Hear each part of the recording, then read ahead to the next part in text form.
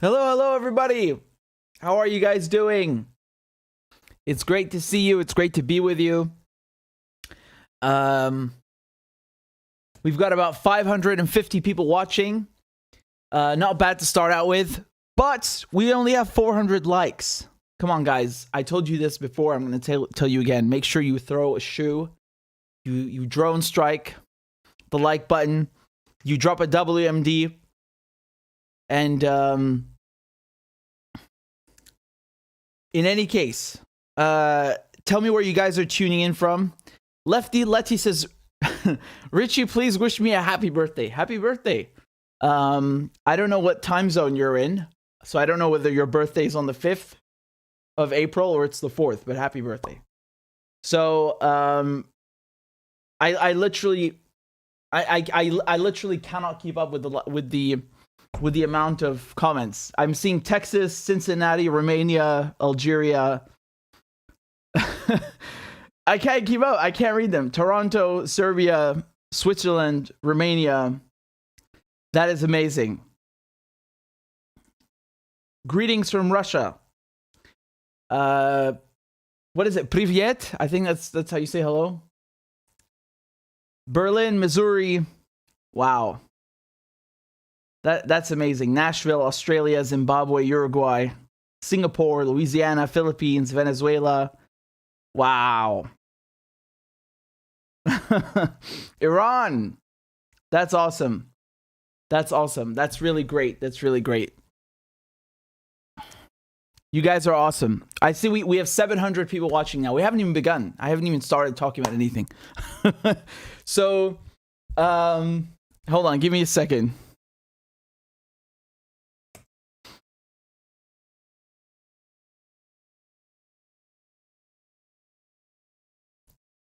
So I was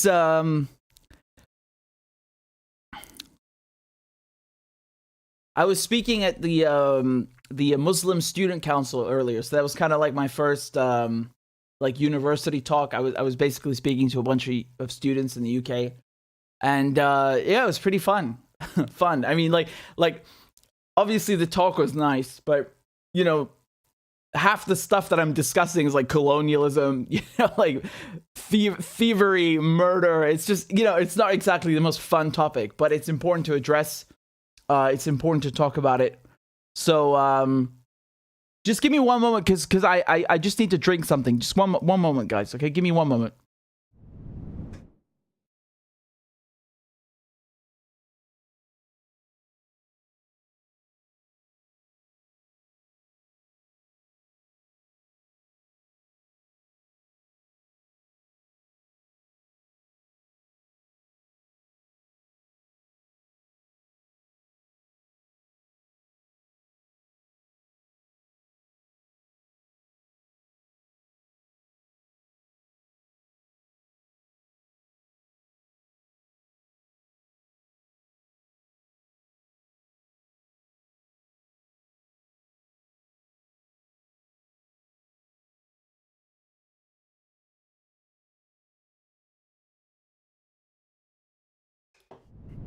Okay, I'm back. No need to panic. I'm back. So, I was doing this talk earlier at the Muslim Student Council, right?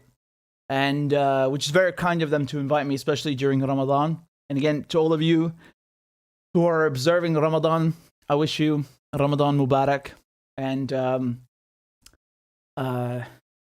you know, everything, all the best for the future, inshallah. So in any case, I did a talk about, you know, where we are right now in terms of what is, you know, Western policy towards the Middle East, how we got to this stage.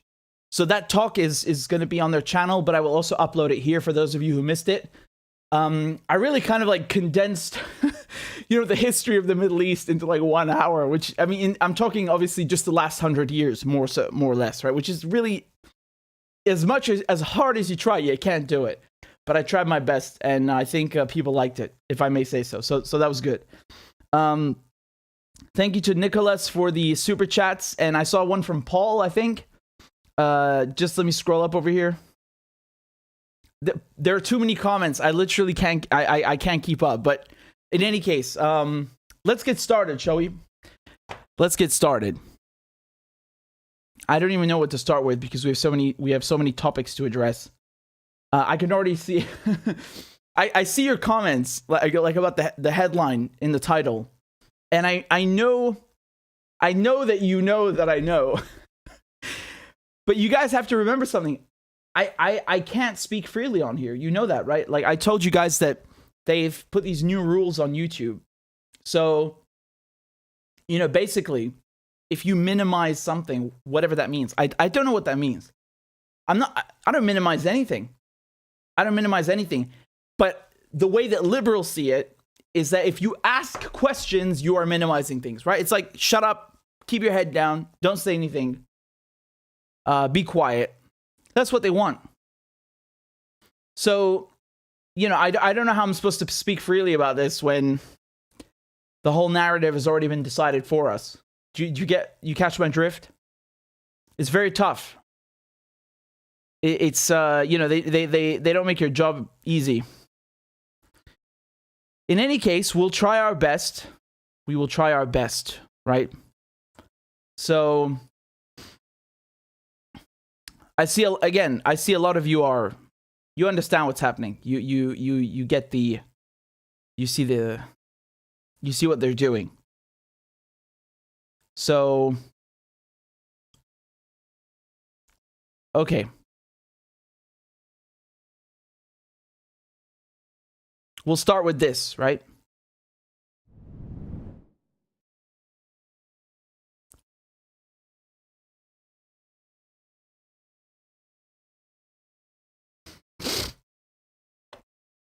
Oh, I'm trying to fit the bloody window in there. You can't see the Reuters logo. It's useless. Come on, man.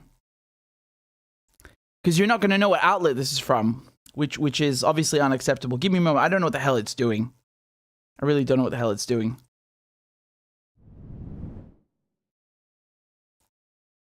I had to, you know, because I was giving a talk earlier, I had to change everything, and now it's like, it's not working. So we're going to have a crackhead tech session, as Claudia likes to call it. Whatever that means. You can watch me stare at the screen and trying to fix the format, right?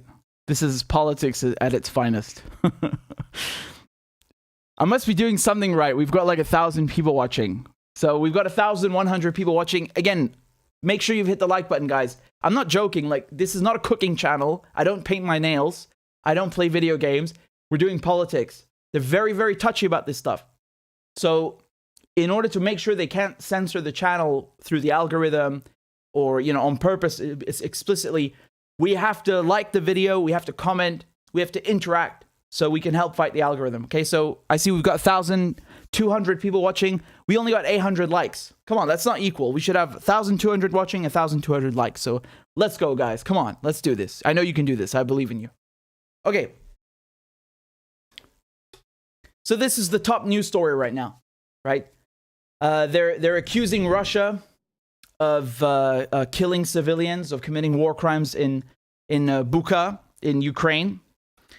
This is from Reuters. Let me just give you a brief overview of the situation, and then we'll break it down as best as we can, right? So the United States and European countries pledged on Monday to punish Moscow over civilian killings in northern Ukraine, where a mass grave and tied bodies of people shot at close range were found in a town seized back from Russian forces. So the deaths in Bucha outside Kiev drew pledges of further sanctions against Moscow from the West, possibly including some restrictions on the billions of dollars in energy that Europe still imports from Russia. Right? So you guys remember the US has banned Russian energy imports. The EU has not, because they depend on Russian gas. So Zelensky, the Ukrainian president, he's also visited the site of these atrocities or alleged atrocities, and he said that, quote, these are war crimes and will be recognized by the world as genocide. So very strong language. He's not holding back or mincing words. Now, Russia has denied any accusations, right, when it comes to murdering civilians, including in Bucha.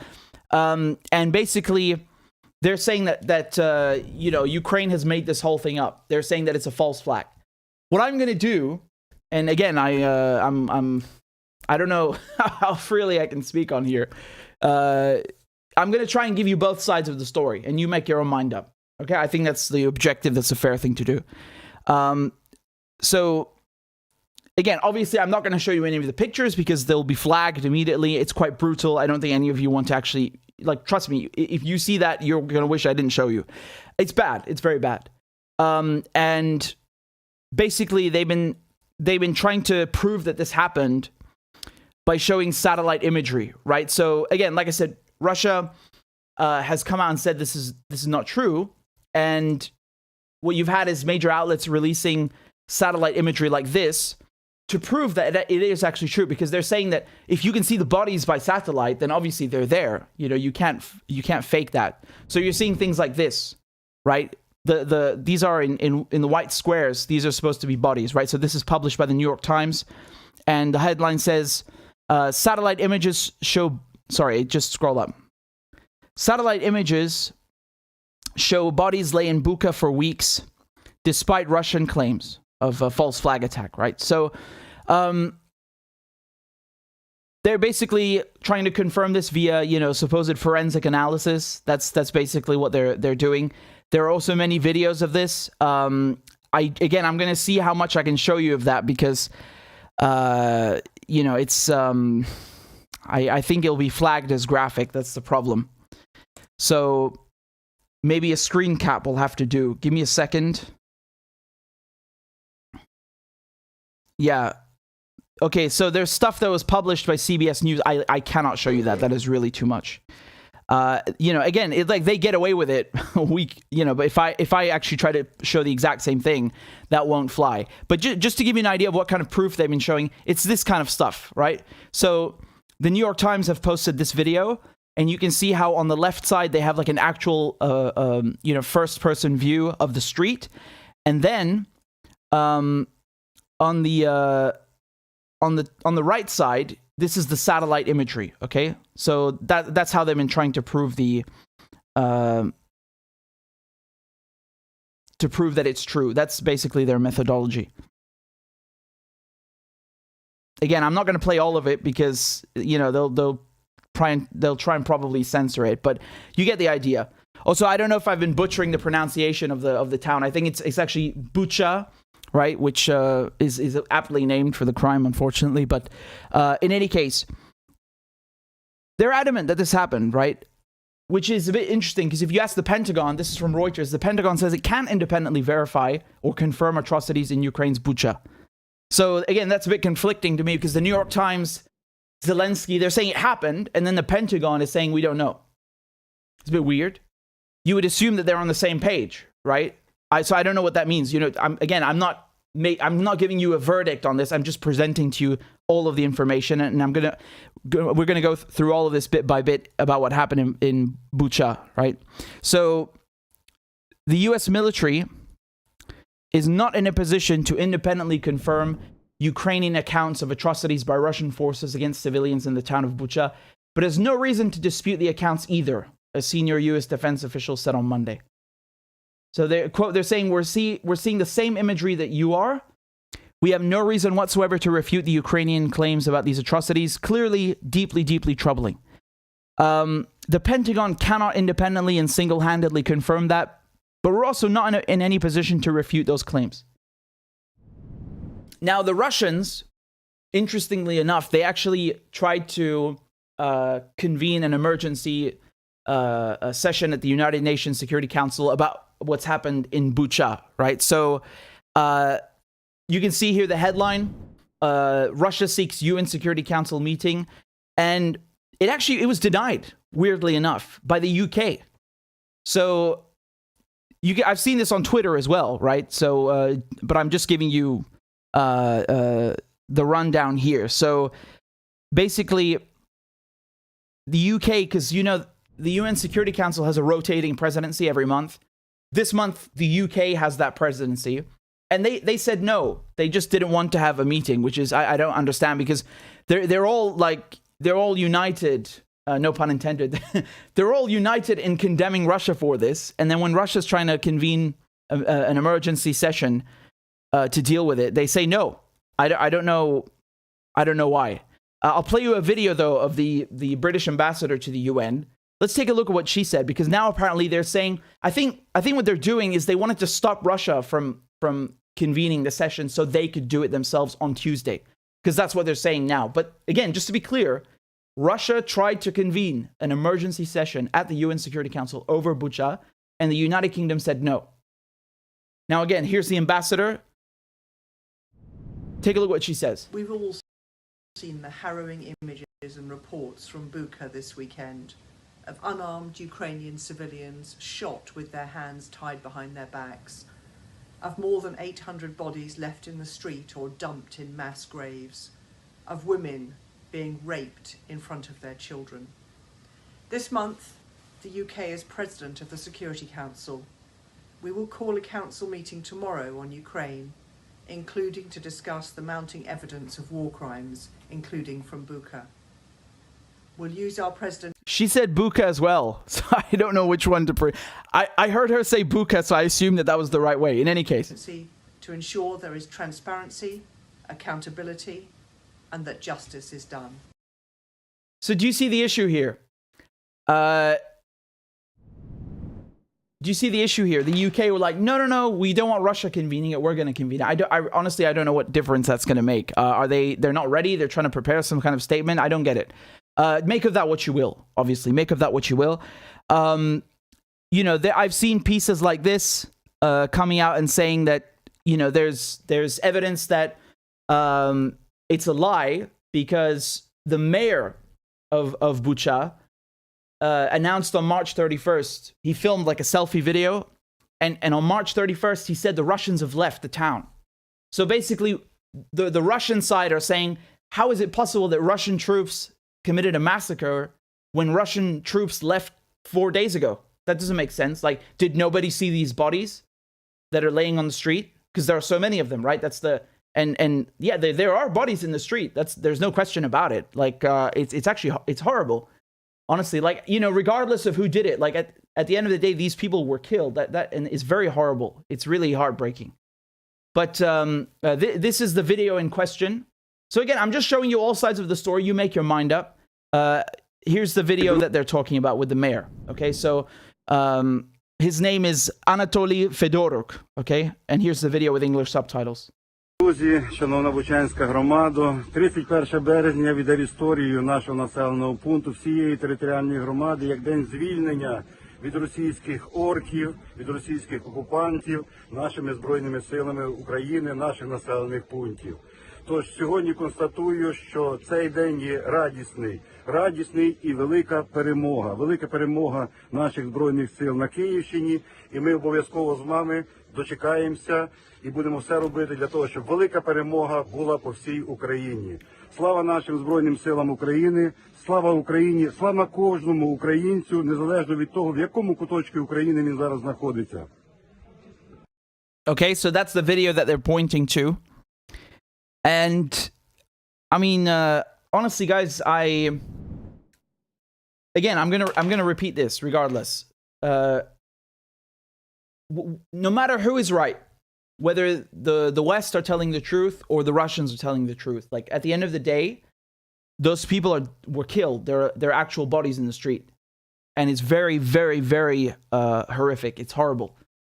I really hate that, and I'm very sad for Ukraine. So, that's number one.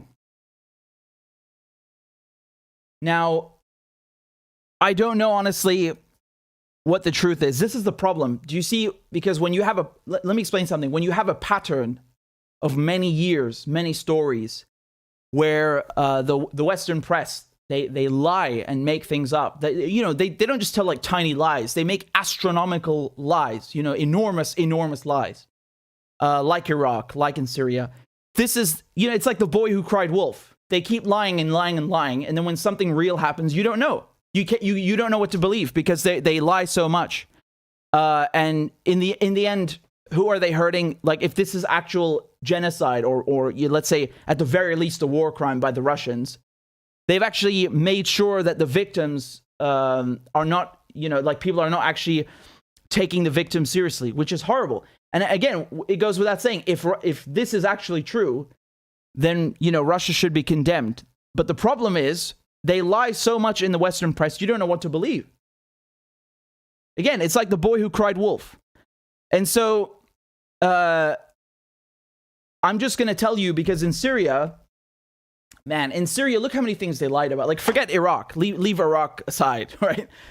In Syria, they made up things like this a lot of the times, right? They said things like, oh, there's been this massacre committed here. There's been a chemical attack. You know, whatever it was, whether it's conventional weapons or chemical weapons, they would make up things like this to try and pin it on the government. You know, the idea is like, let's create a red line. And then we will prove that the government crossed this red line so we can justify XYZ, whatever it is, sanctions, a bombing campaign. It doesn't matter. It's to achieve a foreign policy objective, right? So you don't know what they're doing here. You know, these maniacs are begging for World War III in the media. I mean, to the point that even the Pentagon is like the voice of reason now. Seriously, like the neoconservatives, the neoliberals are so far off that you have generals in the Pentagon who are like, you people are crazy. You know, we do not want World War III. We're not going to start this. If we engage with the Russians, there's going to be, you know, a nuclear winter coming to us all. So my point is that they've done this stuff before in Syria, and they've used it to justify more bombings. They've used it to attack Syria, to attack the Syrian government. I think this is it's very disingenuous, because they do a disservice to the victims. Because again, if this is real, like what they're saying is it's actually happened, like the Russians did this stuff. Think of how insulting that is to the victims, because they basically made sure that people are doubting it because of the past track record they have of you know, just lying. And the thing is that they've already decided that anything the Russians say is fake. So again, I don't know how well that bodes, you know, when you hold it up to scrutiny. I think the best thing to do is have an independent investigation, not the Russians, not the Ukrainians, you know, not the British or the Americans. It should be truly independent, and you should send scientists, not journalists, not politicians, you know, because this work is forensic. You know, of course, journalists can only do so much. You need scientists to do this. There has to be an independent investigation. That's clear, man, because those scenes are horrible. They're horrible. And the only way to get a real answer is by sending a team of independent forensics, independent scientists to do the forensics. And then, of course, the question is, what's independent? You look at Syria, you know, with the scientists that they sent to Duma, you know, they didn't like their results, and they just, I don't want to go into that whole story. And I'm so sick of it talking about it. I feel so repetitive. But you understand my point. Like, I think that's the bare minimum. A lot of people have been saying also, again, this is just people online, they've been saying it's the Azov battalion because you have Azov that are in the same place in Bucha or Bucha. I don't know how you want to pronounce it. We've also seen in Mariupol that Azov battalion, they used Ukrainians as human shields. Again, that doesn't imply that they did this, but people are saying that, well, they have a history of using their own countrymen as, you know, basically human shields, cannon fodder, as bait. So this is the problem with when you have so much propaganda from every side. I mean, and mostly, of course, from the Western press. I think we should, you know, we have to give credit where credit is due, and I mean that sarcastically, of course. This is really bad. And another aspect that I wanted to tackle about this story is, you know, you've seen the emergence of you know, basically in the Western media, they're talking about this like this is the first war crime that ever happened. And again, I'm not trying to minimize the stuff. I'm telling you, it's horrible.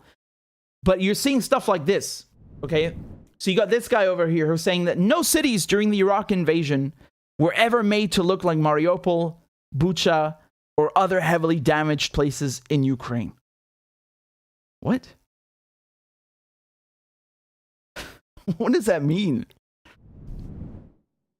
I get so angry with this. I feel like I shouldn't be even addressing this. This is so ridiculous. Okay, first of all, that's a lie. That's a complete bloody lie. Again, the Russians, as much as you know you want to criticize them, go ahead. they look like choir boys compared to what the British and the Americans did in Iraq. Do you understand the comparison, the analogy? The Americans and the British destroyed Iraq so badly that if in comparison the Russians look like choir boys, doesn't mean they are choir boys, but you know, it's hyperbole. So that's number one. And do you see how they're trying to like minimize it by saying during the invasion? Like, you know, they're so sneaky. It's like, well, they know that throughout, you know, the occupation that's still going on to this day, like 20 years later, 19 years later, that they ruined Iraq so bad that now they're like, yeah, it's during the invasion. You know, it's just like the first 30 days. Even that is a lie. That's also a lie. I mean, just look at the pictures, man. I got so angry at this. Look at the pictures. This is the shock and awe. They literally called it that. Do you see how they were bombing? Do you see how they were bombing Baghdad? They were live streaming it on TV. I remember this. I'm not kidding, man. They were broadcasting this live on television. They had like cameras set up in Iraq and Baghdad to capture the bombs. And they called it shock and awe, like just by the name, you know, it was like so aggressive and evil, just straight up evil. And again, they killed so many civilians during the so-called invasion, right? If you want to consider that March 19th, so that's the picture I just showed you, the bombings, and then the next day the ground invasion. So March 20th, March 19th, and then that's of course, you know, a couple of weeks until they take Baghdad, right? They take the capital. And so even in that period, they ravaged Iraq. So even if you just want to look at the invasion, it's a lie. And like, dude, do I have to show you pictures of this stuff? Look at this. This is, again, just to show you, I'm not doing these comparisons. Liberals who are trying to, you know, like make you believe so badly that Russia's like the most evil thing that's ever existed. They are the ones who are not only pushing this anti-Russian propaganda, but they're also trying to whitewash their own crimes, right? This is like neoconservatives with Trump, right? So they thought that, oh, if we jump in with the Democrats and we attack Trump, people will forget about what we did. It's the same thing here. So if we jump in and we all attack Putin, people are going to forget what we did in Iraq and Afghanistan and so on. So I want to show you a picture. This is from Fallujah. Honestly, this picture is like meaningless by itself. It's like, I could literally show you hundreds and hundreds of these pictures, and you still would not understand the level of devastation in Fallujah. Here's Mosul, another Iraqi city. I mean, this is like World War II level of destruction. Literally, there is no difference between this and Hamburg in 1945. There's no difference. That's exactly what it looks like. It looks like World War II, World War II level of destruction in German cities. Right, because the British would bomb during the night, and the Americans during the day, and you know the whole idea was let's carpet bomb these German cities, and that's what they look like, and that's what Mosul looks like. This was the United States liberating Mosul from ISIS, which again is like, you created ISIS. What do you mean you're liberating it from ISIS? That's their idea of fighting terrorism, right? And then when the Russians do it and the Syrians do it, you don't have to agree with them, but look at the hypocrisy. When the Russians and the Syrians do this stuff to fight terrorism, they're like, oh, you're bombing hospitals and you're indiscriminately bombing. What the fuck is this? Look at that. What is that? That wasn't the Russians. That was the Americans. In any case, you cannot look at Iraq like, oh, it was just like 2003. Are you high? Are you high? Iraq is the invasion and it's everything afterwards. It's the so-called sectarian violence. I hate that term so much because they act like you had nothing but like, you know, car bombs going off and mosques being blown up under Saddam. You don't have to like Saddam Hussein, but that stuff wasn't happening. That's the result of the invasion. So you got to count those victims as well. You brought Al-Qaeda. You, the British and Americans, brought Al-Qaeda to Iraq. There was no Al-Qaeda in Iraq ever, right? And then, of course, ISIS after that as well. So in total, that's like 1 million Iraqis killed as a direct result of the invasion. And millions of refugees.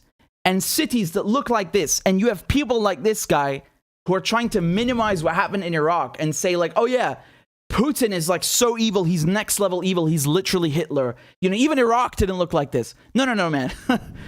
Iraq looked 1 million times worse than this. And it still is. don't come with this apologist nonsense, because they've all been doing it. A lot of people have been doing this, right? Trying to minimize what happened, and it's not going to work. We're not going to let them do that. We're not going to let them get away with this. I want to tell you another thing about Fallujah, because I was telling you that this picture over here, it doesn't encapsulate really what happened there, because you might be looking at it, you're saying, yeah, but it's just like a bunch of it's just material damage. It's much more than that. It's really, really much more than that. I want to tell you something. When it comes to Fallujah, because there were several battles in this city in Iraq. I think there were 3 battles in total since the invasion. And so, just to give you an idea of what happened, they bombed that city so much, the Americans, right? Hold on. They bombed that city so much. Fallujah has a nickname. It's called the City of Mosques, because it has a beautiful skyline of mosques, literally hundreds of mosques. And during the second battle of Fallujah, the Americans damaged 60 of its 200 mosques, right? They destroyed 20% of all the buildings in Fallujah, 20%. And then on top of that, they used white phosphorus, which is a chemical weapon, and they used depleted uranium, because when you put depleted uranium in tank shells and other armor-piercing rounds, it improves the armor-piercing capability, which is also ridiculous, because they act like they had to do it because the Iraqis had like 50 million tanks. It's ridiculous. There was no need for that anyway. But my point is, they use so many chemical weapons that today, in 2022, in Fallujah, like, they have the highest rate of birth defects in the world. It's even worse than Hiroshima and Nagasaki.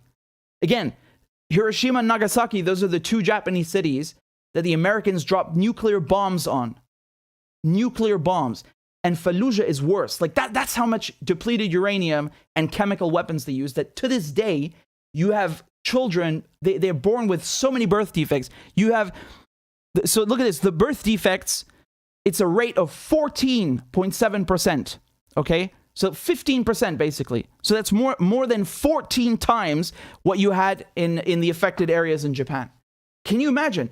So, people, they had no idea about this. They already survived the war, and they went on living there, and meanwhile their DNA is being corrupted, and then their children are born with these horrific birth defects. There's actually an account on Twitter that documents this stuff. They post pictures of the babies. I can't show it to you because it's so bad. And again, this is like one city. This is one city, man. One city in Iraq. Like, we haven't even talked about the rest of Iraq. We haven't even talked about Syria and Libya and Somalia. Like, how on earth are you going to come here and act like, oh, this is the first war crime that's ever happened? Do you see, this is what's so infuriating, because you have media outlets like the New York Times who are like, they're so forensic, right? They're so ready to like dig deep and prove it was a war crime. Where was this during Iraq? Where was this during Syria? Like, all they do is further the NATO narrative. They only do real journalism when it suits their narrative. They don't do it when it doesn't suit the narrative. And so the governments also, you're seeing, I'm not kidding, man. This is absolutely unreal. So you're seeing now the United Kingdom, who are saying that, and the United States, right? Who are saying that Putin is a war criminal, right? And they're saying that he should be tried for war crimes and all this stuff. Here's from The Guardian. You can see, Biden calls for Putin to face war crimes trial over civilian killings in Ukraine. Criticized for calling Putin a war criminal. Well, the truth of the matter, you saw what happened in Bucha. This warrants him, he is a war criminal. But we have to gather the information. We have to continue to provide Ukraine with the weapons they need to continue the fight. And we have to gather all the detail so this can be have a war crime trial. This guy is brutal. And what's happening in Bucha is outrageous. And everyone's seen it. Up to Allah. No, I think it is a war crime.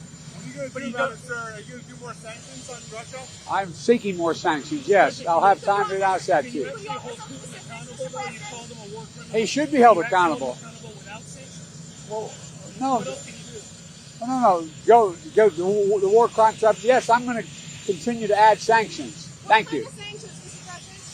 What is that? Like, dude, what do you mean you're talking about war crimes? Like, you literally started the war in Iraq. I don't know how many people forget this. Joe Biden was the head of the Senate Foreign Relations Committee when Bush was trying to start the war in Iraq. And he was basically George Bush's man in the Democratic Party. And he made sure he swung votes in the Senate. And when people came to testify, he made sure that, you had only people who were pro-war giving testimony in the Senate about Iraq. So he helped shape the public opinion about Iraq, about weapons of mass destruction. He was actually pushing for invading Iraq before Bush was even president. So, like, this guy talking about war crimes, I mean, that's amazing to me, right? It's amazing to me. Like, what? Dude, if Vladimir Putin has blood on his hands, what do you have on your hands? It really takes one to know one, right? You want to talk about war criminals. This is a joke. Again, I understand, like, when someone speaks the truth, if it's the truth, it's the truth. It doesn't matter out of whose mouth it came, right? But in this case, I want to show you something, because this is not just a moral double standard. It's a legal double standard, because he's saying that we should gather evidence, we meaning the Americans, they should gather evidence and to start a war crimes trial. Hold on a second. The United States is not even a member of the International Criminal Court. Where are you going to do this trial? You're not even a member. In what court are you going to do this? Where? Did you invent some secret court? I wouldn't be surprised. Now, what does that mean? Dude, the United States, in multiple administrations, they've refused to sign the Rome Statute. I think Bill Clinton, he put it off to his last day in office, and he signed it. But then it was handed over to Bush, and Bush refused to ratify it.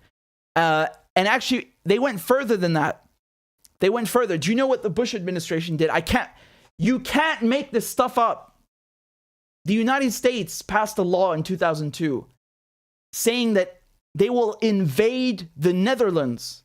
That's where you have the International Criminal Court in The Hague. They will invade the Netherlands if any U.S.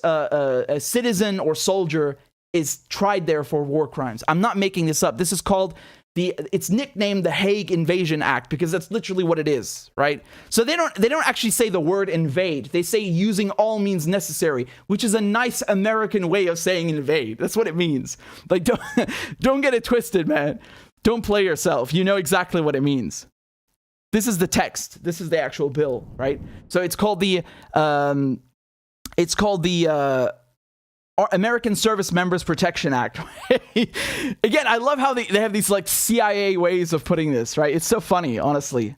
And so, again, they will use all means necessary and appropriate to bring about the release of any U.S. or allied personnel being detained or imprisoned by, on behalf of, or at the request of the International Criminal Court. So, again, not only does the United States refuse to be a party to this court, they're actually saying they will invade the bloody court if they try to prosecute anyone for war crimes. So, that's just they're openly showing their contempt for any sort of international justice, right?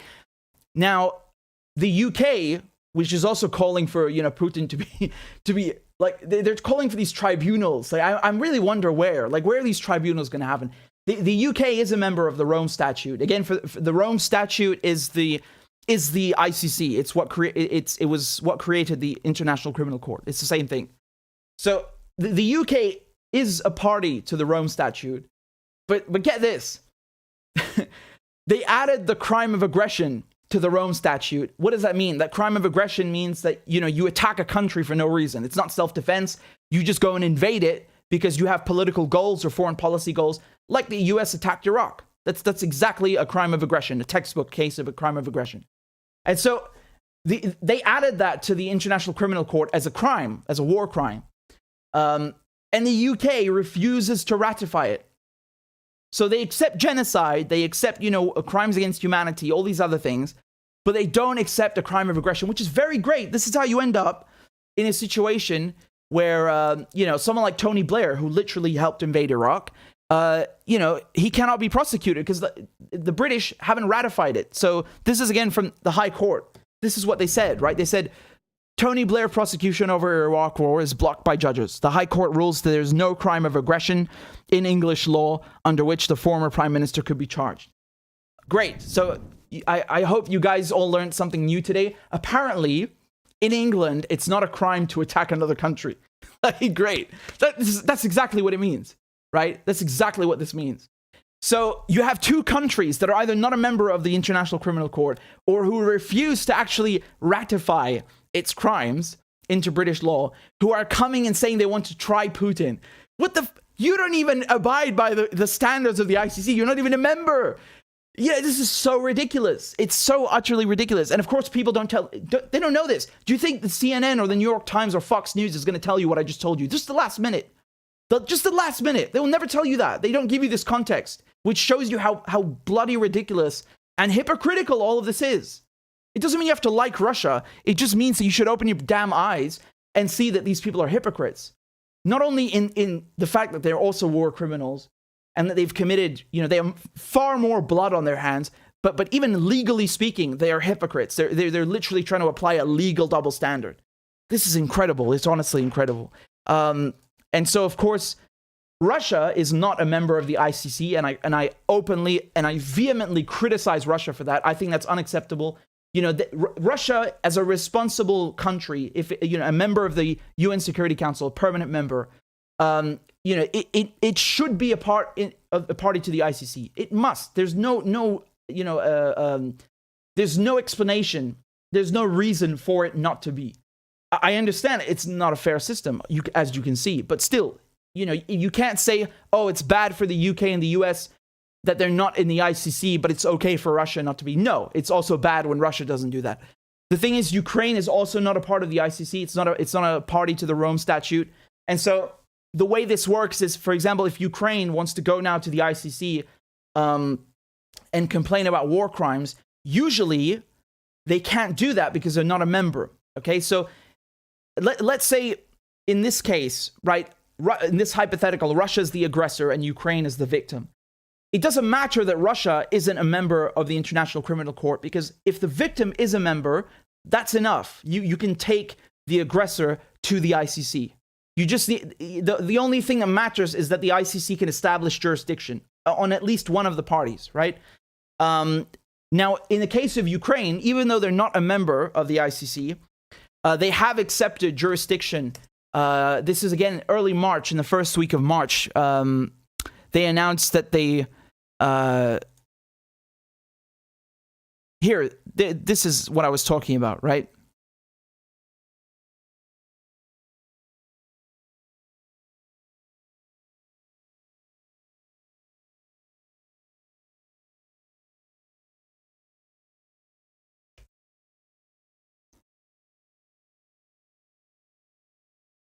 So this is a statement from the ICC prosecutor, okay?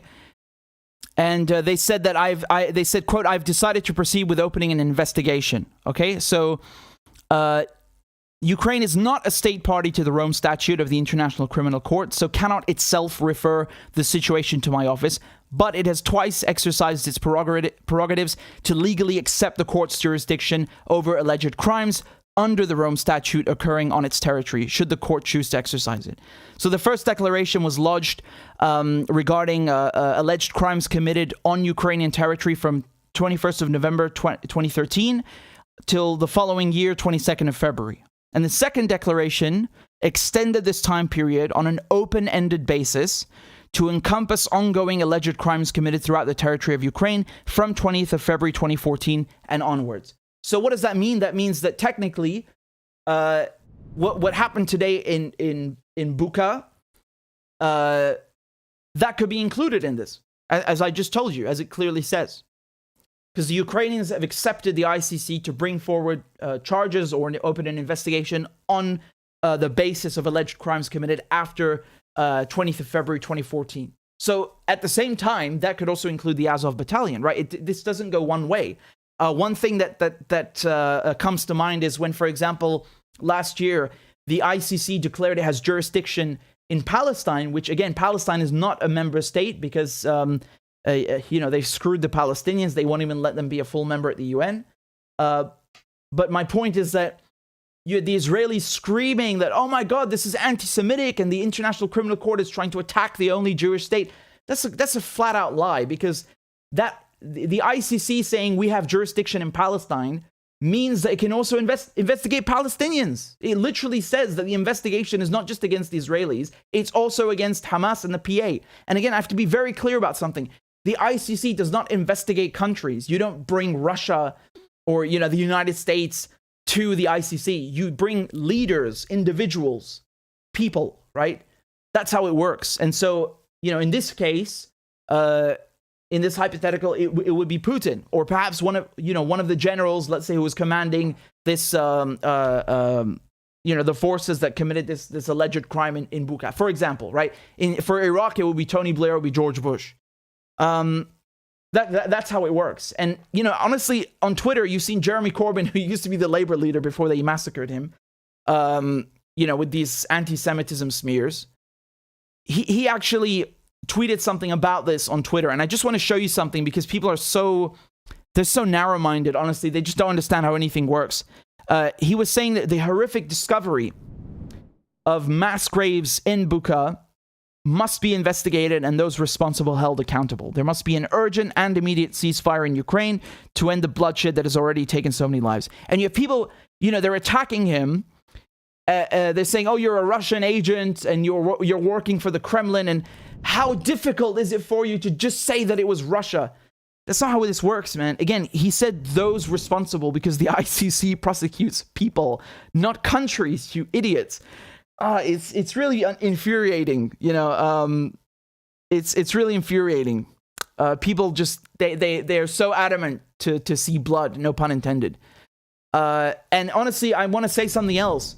The ICC has been criticized a lot because they only go after African leaders, really. If you look at their prosecution record, you know, where are most of the investigations? Where are most of the successful prosecutions? It's against African leaders. So a lot of people have looked at that and said it's just basically, you know, a Western institution that they use to attack Africans with. And again, it doesn't mean like everybody, I'm not saying everybody who's been taken to the ICC is, you know, necessarily a nice person. I'm just relaying to you, I'm conveying to you, reporting to you what people criticize it for. Besides the obvious fact that it's fucking useless. You know, my parents both worked at the UN, and the most important thing they ever told me is that the UN is goddamn useless. The ICC is not part of the UN, but it's the same thing, right? I want to show you a tweet from Glenn Greenwald. He says that, and yes, this does matter a lot, because if you're concerned about war crimes, only emerges when committed by your country's adversaries, but not those committed by your own country and its allies. Your concern isn't real, but just a weapon. And of course, he links to Fallujah, which is great, because I feel like that's not talked about enough. It's another example of how, you know, the ICC, the war in Iraq still has repercussions to this day. That, you know, people want to forget about it. Trust me, man. A lot of people do not forget about that. They're still living with the scars from that war. Their children are living with those scars. So again, I'm very, very upset at these pictures coming out of Bucha. I'm really annoyed because I heard the UK ambassador calling it Bucha, and then I started pronouncing it like that, thinking she must have it right because she's going to open an emergency session tomorrow at the UN Security Council, right? But I think it's Bucha. So in any case, I'm really upset by the images coming out of that. It's really horrible. And I think it's very hard to tell what's happening because the media are such damn liars. They have such an incentive to lie and manufacture stories that even if this is true, you know, it's like the boy who cried wolf. They've basically damaged their own credibility, and which is not only, you know, bad for the profession itself, but of course it's insulting to the victims because then no one takes it seriously. Again, I don't know what happened. I think given the track record that NATO has with false flags in Syria and in other countries, in Iraq and so on, I don't know, man. It could really be either one. What some people have said is that you should always look at the motive, like who stands to gain the most, right? That this is a question you should always ask yourself. Does Russia stand to gain anything from this? No, not really. I think they only stand to lose because the whole world is going to turn against them. They're going to lose more. You know, they're going to be hit with more sanctions. They will lose more credibility and so on. At the same time, though, just rationally speaking, every army commits war crimes. Every army. This is a very, very unfortunate reality. Now this is, again, this is a massacre, whoever did it. And I think what you need to have is an independent investigation.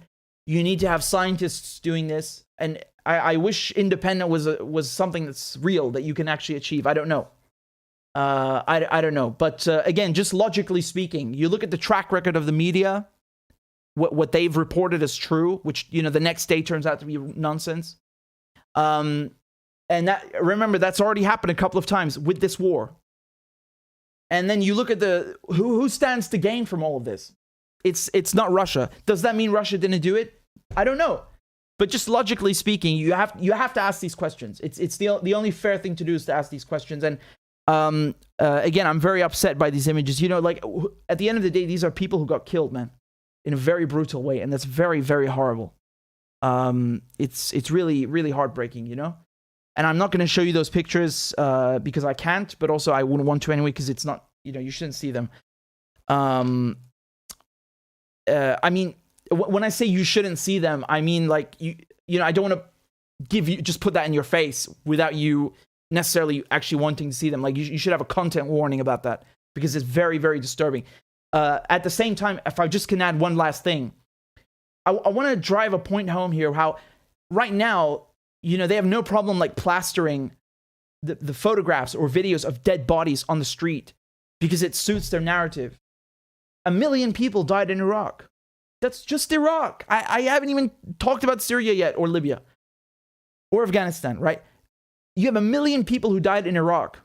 If you go online now on Instagram, or you go on Twitter and you post like photographs of Iraqis killed by Americans or British, you'll get your account locked. Like, you know, people have literally had their account just removed for posting the exact same thing that the media are plastering now about Ukrainians. And why do they do this? Because, again, on the one hand, it's their job to report, but the reason you show this to people is so you can elicit an emotional reaction, right? It's normal. Like, you can't look at that and not have an emotional reaction, not get upset, right? And so my point is that when it came to Iraq and the crimes that were committed by the British and the Americans, they didn't want to elicit emotional reactions. They didn't want people to get upset and know what's happening. And so that's why right now it looks like, you know, like this is the first war crime that's ever happened since World War II.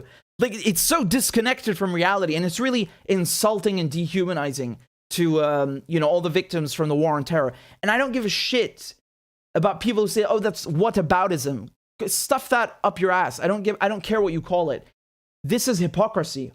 And you are not seriously going to sit there and have people like Joe Biden, you know, the US and the UK talking about war crimes trials when they don't even try their own war criminals who have committed way, way bigger atrocities that we're still living through. This is hypocrisy. I don't care what you say. This is blistering, blinding hypocrisy, staggering hypocrisy. And it's my job to call that out. And the fact that also it's not just a moral double standard, it's a legal double standard. And the media is also showing that double standard in their reporting because they want to humanize the victims in Ukraine. Great, you should do that. They deserve that, to be humanized. But then they want to dehumanize the victims that they helped to cause, right? The wars that they helped to sell, the wars that their governments and their you know, liberal neoconservatives heroes started, and which are still ongoing to this day. They dehumanize them and try to bury them and sweep them under the rug, and that shows you their ill intent and how they literally, you know, they rip away the humanity from the victims in, you know, Iraq, Syria, and so on.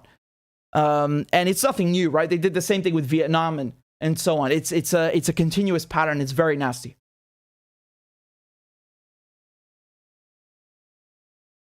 So we have 2,300 people watching. We only have 1,700 likes. Please make sure you've hit the like button. Again, this is not a makeup channel. I'm not going to do my I'm not going to put eyeliner on. I'm not going to start cooking for you or playing video games. This is politics. We talk about touchy things. YouTube doesn't like independent channels. They only like corporate media because, you know, the advertisers are happy. So my point is they try to bury channels like this. So please make sure you hit the like button. I know this is like the most annoying shit that every single YouTuber asks you, but I actually need it, as opposed to them who are just, you know, they don't actually need it. But we need to fight the algorithm. So please comment or like or do something, some interaction with the video. You guys have sent a bunch of, again, we've got loads more to cover, so I'm not going anywhere. I see we've got a donation over here on PayPal from, hold on, it's loading. I can't see anything. This is from Brian. Brian, thank you very much for the PayPal donation. I appreciate that. And thank you also to Akim Che. Says, I'm impressed with your video on Russia demands account in rubles for Russian gas purchases. That brings me to my next topic, by the way. And of course, we also have people who signed up on Patreon while I was speaking about this. I'm not really in the mood to play a crab dance after this upsetting stuff, but nevertheless, you know, I gotta keep my word. So thank you to Shona and thank you to Eugene for supporting the show with a monthly donation. I will play a crab dance for you. Everybody show them some love. Let's go. Clap for that, you stupid bastard. And Corn Pop was a bad dude. And he ran a bunch of bad boys. Listen, fuckhead, you have fucking crossed the line. Claiming I'm the enemy. You got that, you goddamn son of a bitch?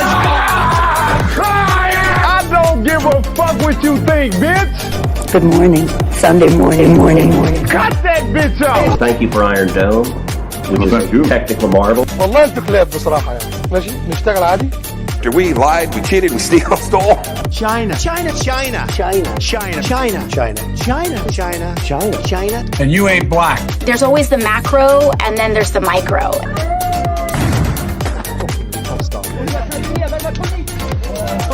Do not come. Do not come. I'm gonna come. You talking to me? Ladies and gentlemen, I'll have two number 9. Number 9 large. we got him. Why you texting? Why? You're getting nervous, man. Calm down. It's okay. Okay. Suck my dick and choke on it. I yield my time. Fuck you. All right, let's go. That's a crab dance. That's what we do to celebrate every time somebody signs up on Patreon. Thank you so much. You're very kind. Again, this channel is just me, independent journalism, and I cover international politics. I cover the Iran nuclear deal, the Julian Assange case. Man, what they're doing to Assange, I have an update for you. This is tragic, really horrific stuff. You know, also, of course, Syria, Middle East. This is the spot. This is the spot to get your international news and your US politics. So if you want to support the show, I greatly appreciate that. You can donate monthly. Again, I really hate to plug the show. I don't come here to do this. I just want to talk about politics, but I have to do it so I can keep doing this as a job. So again, if you can donate on Patreon for, I don't care, like $2 a month, €1 a month. I'm grateful for everything and anything. So thank you guys very, very much. And again, every time someone joins, I'll play a crab dance. Unfortunately, we've actually dipped down. I think we were at something like 750 something, like I don't know how many. It's ridiculous. And the first of every month, if the payment method doesn't go through, it actually drops down. So we're now at 715. But I trust you guys. I believe in you, and I'm sure we can go back up. So let me continue with the politics, right? I wanted to talk to you about the gas payments, right? Because let's try and explain this as best as we can. 1 second. Right, here we go.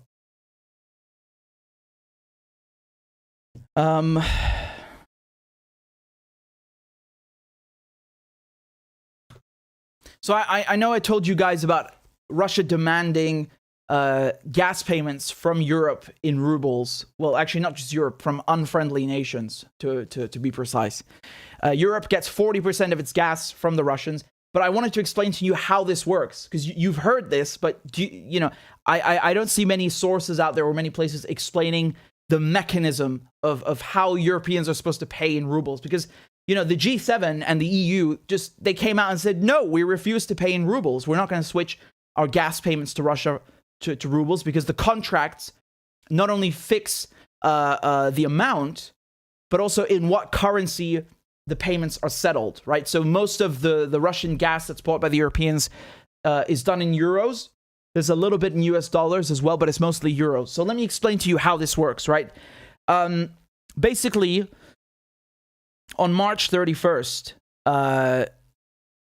Putin, he signed an order demanding that the European buyers, foreign buyers, open a ruble account in Gazprom Bank. Again, the Russian-owned gas company is Gazprom.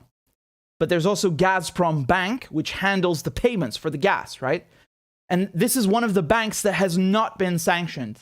The Europeans can't sanction it because they'll freeze and there won't be any electricity. So Putin has said, if you guys want to keep buying gas, you have to go and open an account in Gazprom Bank, not in euros, in rubles.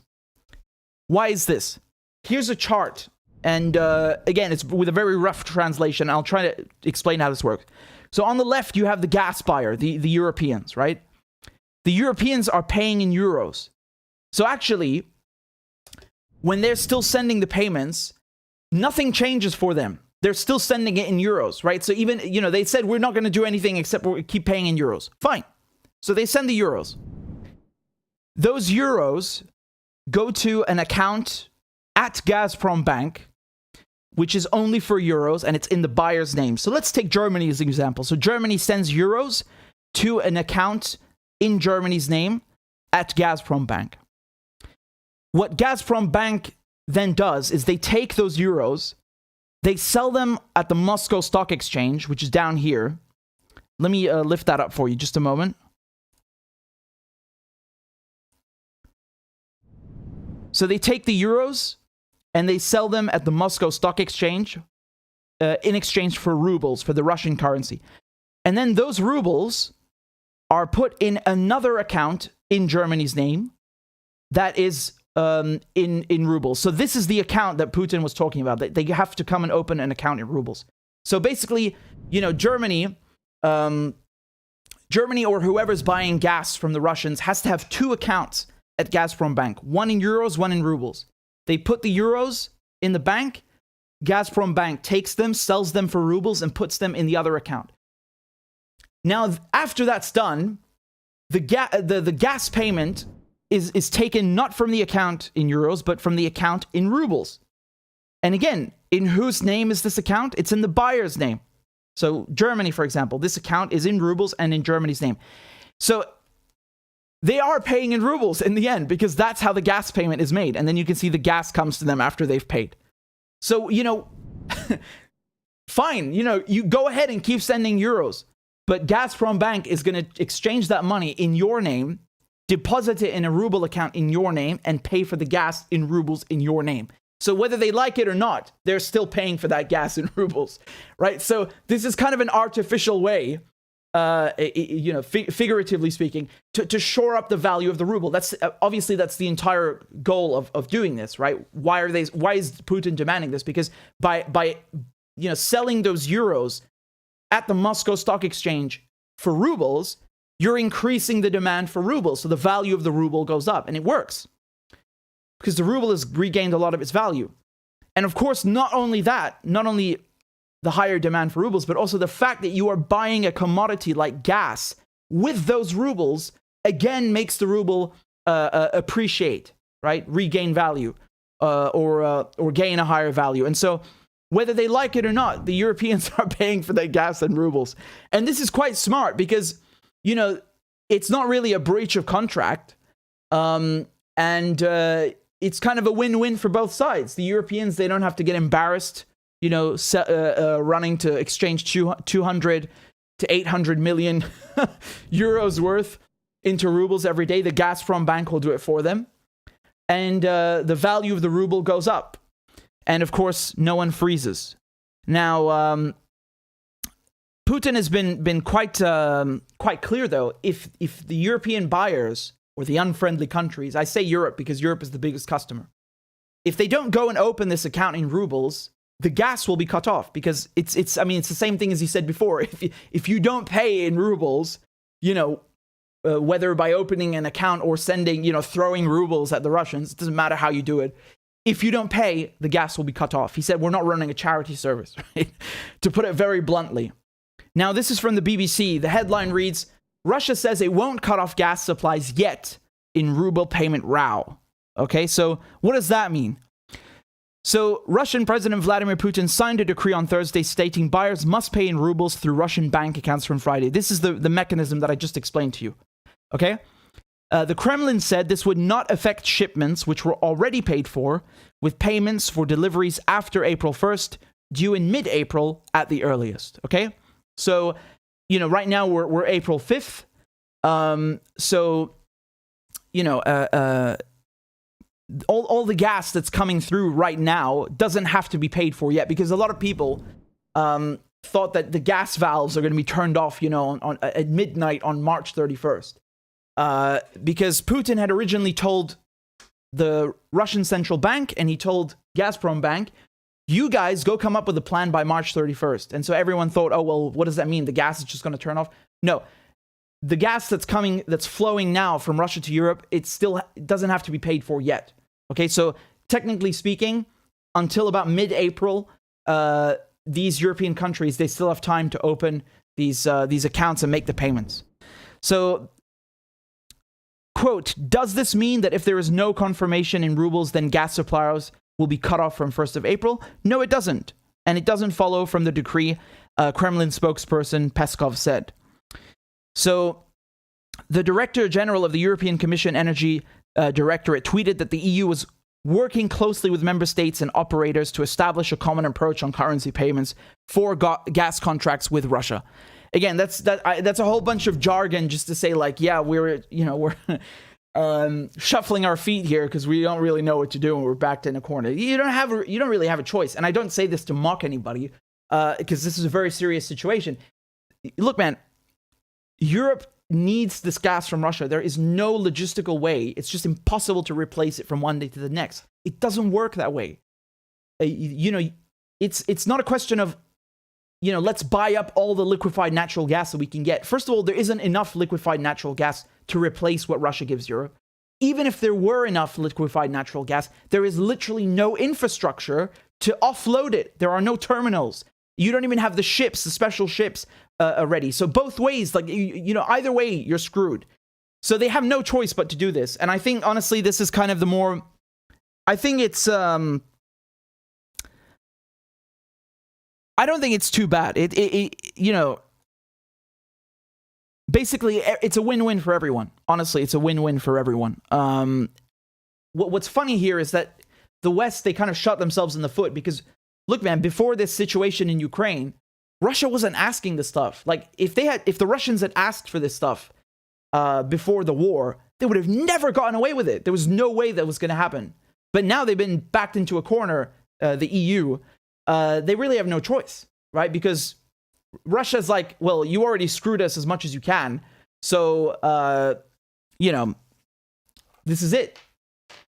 And the fact is that by making gas payments in rubles, the euro is going to lose some of its value. Not just, it's literally on the stock market, but I mean, on the financial exchanges. But I mean, also, generally speaking, the whole idea is that, wow, oil payments, 80% of oil purchases are done in dollars, which gives the dollar its value. Most of the gas sales from Russia are done in euros, which gives the euro also its prestige. And that's going away now. So the long term, speaking in the long term, the Europeans and the Americans, they kind of screwed themselves, honestly. This isn't just about Russia regaining some of, the ruble's value. It's much bigger than that. That's what I'm trying to say. Again, this is what I told you before. Europe gets 40% of its gas and a third of its oil imports from Russia, and it's mainly paid in euros and dollars. And the EU has no easy substitute, right? Russia's making 400 million euros per day from gas sales. That's just gas sales, never mind the oil, right? So it's a lot of money. It's a lot of money. And that is certainly helping for, it's certainly helping the ruble regain some of its value. If you look at what the current value is of $1 to rubles, I can show you here. Pre-war levels. Let's take, for example, 7th of February. It was about 75 to the dollar. Now it's 83 to the dollar. I mean, that's so close. It's almost regained all of its value. So you've had articles coming out like in here saying the ruble has bounced back. Are sanctions not working? Sanctions are certainly doing something. I mean, despite the value of the ruble coming back up, let there be no illusions as to what's going on. Sanctions, they work. The whole objective of sanctions is to crush the civilian population. Vladimir Putin, his lifestyle, his standard of living has not changed and will not change no matter what. The average Russian, their lifestyle, their standard of living, their consumption has changed. As a matter of fact, it's even Europeans. You guys know Aldi, right? So in Germany, they have Aldi Süd and Aldi Nord. For some reason, it's divided. And basically, they're going to increase prices now. So when it comes to butter, meat, sausages, basic necessities, those prices are going up now this week in Germany. And Aldi have said that they're going to raise the price of certain products between 20 to 50%. So this is, again, the blowback that Europeans are feeling from the sanctions on Russia. And of course, even in the US, Biden was saying there's going to be food shortages. Really, man, I don't know how long that's gonna go on for. I don't know how much longer people in the West are gonna tolerate, because I think on the one hand, I'm like, media brainwashing is really powerful, and then on the other, it's like, higher gas prices, higher food prices. I think people might not be so keen on this whole defending democracy idea by sending neo-Nazis weapons when they find out what it means for their wallet, right? So, as I was telling you, Aldi Nord to raise prices by 20 to 50% on Monday. Meat, sausage products, butter. And that's, of course, because of the Russia-Ukraine war, according to a spokesperson. That's not good. This is very bad. Once again, sanctions hurting civilians and the average Joe, whether in Russia or in Germany or, in the West or elsewhere. And it's really not good. It's really not good. But I just wanted to explain to you very briefly how the payment mechanism works in terms of gas payments, so we can clear that up and you understand a bit better, how it functions.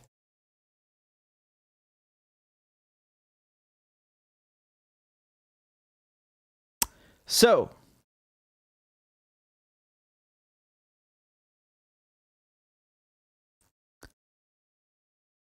we have more likes than people watching, which I guess is good. Thank you, Maria, for the lovely super chat. You're very kind. Again, we've got lots of topics to cover, but I'd like to read your comments and your super chats in between. Thank you to Bridget. Thank you to Doug. Thank you to Arash. And thank you to Sin. Thank you guys very much for signing up on Patreon, for supporting my work. I'm very grateful. Let me play a crab dance for you. Let's go. Clap for that, you stupid bastard. Corn Pop was a bad dude, and he ran a bunch of bad boys. Listen, fuckhead, you have fucking crossed the line, claiming I'm the enemy. You got that, you goddamn son of a bitch? I don't give a fuck what you think, bitch. Good morning. Sunday morning. Cut that bitch out. Thank you for Iron Dome, which is a technical marvel. والله انتوا كلاب بصراحة يعني. ماشي نشتغل عادي. We lied, we cheated, we stole. China. And you ain't black. There's always the macro, and then there's the micro.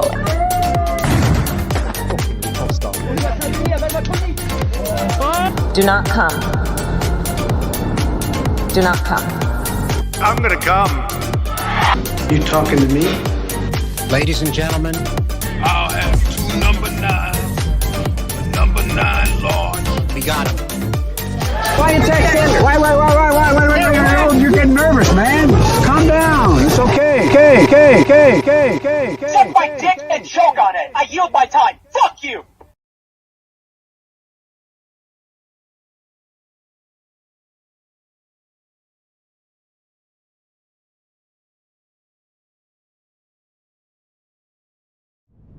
Let's go. Thank you guys so much. I love you, and I'm very grateful. This is wonderful. This is wonderful, and I couldn't do this without you. I really appreciate the support. We have a super chat here from France. They say merci pour ton travail, Richard. Regarde ce lien, s'il te plaît. Bon, j'essaierai plus tard parce que là sur le portable, je sais pas si ça va marcher. Mais merci beaucoup, France. Et we have another one from Valentinus. There's no notes, but I appreciate it nonetheless. I cannot keep up with all of the super chats. There's literally too many. Thank you, Brian. Wow. Thank you, Lindsay. Thank you. Thank you, Douglas. You guys are very kind, and I see there's a lot of them on YouTube as well. I need to actually scroll up to read them all.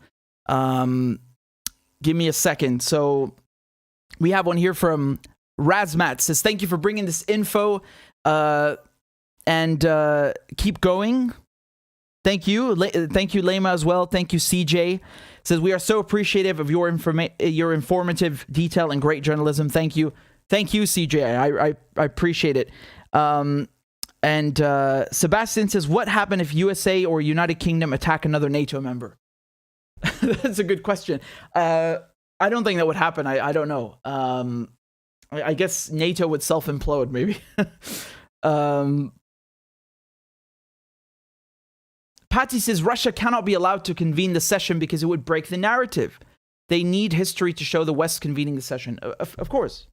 I think you put it better than I did, but that was my point, right? I told you it's weird, right? Because if the Russians convene it, it's like they're showing, yo, we didn't do that. And of course they don't want that. They want, they want the British to do it. So like, it's the West convening the session to hold Russia to account. Because if Russia does it automatically, perhaps it doesn't bode well for the narrative, right? Again, we're kind of speculating here, but it's more of an informed speculation, as Scott Ritter would say. Nick says, we are still looking for Saddam's WMDs. Yeah, I bet they are. Thank you, Tony. Thank you, Arash, for all of your super chats. I appreciate that very much. And let me continue with the. Actually, wait. I'm gonna nag you. I know you guys. Look, I have to do this. Again, I'm sure you are well aware, if you watch this channel, you are well aware of how crazy they're going with the censorship now on big tech. You've got a union between the intelligence agencies, the media, and big tech colluding. I sound like a nutcase, in the street with like some megaphone, like the government is. It's true though. It's true. You know how they're censoring people left and right, and they're coming up with these arbitrary rules. So my point here is, please, first of all, subscribe on YouTube, but please subscribe somewhere else as well, so we have a backup. And I'm giving you all these options. They're all free. They don't cost you anything. There's Rockfin, Rumble, Odyssey, Telegram, Substack. When I say Substack, I also mean like the newsletter, basically. So not only do you get an email when I go live, but we also have a backup. I think we're over 5,000 people on Telegram on my channel. So that's great. And I know Claudia will be very kind to. She'll be kind enough to post the links right now for you in the chat. So if you're looking for the links, they'll be there in a moment or in the description. In any case, let me continue. I want to let me show you what's happening over here. Okay, just a moment.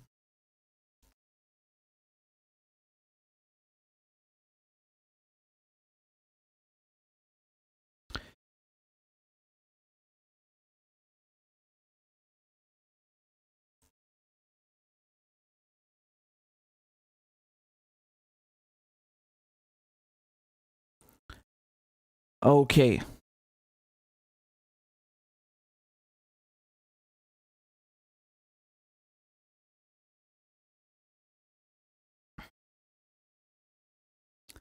Oh God, this is really something else.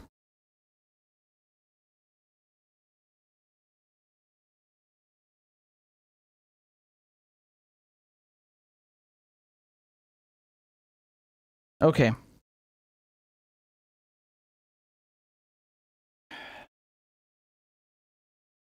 I really have to sneeze badly.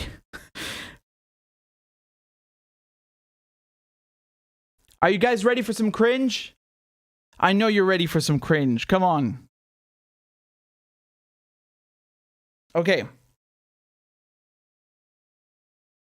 Let's talk a little bit about this fine individual over here, right? So you guys might be familiar with a columnist at the Washington Post. I'm talking, of course, about Taylor Lorenz. Now, why are we talking about this person? Because they have basically come out now and said that they're facing a lot of online abuse, right? And the irony here is that this particular columnist, their whole style of reporting is basically like, infiltrating tiny communities online and basically smearing people, and causing them like actual harm. I'll actually get into some of the cases. There was this incident with Clubhouse last year, but right now MSNBC did a segment on her and how like she and other female journalists are facing online abuse. But Glenn Greenwald and others, they've talked about this, and I feel like there's a little bit more to the story. But let me just show you the segment first. Let's watch it together, and then we'll dissect this. And I think this is a very, very interesting topic, regarding liberal orthodoxies, how basically, they want you to bend over backwards for elite journalists, Ivy League journalists, never question them. And if you dare open your mouth, you're harassing them. But it's okay for them to harass people online and smear them and destroy their lives and their careers. And if you open your mouth, you're a misogynist. Let's take a look. Welcome back. This week, the White House proclaimed April as National Sexual Assault Awareness and Prevention Month. One of the fastest growing threats to women is online harassment. The latest government statistics show 1 in 3 women under the age of 35 have experienced a type of essentially sexual harassment online. It's often underreported and many times not taken seriously, despite its serious risk to mental health and physical safety. The Biden administration is now committed to a new global partnership for action on gender-based online harassment and abuse. The goal, deliver an action plan on combating technology-facilitated gender-based violence by the end of this year. Morgan Radford joins me now. She's been doing some reporting on the impact of this type of harassment, especially the impact it has on women in journalism. And it's not even a close call, Morgan. As nasty as the attacks can be on some of us in this business, if you're a woman, it is at another level. Yeah, that's right, Chuck. And, before this was all sort of anecdotal, but now we have hard data. I mean, this is one of the biggest issues facing female journalists right now. And an unprecedented study is giving us a closer look at just how some of those online attacks against female journalists are actually getting started and what it looks like for those who are on the receiving end. But a warning to our viewers, some of the language you hear in this report, it may be disturbing. Female reporters are often at the center of the bullseye. 73% of women journalists saying they've experienced online attacks, while 30% say it has impacted their work. I don't know if I can say this on TV. I'm going to rape you.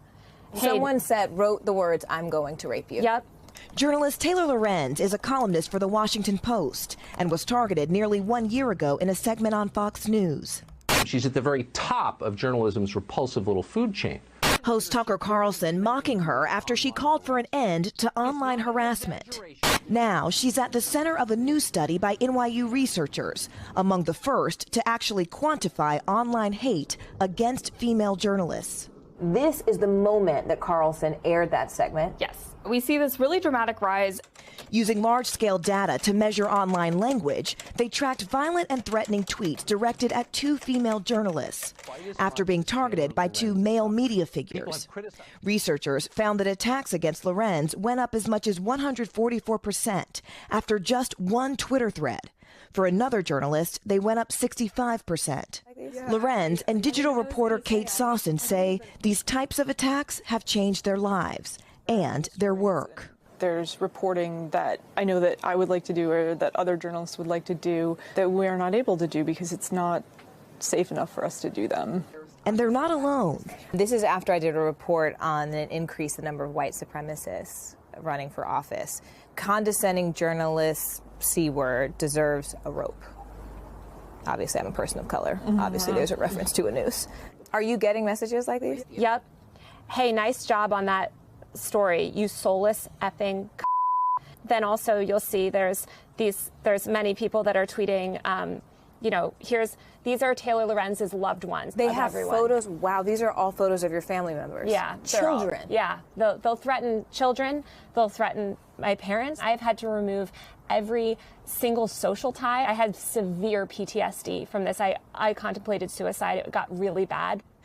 You feel like any little piece of information that gets out on you will be used by the worst people on the internet to destroy your life. And it's so isolating. And terrifying. It's horrifying. I'm so sorry. You're fine. It's overwhelming. It's really hard. Now, Chuck, we reached out to Glenn Greenwald and Fox News about this study. Greenwald responded saying, in part, as a member of various marginalized groups, I don't want or accept some special immunity shield against being criticized, and no journalist with any dignity or worth should want that either. Neither Tucker Carlson nor his employer, Fox News, have responded to us, Chuck. Well, Morgan, folks who live online know exactly what they're doing when they do target a journalist that way. And unfortunately, the online community, well, as was said in the piece, the worst of the worst are the ones that come out and respond. Morgan, I'm glad you did that story. It's important for it to be out there.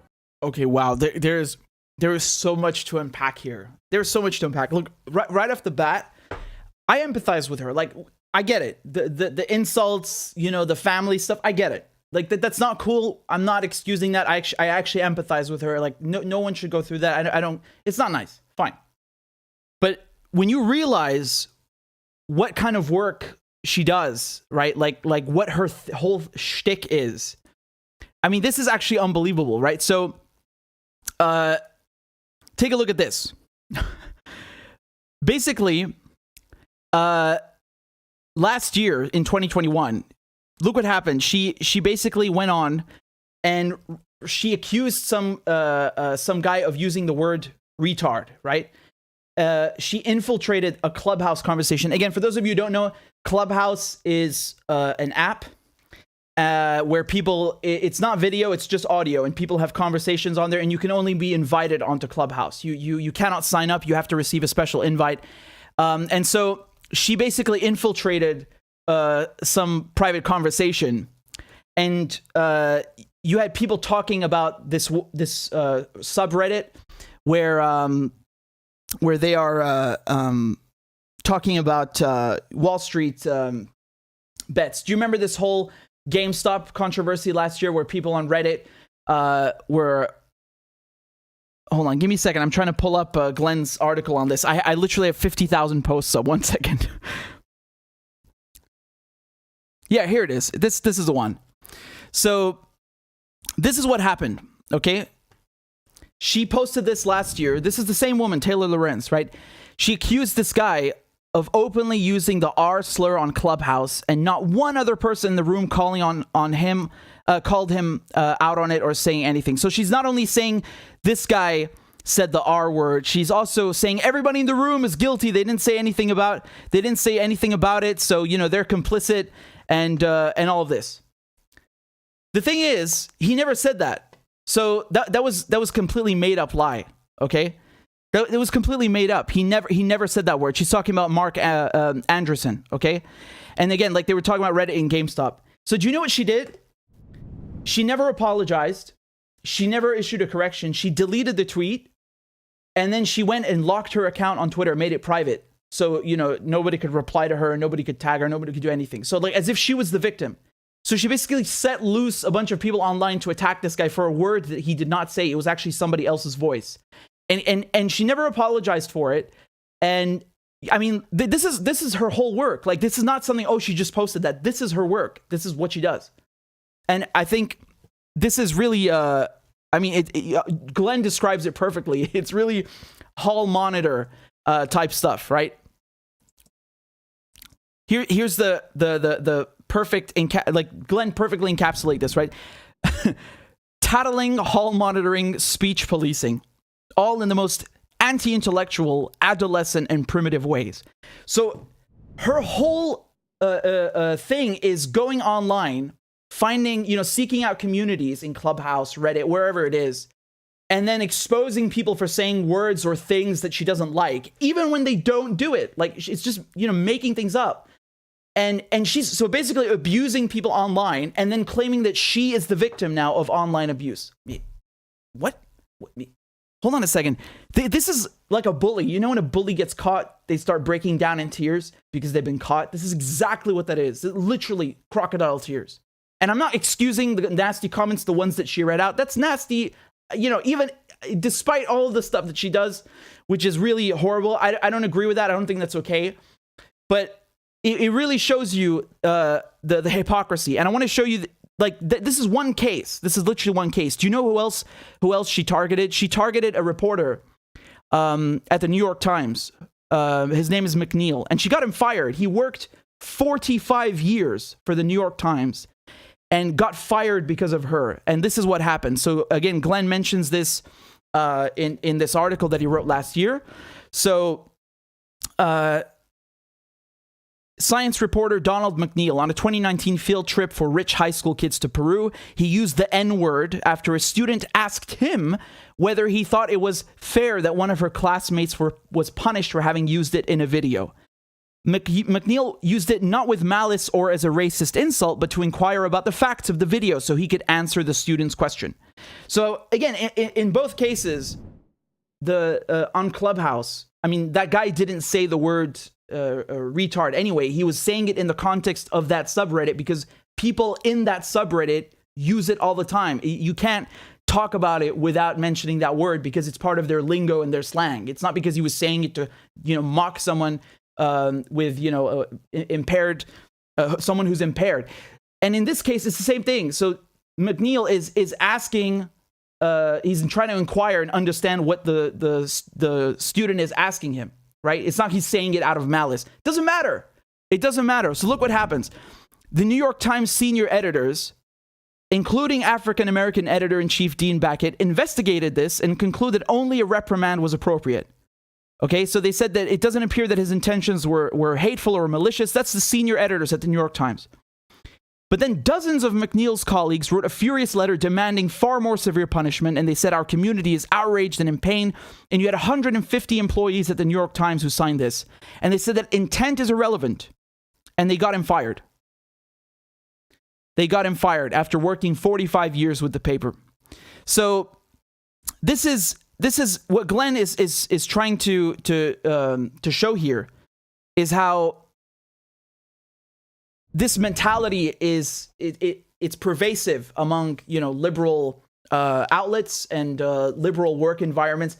They don't care that you said something that wasn't out of malice. Just the fact that it came out of your mouth, like it's unacceptable. Censor you, fire you, ruin your career, harass you, smear you. This is how it works. Do you understand? So this is it's really disgusting. And I want to show you somebody else. This woman on Twitter. She responded to the video that I just showed you of Taylor Lorenz crying. And she's one of the people that was attacked by Taylor Lorenz. Okay, so look at the tweet. She says, I don't want to share the ugly crying that I did after my 15-plus year career was destroyed by Taylor Lorenz. I want to move on. I also can't help my visceral reaction to her crocodile tears. I am appalled. Let me play you the video underneath, okay? I just wanted to say thanks because I have a tiny following on Twitter, but the fact that my message is spreading is really important to me because Taylor Lorenz crying about how she's being attacked on the internet and that it destroyed her life and gave her PTSD after what happened to me and dozens of other people is quite frankly maddening. Also, my career was not something that was in the public eye. I represented talent and I put my own personal finances on the line, my time as somebody in their 30s, a single woman who wanted a family. I gave up everything. And for Taylor Lorenz to spread lies about me in a way that was so egregious that I was basically fired by everybody, to watch her cry about mean tweets is just appalling. So thank you. So again, this woman, Ariadna Jacob, if you look this up, she basically sued Taylor Lorenz for defamation because, she basically ruined her whole career. This is just one of many other examples. So again, you have basically this entire environment where, journalists, like so-called journalists, will actually get other journalists fired for no reason, like literally ruin their lives for no reason. If we're talking about McNeil.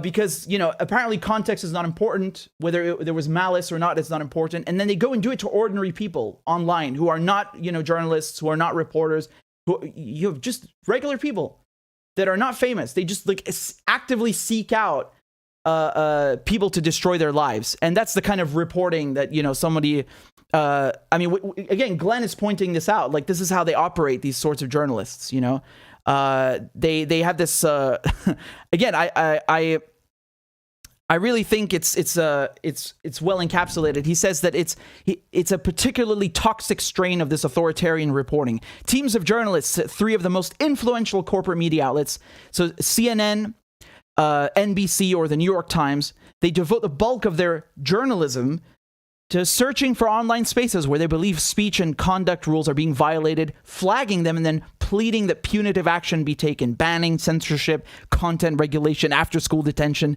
And so these hall monitor reporters are a major factor explaining why tech monopolies, which for reasons of self-interest and ideology, never wanted the responsibility to censor, but now do so with abandon and seemingly arbitrary blunt force. They are shamed by the world's loudest media companies when they do not. And that's the same thing that, we're experiencing on YouTube, for example. This is why we always have to be careful. I always tell you, please help me fight the algorithm, because, at any moment's notice, you're going to have a bunch of liberals piling on someone trying to get them deplatformed because they don't like what they said. And this has got nothing to do with like Republicans. I'm not a goddamn Republican. I'm to the left of liberals, right? So-called liberals. That doesn't matter. Anyone who's an ideological enemy, anyone who disagrees with them, they will punish them by trying to get them banned, censored, and silenced. And right, they do this in a multitude of ways. He's a white supremacist. He's a racist. Oh, he's a sexist. He's a misogynist. He's a rapist. Right? It doesn't matter if it's not true. That's not the point. Just by saying that, that's how they go after people.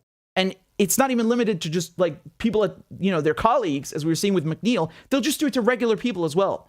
So they can like create an environment online where anyone who diverges from these liberal orthodoxies is just crushed. And this is incredible. And I think this new piece that Glenn put out, he says that your top priority is the emotional comfort of the most powerful elites, which you fulfill by never criticizing them. So this is what makes it even funnier. It's not that their sort of journalism is basically ruining people's lives.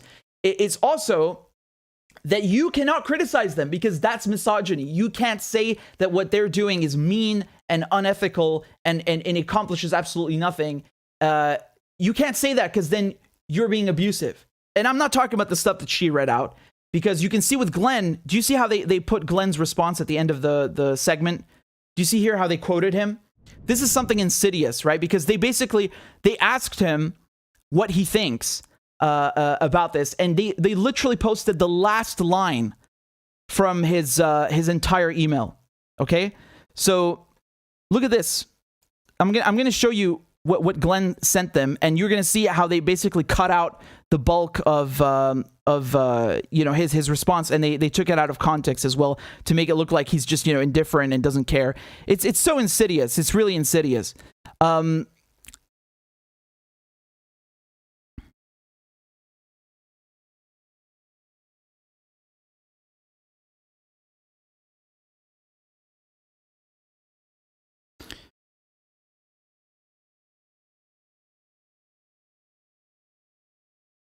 Give me a second. I bookmarked this somewhere. I'm just lost my place. I don't know what the hell's going on. Hold on. Okay.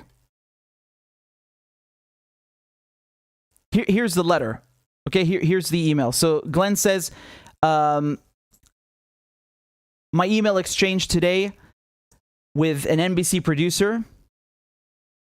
So the NBC asked him, hey, hi, Glenn, this is Aaron with NBC News and MSNBC. We're covering a recent study that found a segment on Fox News, Tucker Carlson Tonight, and a tweet sent by you resulted in a sharp increase in harmful speech directed toward one journalist. And they're reaching out to see if he has any statement.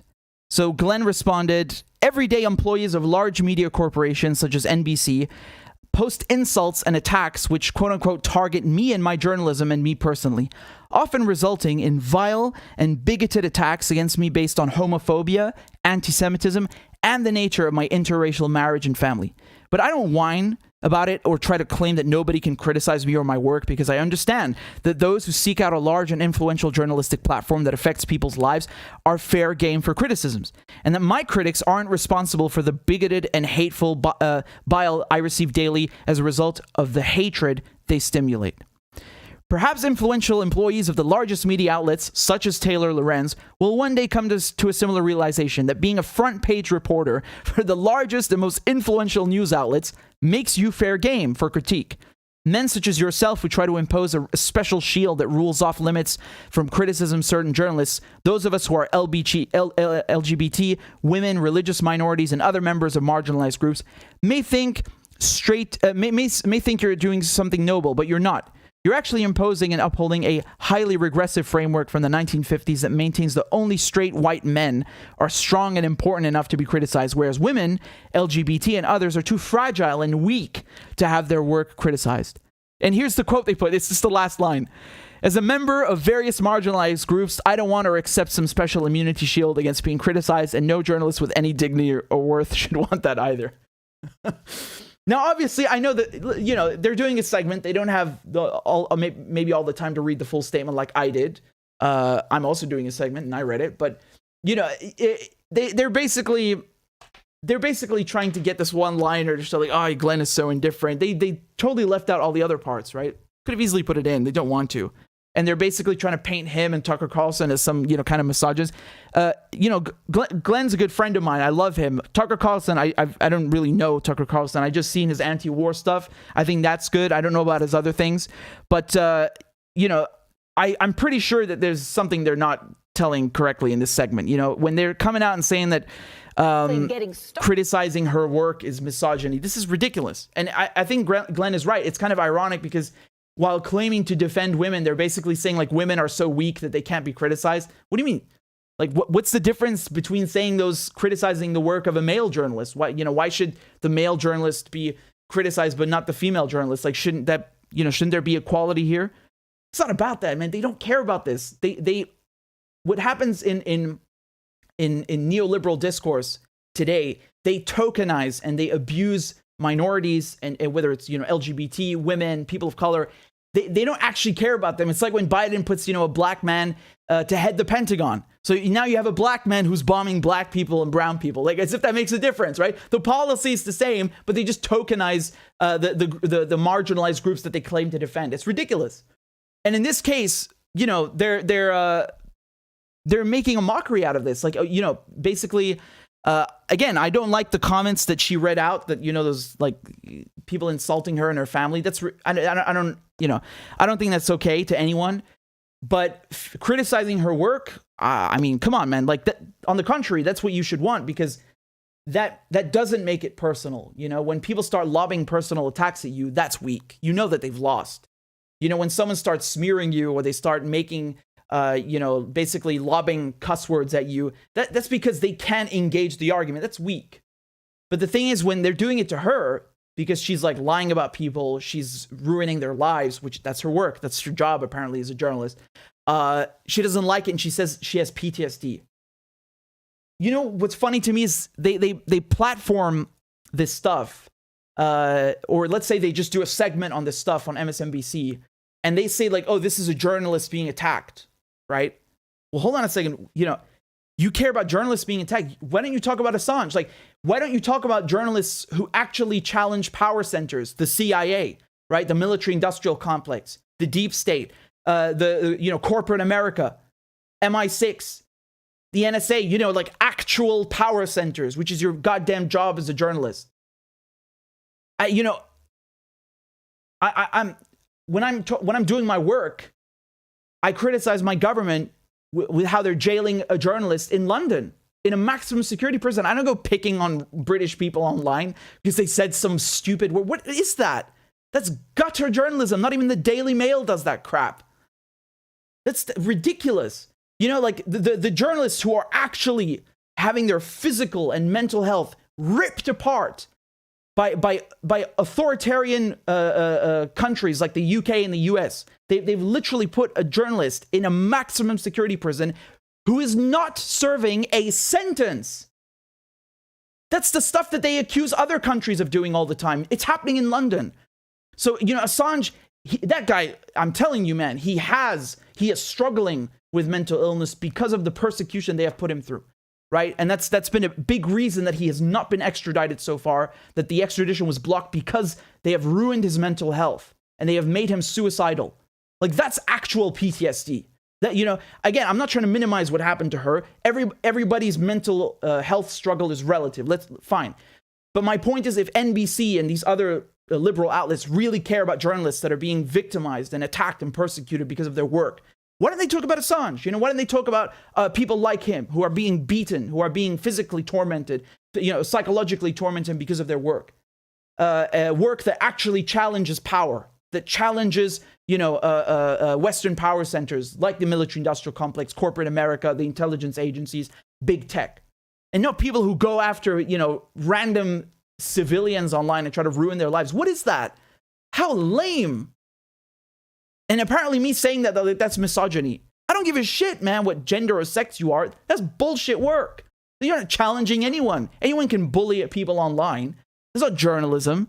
And I'm not going to get into this whole, like, oh, you're a journalist and you're not a journalist. I don't even care about that. I'm just saying that, you know, they want to ruin other people's lives and abuse them online. And when someone says something minor to them, they have PTSD and they cry. Ridiculous. This, again, Glenn really nails it, because the whole point here is to basically create an environment where you are not allowed to criticize the most powerful journalists, who are, you know, people like Taylor Lorenz, who are working at the biggest outlets in the world, you know, front page reporters who wield unbelievable power. And then, you know, basically you're supposed to just shut up and keep your head down and accept everything they do. And, you know, even criticizing their work is off limits. It's not even like you shouldn't attack them personally, which I understand. That's nothing to do with their work. It's not that. It's like, don't criticize their work or you're a misogynist. Ridiculous. Utterly ridiculous.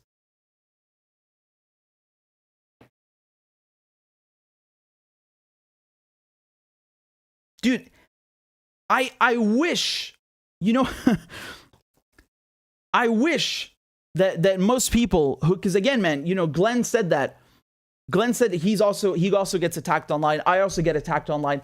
I wish it was about my work. I swear, I'm not even kidding. I have never seen anyone actually criticize my work. All they do is do personal insults. So I must be doing something right. I must be doing something right.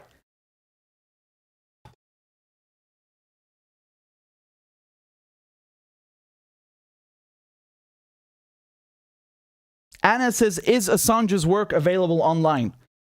Oh, you bet. It definitely is. If you look up WikiLeaks,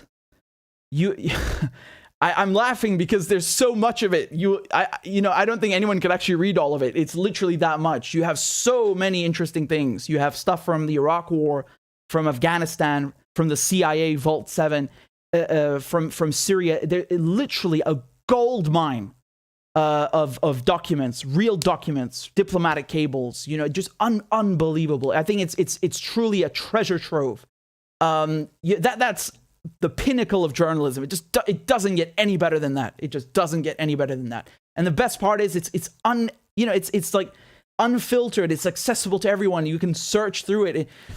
You know, by the way, that's another thing that they tried to screw Assange with. You know, in court, they were saying that the fact that Assange made all of the documents he published searchable, it indicated that he was like trying to damage national security or some ridiculous. It's so stupid, you know, like, oh, he added a search function, Control F. It's just dumb, really. But yeah, Anna, you should look up WikiLeaks. WikiLeaks.org, right? Let me just double check the URL. Yeah, wikileaks.org. There is so much stuff on there. It's unbelievable. And I'm just going to add one more thing. After MSNBC published this segment, this is what she said. She said, if your segment or story on online harassment leads to even worse online harassment for your subjects, you fucked up royally and should learn how to cover these things properly before ever talking about them again. So apparently people were just mocking her after she shed those, like, you know, the crocodile tears right here. It completely backfired. I honestly, I don't know. Really, I'm being honest. I don't know how they covered it badly. I think, you know, besides cutting out 90% of Glenn's statement, yeah. But I think listen, the issue is not how MSNBC did the segment. You are the issue, because you cannot see that you're a hypocrite, and you cannot see that you're fostering an environment where, you know, you are off limits. No one is able to criticize you, despite the awesome power that you wield. And, you know, it's fair game for you to screw other people, smear them online, destroy their careers, ruin their lives. I mean, this is ridiculous, you know. And you're also basically making a mockery of misogyny by saying that, you know, criticizing your work is misogynistic. It's nothing to do with that. Literally nothing to do with that. I couldn't care less. You know, most of the journalists and outlets that I criticize, it's males. What does that have to do with anything? That's the last thing on my mind.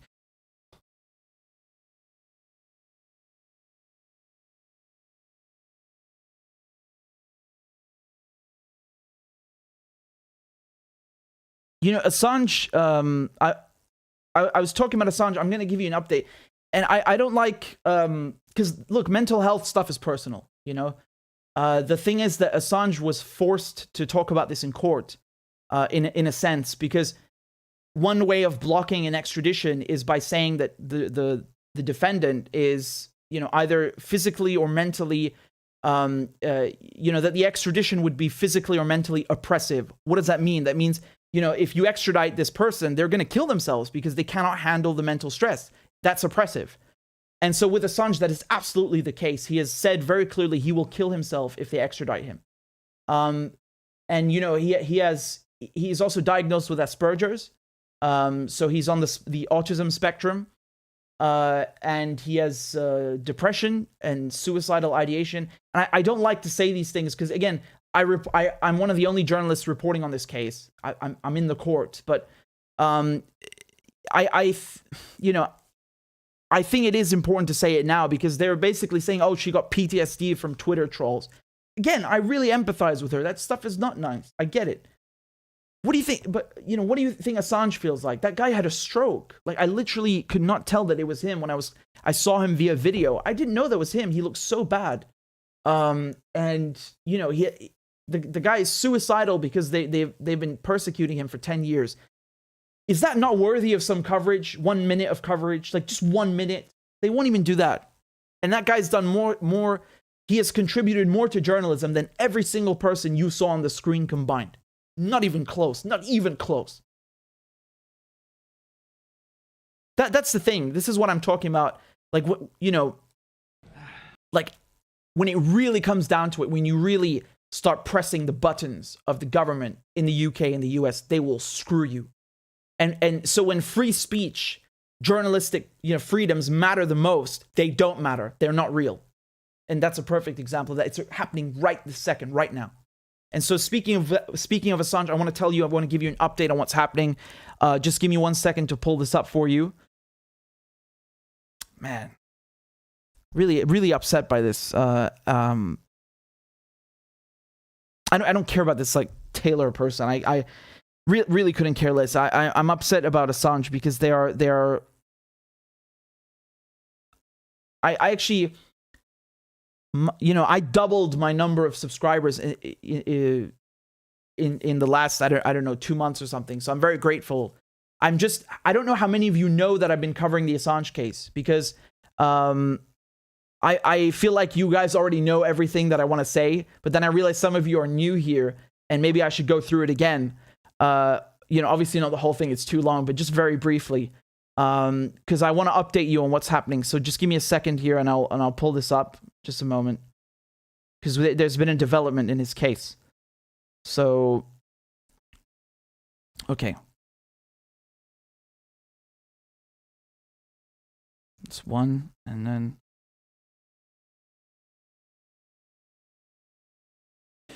Okay. Just one moment, please, because I need to set everything up.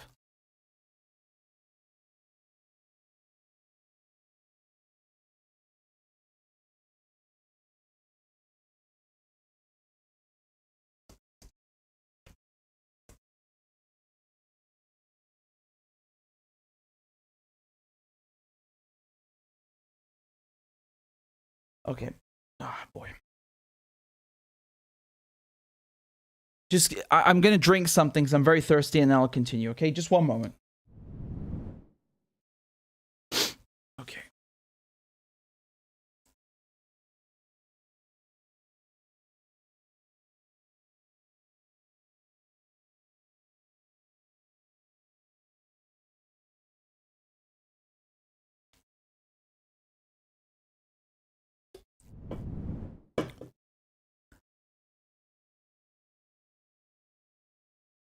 Right. So I'm just going to check the comments. I'm going to see what you guys answer to my question. If you know a lot about Assange or you don't know enough. Slindil, I hope I said your name correctly, says, I discovered this channel because of the Assange case. Thank you for continuing to cover it. We appreciate it. Of course. I'm grateful that you're here. You know, I'm glad you stayed. Yvonne says, what's embarrassing is our Australian government will not help him. He's an Australian citizen. Absolutely. I mean, it's already scandalous enough what the American government, the British and US government are doing. But, you know, again, Assange is Australian. His country should care about him. They do not care about him. They care more, you know, about someone like Navalny. And I literally put side by side two statements from Maurice Payne, who's the foreign minister in Australia. You know, it's the same background, it's the same font. It's such a beautiful, like, you can see so clearly side by side the difference in their policy. And on one statement, the Australian government, the foreign minister, is saying, you know, we urge the Russians to let Navalny go, and this is undemocratic. And, you know, I'm paraphrasing, but that's what they said. And then you know, the next statement about Assange is like, well, you know, we don't want to interfere in the legal proceedings of the UK, and we should let justice run its course. Like, he's an Australian citizen. Navalny's not an Australian citizen. You care more about him? That's really funny. I mean, it's really, really bad.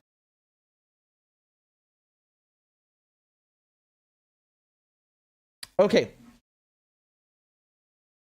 So as you guys know, I'm one of the only journalists who's covering Julian Assange's case. I've been covering his extradition since 2020. We had the extradition hearing in September, October 2020, and then we had, you know, in January 2021, the extradition was blocked.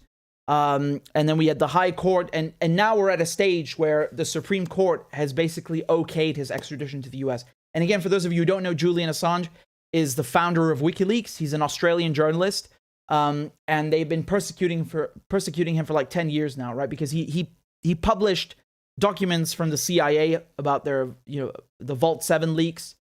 He published documents showing US war crimes in Iraq, US war crimes in Afghanistan. He published documents about the Guantanamo Bay prisoners, you know, Duma. I mean, that guy has contributed more to journalism than half the people in the field combined. It's not even close. It's not even comparable. And that's why they're getting him. So the US has an extradition. You know, they're out to extradite him. He faces up to 175 years in a US prison.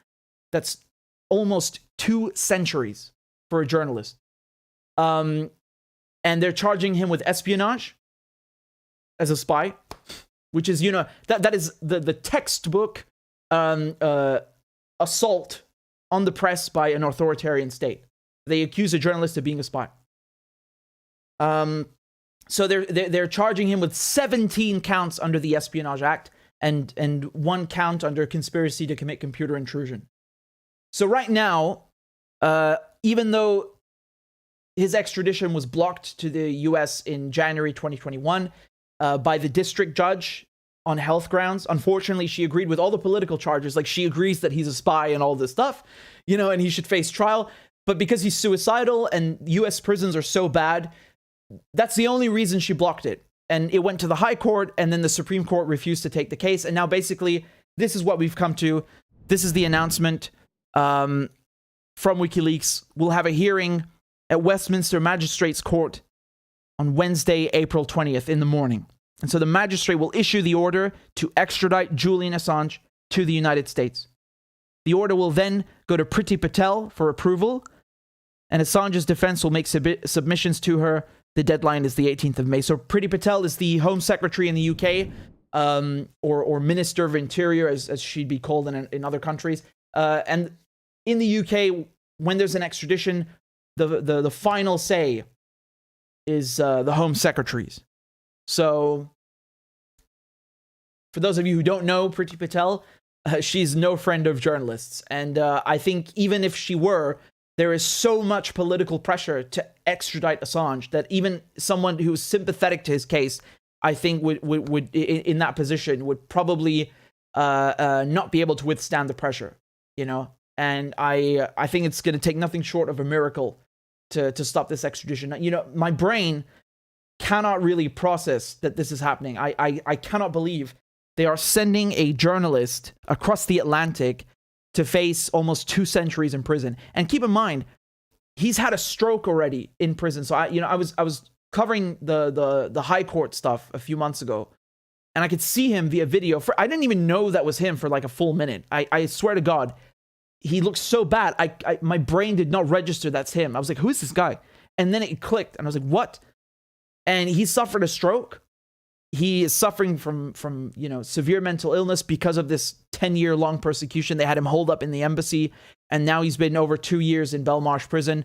Again, just to say this, to put this in context, not only is a journalist in jail, again, the guy is not serving a sentence, and this prison is a maximum security prison. It's like the most infamous prison in the UK. They put people from Al-Qaeda there. You know, and they've let people from Al-Qaeda out of Belmarsh prison on house arrest, but they won't do it for Assange. Can you imagine? So, like, they treat Al-Qaeda figures better than they treat journalists in the UK. Literally, that's a fact.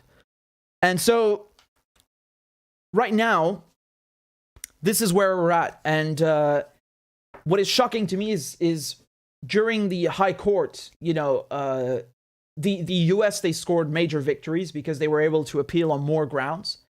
And the High Court sided with them. And, you know, the United States, after they already lost the case at the district court, a month later, so, you know, a month after they've already lost the case, all of a sudden they say, yeah, we're going to give you these written assurances, these diplomatic assurances that we won't put Assange in really bad prison conditions. They're also known as special administrative measures. And he can even serve his sentence in Australia, like as if, you know...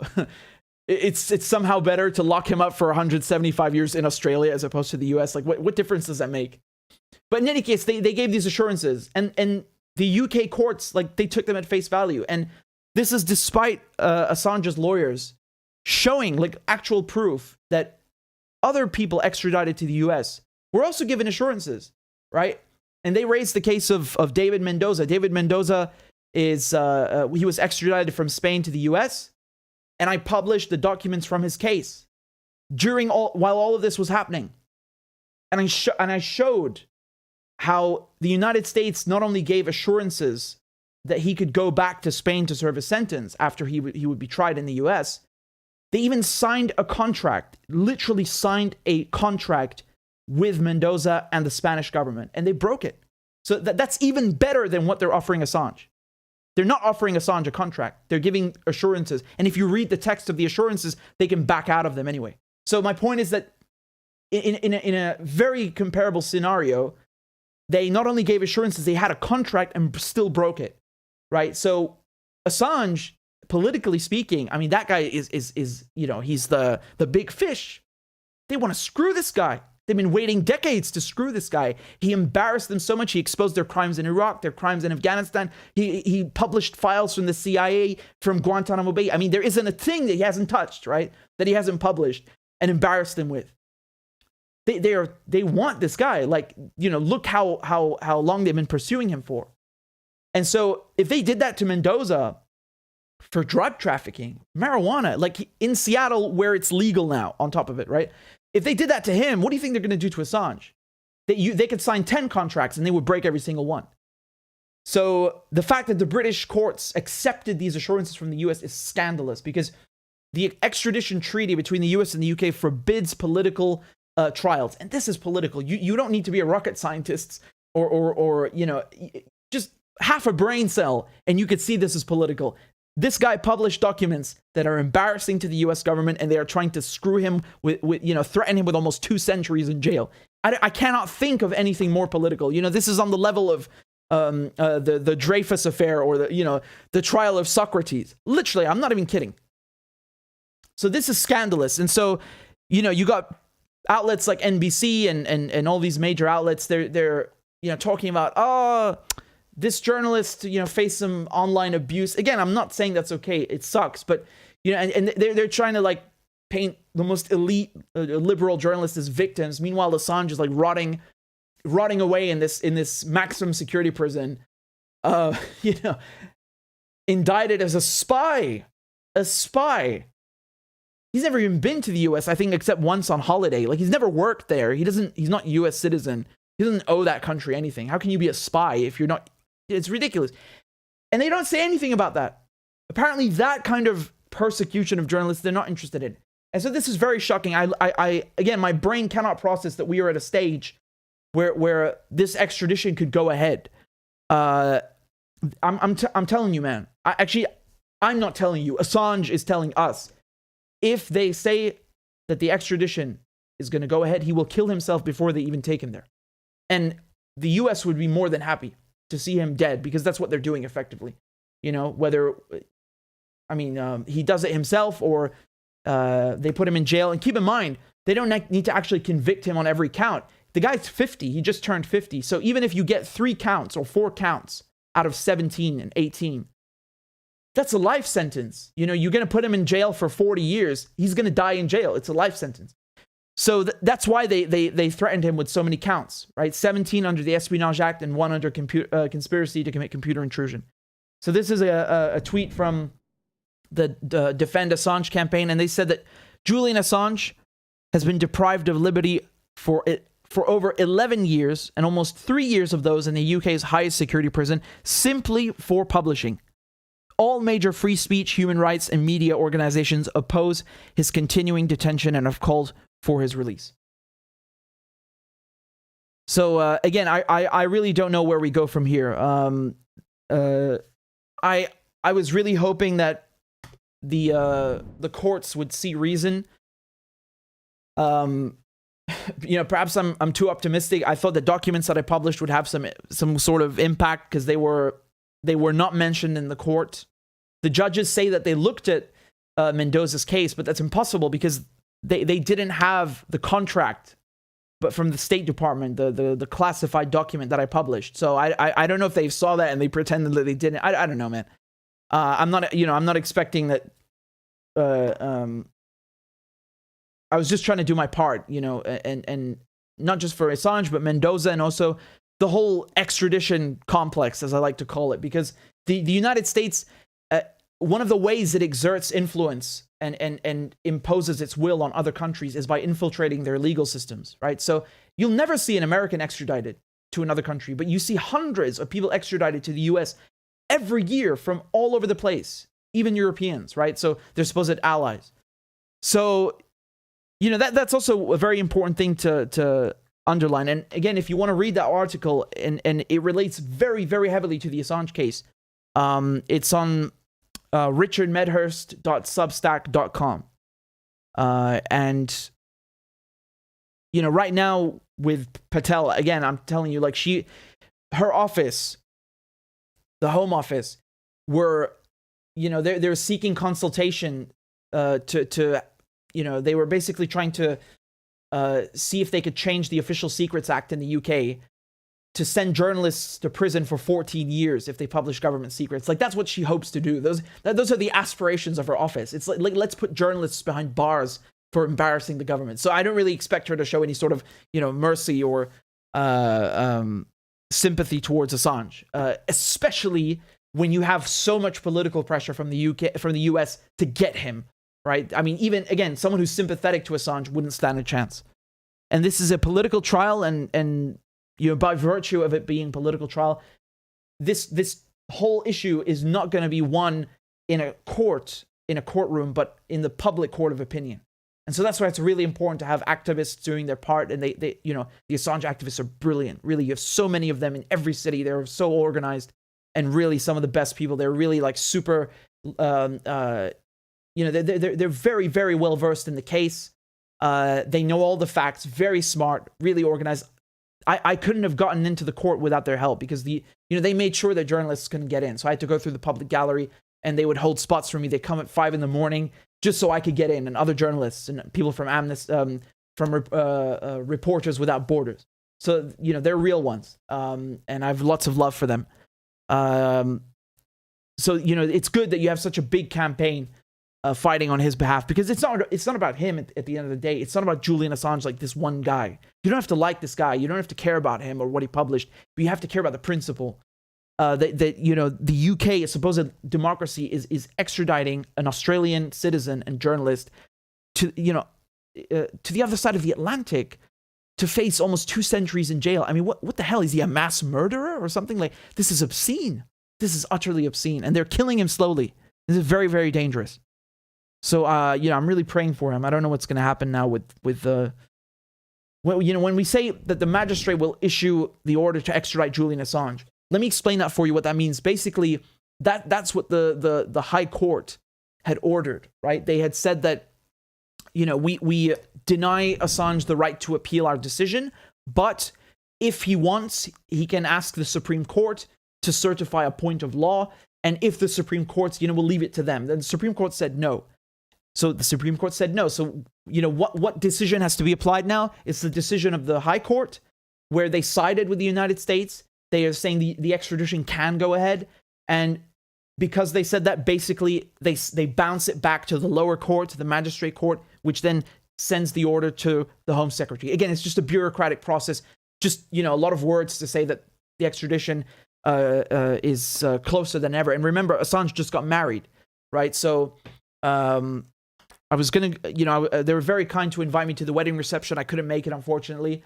They got married in prison. Of course, and look how, you know, just to show you how mean they are, they wouldn't let anyone photograph it. So the guy got married. He doesn't have a single picture of his wedding. Like, on top of everything that they've done to him, right? You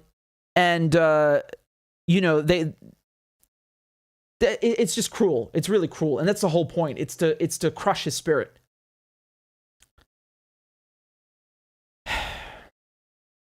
So, again, fingers crossed that everything is okay. You know, we need nothing short of a miracle right now.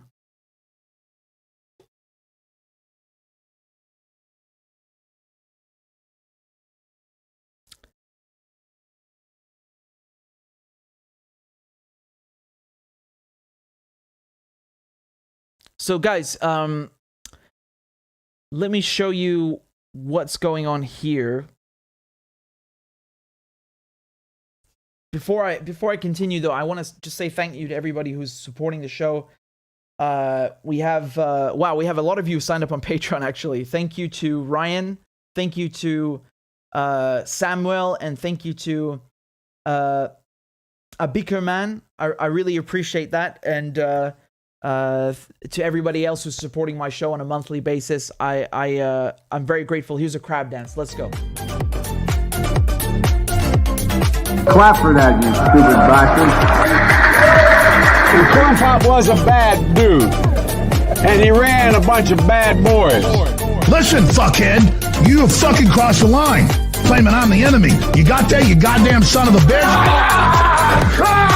I don't give a fuck what you think, bitch. Good morning. Sunday morning. Cut that bitch off. Thank you for Iron Dome, which is a technical marvel. والله انت كلاب بصراحة يعني. ماشي نشتغل عادي. We lied, we cheated, we stole. China. And you ain't black. There's always the macro, and then there's the micro.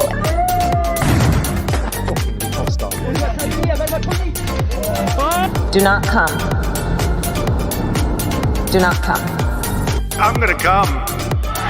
You talking to me? Ladies and gentlemen, I'll have 2 number 9s, a number 9 law.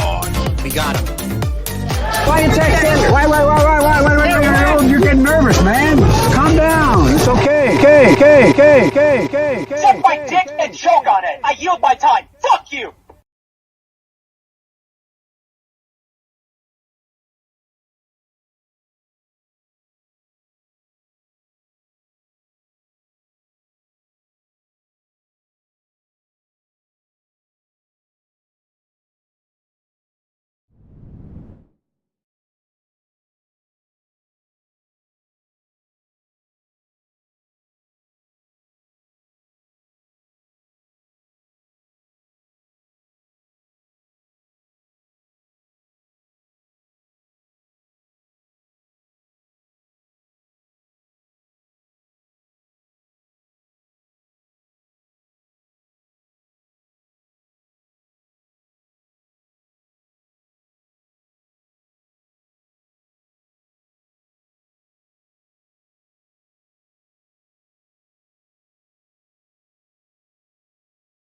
Okay. All right, guys. Is everything okay again? Can you hear me now?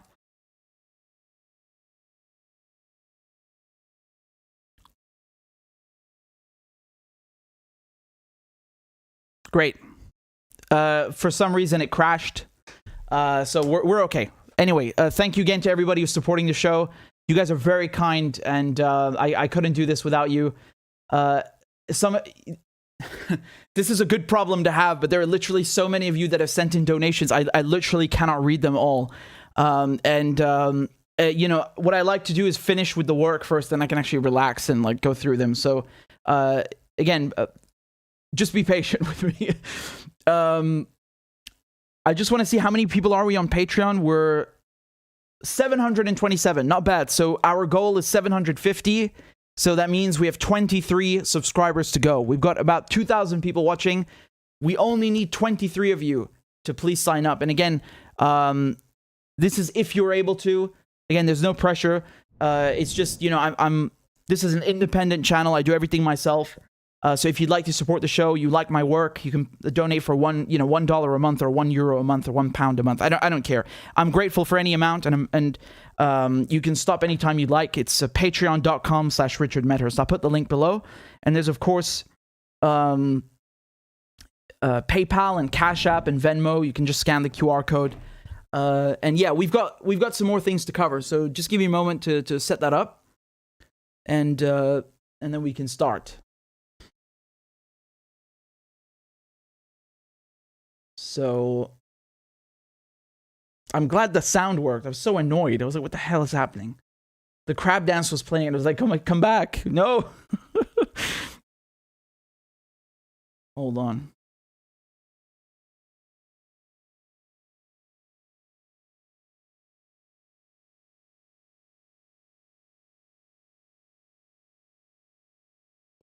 All right. So let us proceed to our next segment, shall we? Yes, our boy. Bloody good show. Okay. Jen Psaki, the White House spokesperson. Guess what? It looks like she won't be spokesperson for much longer. Where's she going? MSNBC. Of course. Of course. Here's a headline from The Guardian. Biden press secretary Jen Psaki to become TV host at MSNBC. So Psaki will reportedly stay on until end of April before joining liberal cable news network. Now, this was originally a story broken by Axios, and they say it's been speculated for weeks that Psaki would leave the White House for a TV gig. White House communication staffers often negotiate TV jobs once they leave an administration. Yeah. And who else does that now?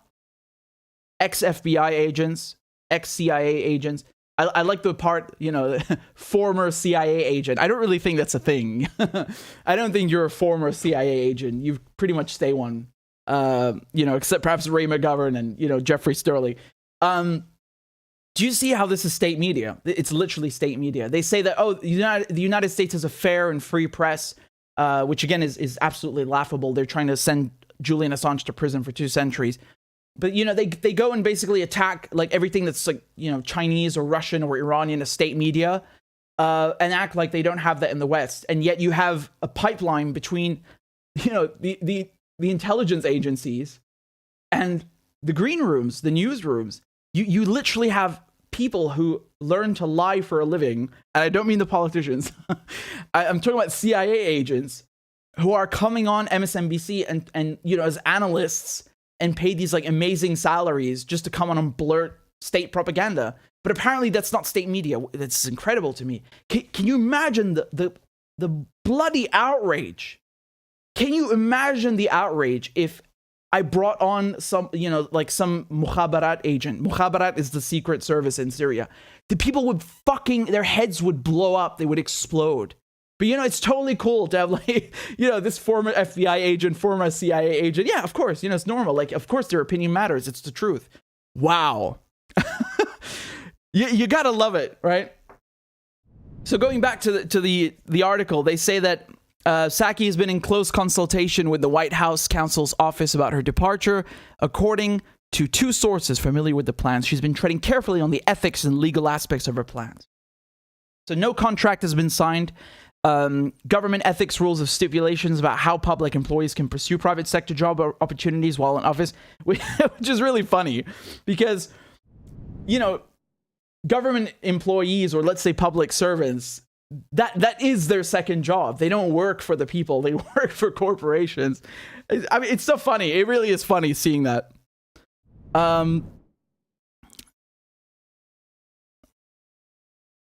She's been asked some tough questions, right? Let's take a look. Well, you can't get rid of me yet, Ed. I have nothing to confirm about my length of public service or planned service or anything about consideration about next plans. I'm very happy to be standing with all of you here today after it felt like a never-ending, endless time in my basement, quarantining away from my family. Believe it or not, I missed you all a lot. And my focus every day continues to be speaking on behalf of the president, answering your questions, as tough as they may be at many times, as difficult as they may be to answer at many times. And I hope that I meet my own bar of treating everybody with fairness and being equitable. And just because this has been raised by our colleagues, by people who are observing this process, is it ethical for you to continue conducting this job while negotiating with a media outlet? Well, I have always gone over and above the stringent ethical and legal requirements. Dude, this is hilarious. Do you see how they're asking her whether it's ethical for her to negotiate a job at MSNBC while she's still at the White House? No. That's not the ethical part. The ethical part is that you have somebody from the White House going on television to do propaganda for the White House. She's basically just going to do the same job, but with better pay. Come on, man. You know this. Like, I don't have to explain this to you guys. And this is common. George Stephanopoulos, he used to work for the Clinton administration. And I love this one because I feel like everybody's forgotten this. You guys know war criminal Karen, right? As I like to call her. War criminal Karen.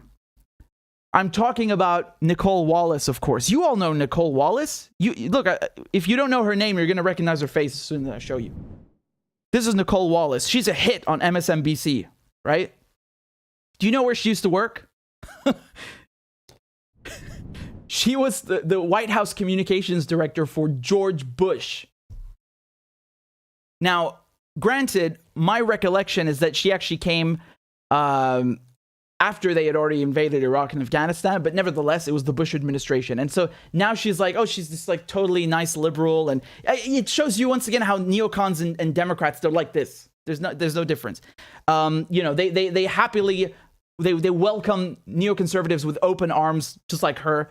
And then act like nothing happened. And of course, she was basically on television, like advocating for torture. Literally, she's like, so what if we torture people? Like sometimes it's necessary. It just unbelievable. And in any case, they're saying that when it comes to Psaki, so she will host a show for MSNBC and their streaming platform Peacock, right? And Psaki will also be part of live programming on MSNBC's cable network as a voice on different shows, but she will not be hosting the 9 p.m. hour, replacing Rachel Maddow, which has been speculated. Well, thank God for that. Thank God for that. What a tragedy it would have been to lose Rachel Maddow. Oh, I'm so glad she's staying on with us. What would we do without Rachel Maddow? Thank goodness. My goodness. And I want to show you something over here that speaks to my earlier point. It's an article called "The Spies Who Came into the TV Studio." It's from Politico. It's from 2018. And again, you know, former CIA Director John Brennan is the latest super spook to be reborn as a TV newsie. I love this sentence. The latest super spook, right? Like super spy. And so he cashed in at NBC News as a quote-unquote senior national security and intelligence analyst. Okay? And again, this is back in 2018, right?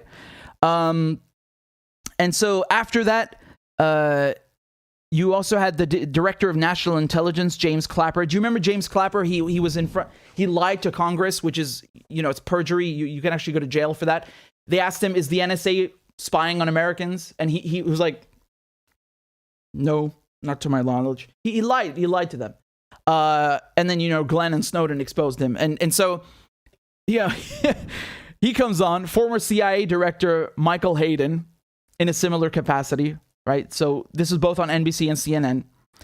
And then you have Chuck Rosenberg, former acting DEA administrator, chief of staff for FBI Director James Comey. You know him.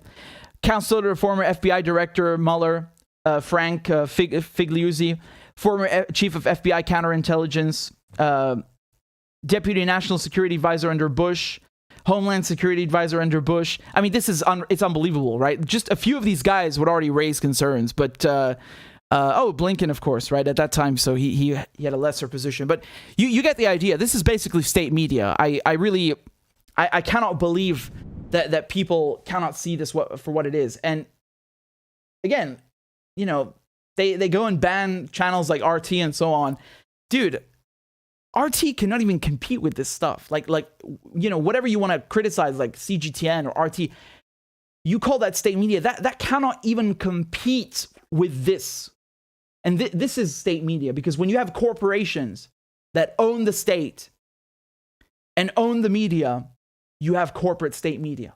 Okay, that's what you end up with. So it's the same people that are doing the war, starting the wars, screwing you out of healthcare, paying you garbage wages, you know, lowering your standard of living, are also selling these wars to you, convincing you why this is okay. I mean, it's a disgusting system. The power that these corporations wield in terms of financial power, but also propaganda power, is unprecedented. Nobody on earth can compete with that. And to say that it's not state media, I mean, this is a joke. Come on. It's nothing to do with just Jen Psaki. She's just a symptom of a larger problem. And it shows the hypocrisy how, you know, everyone else is state media, but not the US and the UK. What a joke. What an utter joke. And I want to play you this. This is from Glenn. He said, one of the best moments in CNN history was when Brian Stelter finally got the opportunity he had been craving, getting to speak with Jen Psaki. And the first question he asked her was how he and CNN could better serve her in the White House. What might lie ahead? Jen, thanks for coming on Reliable Sources. My pleasure. Busy summer ahead, infrastructure, election reform. What does the press get wrong when covering Biden's agenda? When you watch the news, when you read the news, what do you think we get wrong? Well, look, I think some of our muscles have atrophied a little bit over the last few years, and there isn't a lot of memory, or recent memory, or longer memory on how long it takes to get legislation forward, or how messy the process of negotiating and the process of getting legislation across the finish line can be. So we understand everybody's always looking for a deadline, a timeline, things like that. But at the end of the day, our focus is on getting these bills across the finish line, doing it in a bipartisan way if we can. And we certainly recognize that can be messy along the process. So I don't know if that's the press getting it wrong. I'll leave you to the critique of that, Brian. But I think sometimes we forget how strange the last 4 years. Oh, God, I will spare you the abuse. I apologize for this, garbage from CNN. Wow. Do you see how he's like groveling? You know, he's like salivating over the opportunity to be more subservient to the administration. Please tell me how I can propagandize better for you. You know, and this is obviously something CNN have wanted. CNN have wanted to, catch Jen Psaki. They obviously failed because now she's going to go perhaps most likely with NBC. But they've both been trying to get her because she's a propagandist. She is literally the spokesperson for the White House, and, she's effective at her job. I mean, perhaps not to you and I, but most people she is. And so getting her in the studio, giving her an even bigger platform, although again, that's arguable. You know, I feel like the White House podium is also its own thing, but she would just basically be doing the exact same job with better pay. That's really what it is. Again, and it's nothing personal. I really, it's nothing personal to Jen Psaki or Brian Stelter. Who knows? They're probably nice people in real life, but they're fucking propagandists, man, for the White House. How can you not see that this is state media? Don't kid yourself. Come on. Don't play yourself like that. Have some respect for the effort that they put in. They're the best at what they do.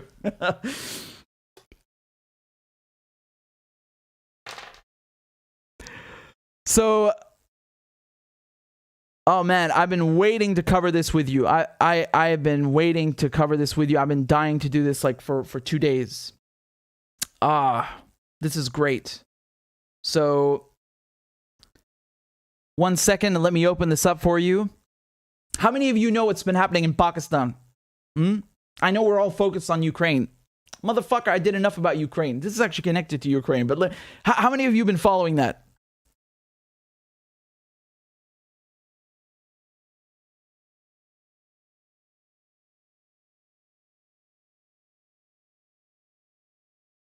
I see.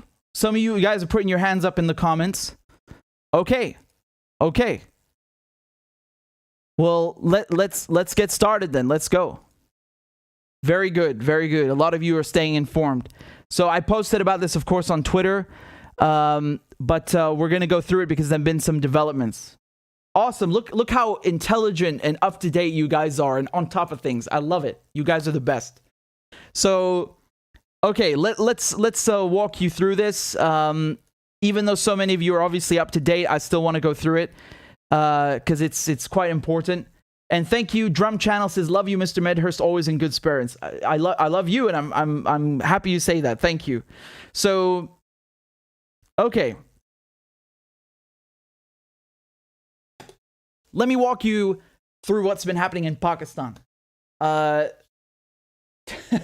put things bluntly, the United States tried to get rid of the Pakistani Prime Minister, Imran Khan, and they failed. He outmaneuvered them. So you guys remember that he gave a fiery speech a few days ago saying that he had a letter, right? A secret letter where they had threatened to remove him through a vote of no confidence. Okay? So that was how they were going to do it. That was how they were going to get rid of Imran Khan. And at the time, I told you I suspected the US would have something to do with this. I wasn't sure. I told you I was just speculating. But Imran Khan himself has come out and said that the US is behind this, and he's even named the diplomats, right? So this is what happened. They were set to hold a vote of no confidence to get rid of Imran Khan, and you had people in the opposition, people in his party who were willing to switch to the opposition, where they would have enough votes to get rid of him, right?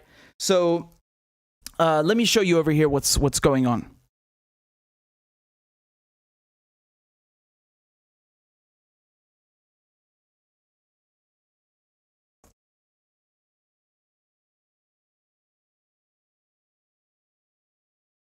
Okay.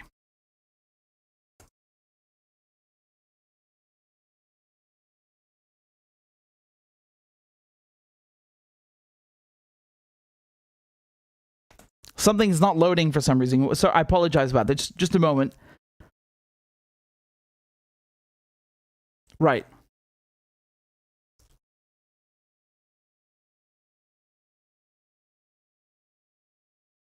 So this is how they were going to do it. The opposition needs a simple majority of 172 votes in Pakistan's 342-seat parliament to unseat him, right? His small but key coalition partners, along with 17 of his own party members, have joined the opposition to remove him. So that's how they were going to do it. And he was saying that the United States has basically bought off some of these politicians, these local politicians, using them as tools in order to oust him. And this no confidence vote was set to take place on Sunday. What happened? Imran Khan, he goes to the Pakistani president and he advises him to dissolve the parliament, okay? But before he did that, the deputy speaker ruled that the no confidence vote was unconstitutional. So you had two moves that basically saved him from that, right? Here you can see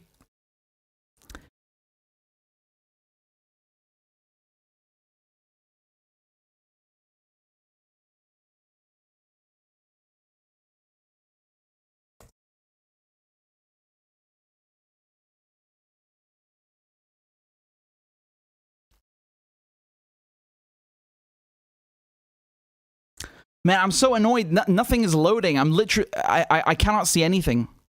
Putain, c'est quoi ça?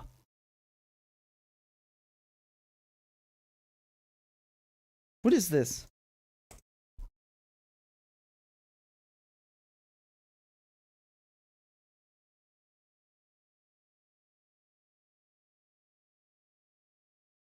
Anyway, this is what happened. Pakistan Parliament dismisses no confidence motion against Khan. So, the National Assembly Deputy Speaker of the ruling Pakistan PTI party dismissed the move against Khan on Sunday, saying it went against Article 5 of the Constitution. Later on Sunday, a statement from the presidency confirmed that the National Assembly had been dissolved, which means elections will be held within 19 days. So again, just to recap, Deputy Speaker of the National Assembly says the no confidence vote is unconstitutional. The president dissolved the National Assembly, and Imran Khan announces snap elections within 90 days. So he basically said, you're not going to get rid of me. No matter who the United States bought off, you're not going to oust me through a no confidence vote. We will hold elections and let the people decide. The people of Pakistan will decide, not the United States. So he's outmaneuvered them for now. And you might be wondering, well, why did they want to get rid of him, right? Why would they want to get rid of Imran Khan? Is it true that they want to get rid of him? Here's what the Americans had to say when they were asked about this, right? The Prime Minister of Pakistan accused the U.S. of working with the opposition to remove him from power. He just said that today. What's the White House reaction to this? There is absolutely no truth to that allegation. And now Ned Price, State Department. Prime Minister of Pakistan, Imran Khan, said in his speech that there was a threat letter that purportedly shows evidence of a foreign conspiracy to oust his government. In what appeared to a slip of tongue, he named the U.S. as the country behind the threat. So what is your reaction? Do you have any comment on this? Well, we are closely following developments in Pakistan, and we support Pakistan's constitutional process and the rule of law, but when it comes to those allegations, there is no truth to them. Prime Minister of Pakistan. Right. Well, I don't really expect what the Americans would have said. You know, they're not going to come up and say, well, yeah, we are trying to coup him. You know, just a little cheeky coup.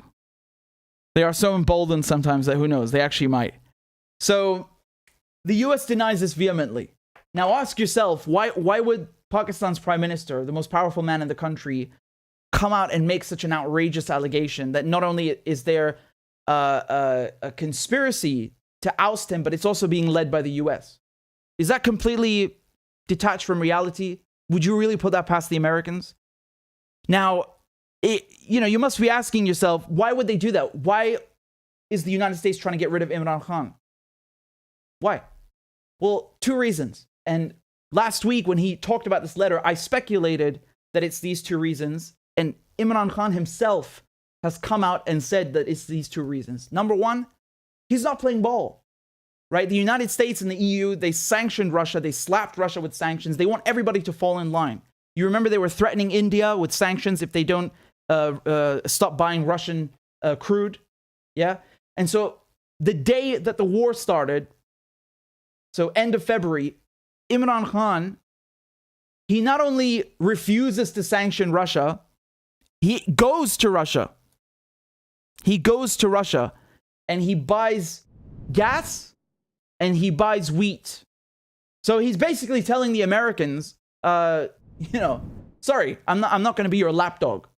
And the EU sent him a letter rebuking him, pushing him to condemn Russia. And then he gives this fiery speech and he says, who do you think we are in Pakistan? You think we are your slaves to do what you want us to do? And in the same speech, He criticizes the war on terror. He said, we helped the Americans. We were their ally in the war on terror. And what do we get? Tens of thousands of Pakistanis killed. Scores of Pakistanis killed. Let me show you this video. It's a fiery speech. You should watch it.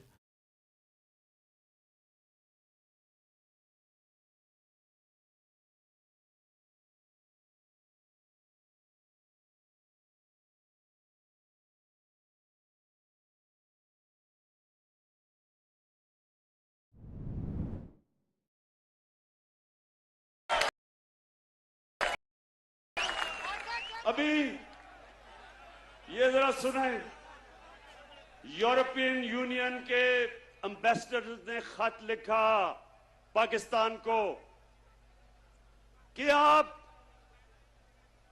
रूस के खिलाफ उसके मुखालिफ statement दें, उसके खिलाफ vote दें। मैं ये यूरोपियन यूनियन के एम्बेसडर से पूछता हूं कि क्या आपने हिंदुस्तान को भी ये खत लिखा था? क्योंकि मैं अपनी कौम को याद करवाना चाहता हूं कि ये वो पाकिस्तान था जिसने ये नेटो की मदद की, जो वॉर ऑन टेरर थी, हमने उनका साथ दिया। मैं कभी ना साथ देता, मैं अपनी मुल्क को बाहर रखता उस जंग से, लेकिन उस वक्त का जो सरबराह था उन्होंने उनका साथ दिया। क्या मिला पाकिस्तान को? 80,000 पाकिस्तानियों की जानें गई। और दूसरा, जब कश्मीर में हिंदुस्तान ने इंटरनेशनल कानून तोड़ा, यूनाइटेड नेशंस की सिक्योरिटी काउंसिल की रेजोल्यूशंस की खिलाफ वर्जी करते हुए जो कश्मीर का स्टेटस खत्म किया। So he's not happy with them. He's not happy with them. He's criticized the war on terror. He's pointed out the hypocrisy of international law, and he's not playing ball. He refuses to fall in line when it comes to Russia. And I speculated that's why they want to get rid of him. They think that they can, that he's a pushover because they know they can't do this with India. They know they can't do this with China. They thought, yeah, let's try our luck with Pakistan. No, it's not happening. Remember, Pakistan is a nuclear power. It's a strategic partner. It's one of the most important countries in Asia. They're in for a big surprise. They, if the Americans, they're so arrogant, they think they can push over Pakistan. Again, they are in for a very, very, very big surprise. And even in the New York Times, they say the same thing, right? Pakistan, a nuclear-armed nation that is home to the world's second largest Muslim population, has for decades been a reluctant, if important, American partner in the campaign against terrorism. And here they reveal to you the real reason, the same reason why they're trying to get rid of him. They say, quote, but the country has drifted away from the United States under Prime Minister Imran Khan, particularly after the American withdrawal from Afghanistan, where Pakistan was long accused of nurturing the Taliban and is a supporter of the Taliban regime that took over last year. Pakistan has also embraced a strategic partnership with China and closer ties with Russia. That's it. That is literally everything you need to know in one paragraph. So, do you see how sometimes they kind of say the quiet part out loud? That's what it is. That's exactly what it is. And so, here's another bit that I wanted to play where he's speaking.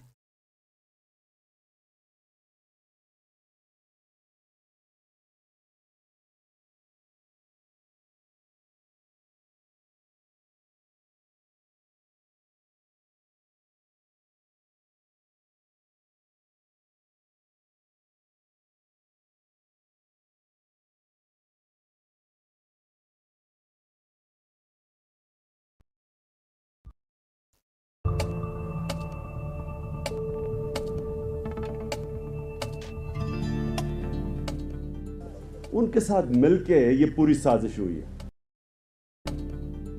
उनके साथ मिलके ये पूरी साजिश हुई है। और America को मेरे से क्या गिला है? मैं तो कभी एंटी अमेरिकन नहीं हूं। He's not anti-America, but he cares about his country.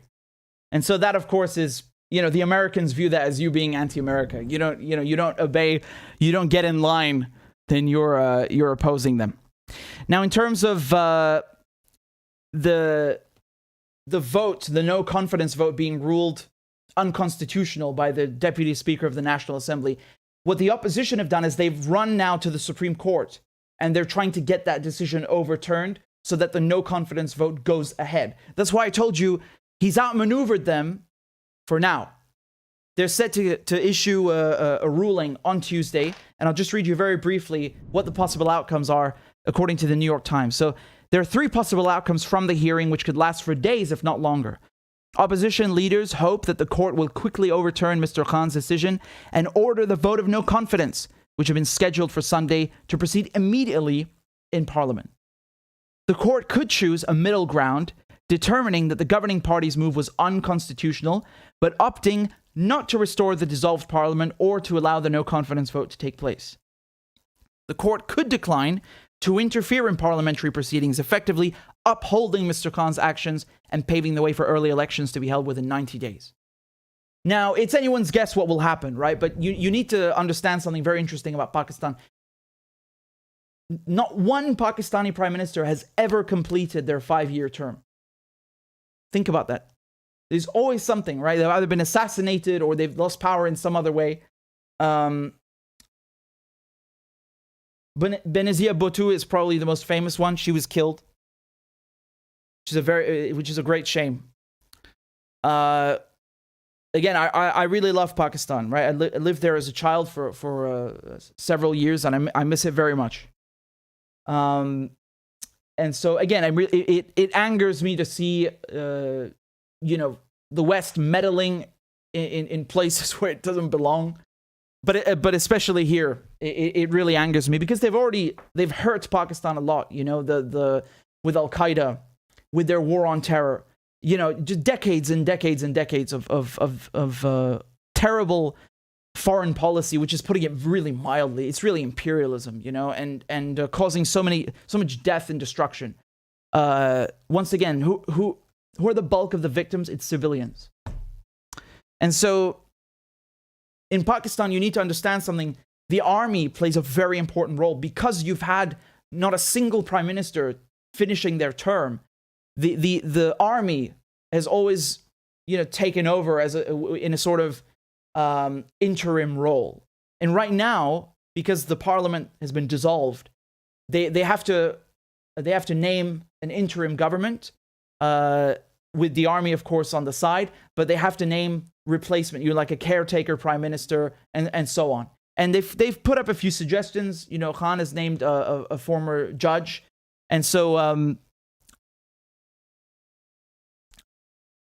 here's the person that he named. So he proposed the former Chief Justice, Gulzar Ahmed, a populist judge who, like the prime minister, has professed to be on a mission to eradicate corruption.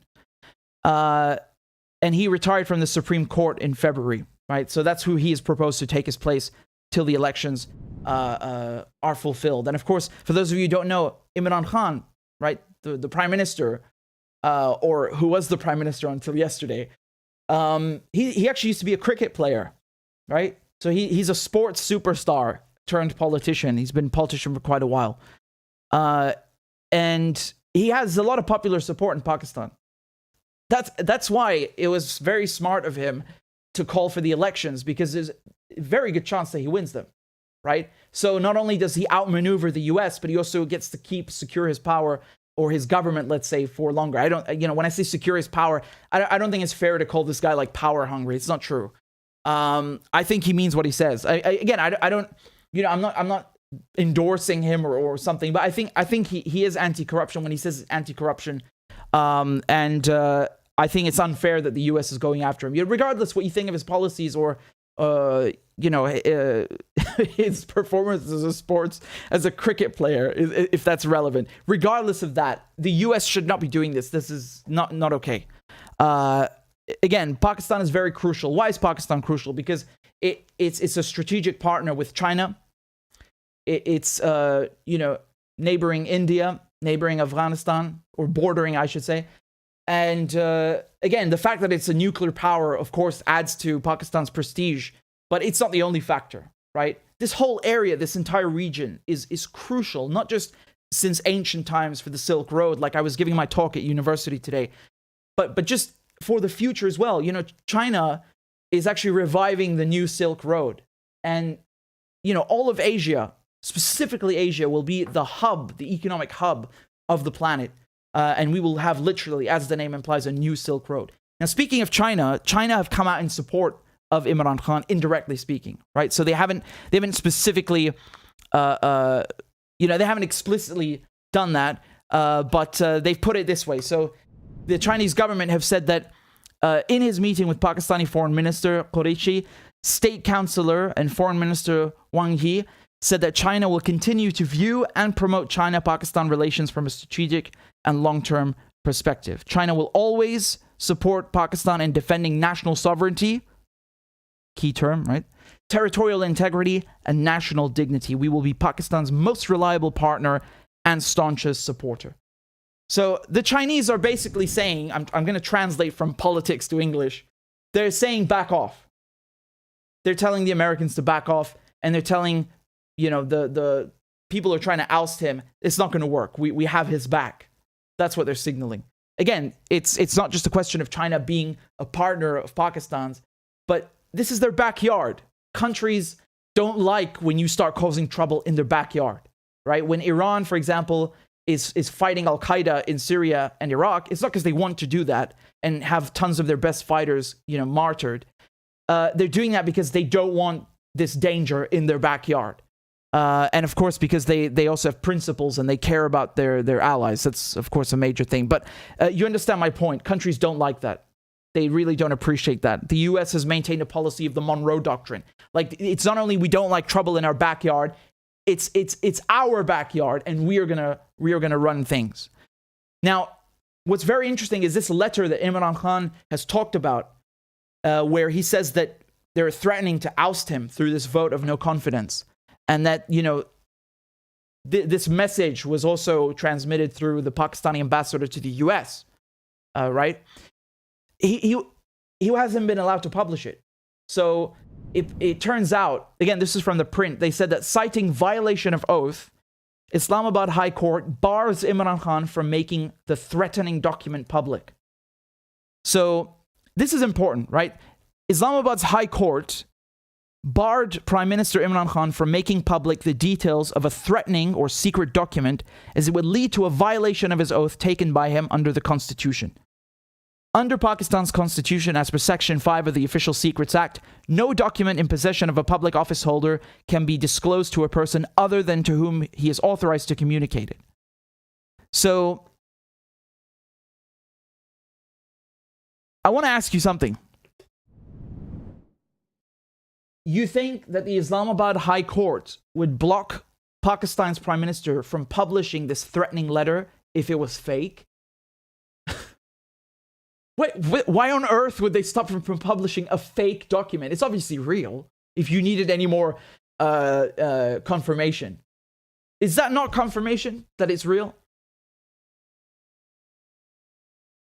On top of the fact that, you know, just logically speaking, I don't think this guy would make up a bloody letter. We're not in high school, you know. The fact that court won't let him publish it, that's very significant.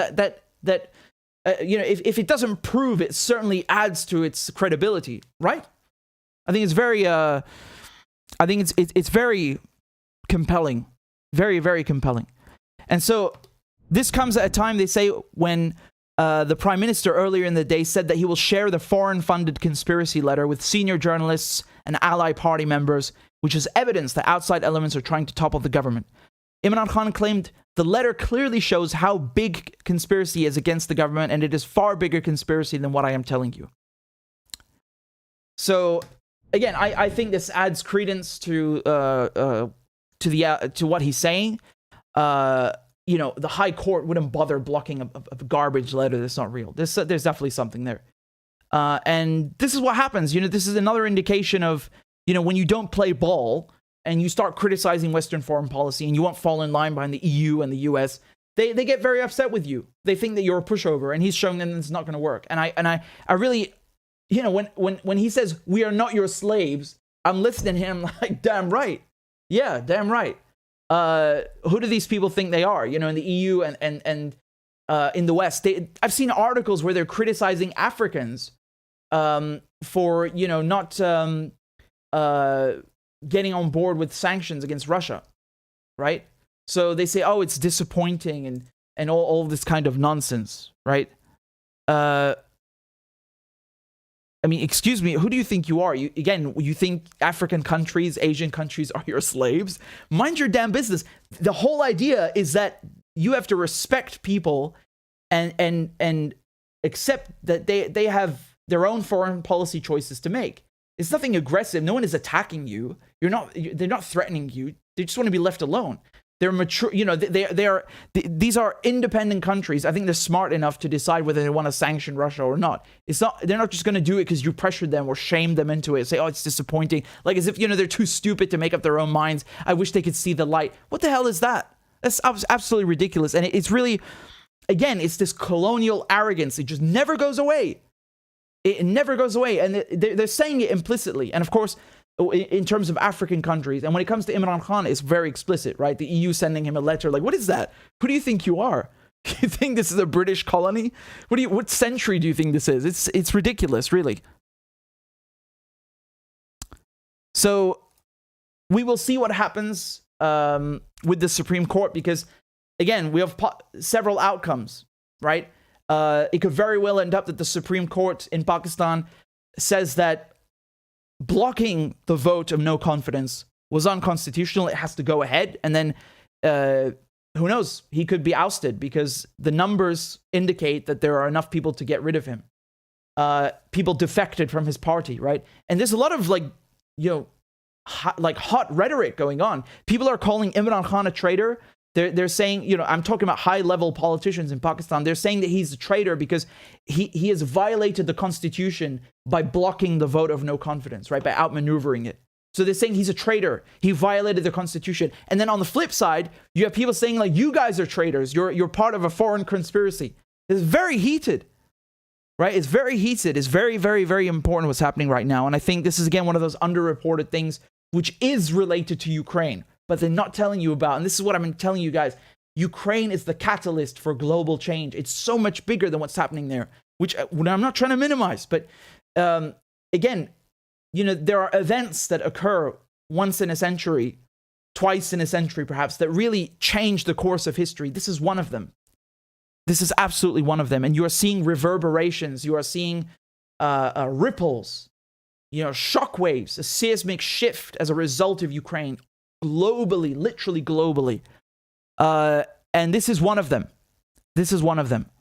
So, of course, there are people who say also that, well, Imran Khan, his relationship with the army in Pakistan, with the military, was soured since last year because, you know, he didn't approve of a nominee they had for intelligence. So, you know, they point to that thing. And they also point to the fact that right now, the Pakistani military, they say that they're neutral, but they've also put out statements that kind of indicate they're on the side of the US. And this is not good because I told you, you know, there are certain countries like Egypt and Pakistan where the military is very important. Very, very, very important because there's so much, you know, there's so often or every once in a while, there's such intense political instability. The military has to step in and take over the government, you know, in an interim capacity. And that's happened in Egypt many times, and that's happened in Pakistan. And so people are saying that the fact that they're not 100% on the same page, it doesn't, you know, it doesn't bode well for him, right? It spells trouble. Again, it could be nothing also, but it is worth taking into consideration. Again, me personally, I think that what's happening in Ukraine did affect this. When Imran Khan is going to Russia, so he's not just trading with Russia, he's literally going to Moscow, meeting with Putin, the right when this war starts. That's a middle finger. That's figuratively a middle finger to the West. That's what it is.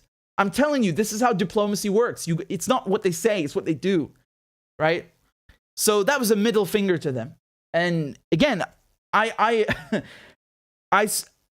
appreciate the middle finger, not because I necessarily agree with Russia, but because I like seeing countries in the global south say, fuck you, we are not a colony, we're not your slaves, and we're going to do what we like. And of course, I have a particular affinity for Pakistan as well. But you get the point, right? So they don't like that. Now, of course, you could say, well, India bought oil from the Russians, right? Yeah, but India is in a different position. India is much more, how can we say this? They have their eggs in many baskets, right? The Indians, they don't really care whether, you know, the West wants to sanction Russia, doesn't want to sanction Russia. If the oil is on sale, which it is, they've been offered it as a discount, they'll take the oil. It's all about the self-interest, you know? And the Indians, they have weapons from Russia. I think it's a different situation. I don't think you can compare it 100%. Pakistan is a bit different in terms of how the Americans view it. That's what I'm talking about, right? So, yeah, and in any case, we'll see what happens tomorrow with this vote of no confidence, what the Supreme Court decides. But I hope that... I think the best thing is, again, elections is really the best way to decide what happens. You're literally giving the people the choice. And I think that is smart because not only is it the democratic thing to do or the fair thing to do, but it's also logical because he has that popular support. There's a BBC article that I just went through. I can show it to you very quickly about Imran Khan. And they talk about they talk about his fate hanging in the balance and all this stuff. I think they titled it he's fighting for his political life, right? So they were talking about what's happening now, and at the same time, here's the article. Imran Khan, support for Pakistan Prime Minister despite likely defeat. And they talk about how even though there are people that are unhappy with him and they're unhappy with the rising prices, although again, I don't know if it's fair to blame that just on him. Everybody is rising prices right now. But again, these are concerns that Pakistanis have expressed. And they say that despite that, he still has popular support, you know. And by the way, important to know, Sharif would likely be his replacement, right? So that's important to know because that guy's brother has been, 3 times prime minister, and they political dynasties, they like to hold on to power. But in any case, look at, for example, Ali Malik, junior accountant. He said he also voted for Mr. Khan in 2018, but remains supportive of him. Quote, "We have to endure this hard time. Imran Khan has taken a stance and we should stand with him." So I think that if you have elections, he's going to win. If there's no shenanigans, as they say from the Americans. And we'll see what happens. But again, just another example of what they do to you when you don't fall in line.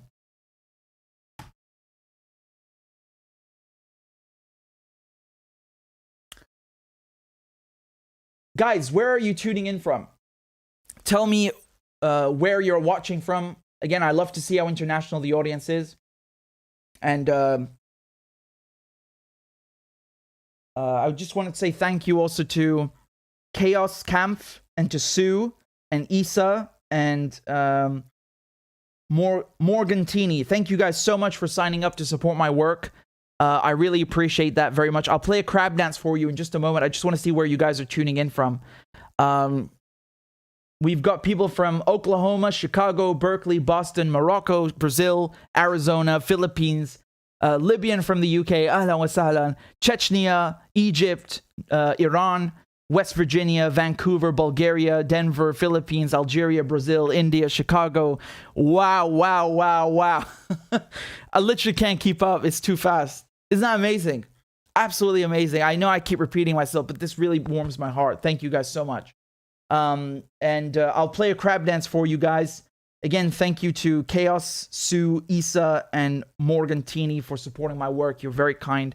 We are now at 731 subscribers. Our goal is 750. So we have just 19 subscribers left.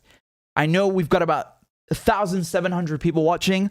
I'd be very grateful if just 19 of you would sign up to support my work. Again, this is, when you watch other YouTube videos, they say, and here, a message from our sponsor. There is no sponsor. You are the sponsors. So you can donate $1 a month or €1 a month. I'd be very grateful. In any case, let me play the crab dance. And I'm going to go get... yeah. Clap for that, you stupid bastard. And Corn Pop was a bad dude. And he ran a bunch of bad boys. Listen, fuckhead, you have fucking crossed the line. Claiming I'm the enemy. You got that, you goddamn son of a bitch? I don't give a fuck what you think, bitch. Good morning. Sunday morning. Cut that bitch off. Thank you for Iron Dome, which is a technical marvel. والله انت كلاب بصراحة يعني. ماشي نشتغل عادي. After we lied, we cheated, we stole. China.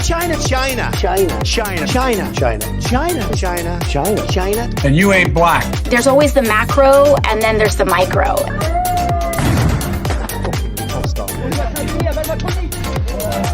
Do not come. Do not come. I'm gonna come. You talking to me? Ladies and gentlemen, I'll have 2 number 9s. The number 9 large. we got him. Why you texting? Why? You're getting nervous, man. Calm down. It's okay. Suck my dick and choke on it. I yield my time. Fuck you.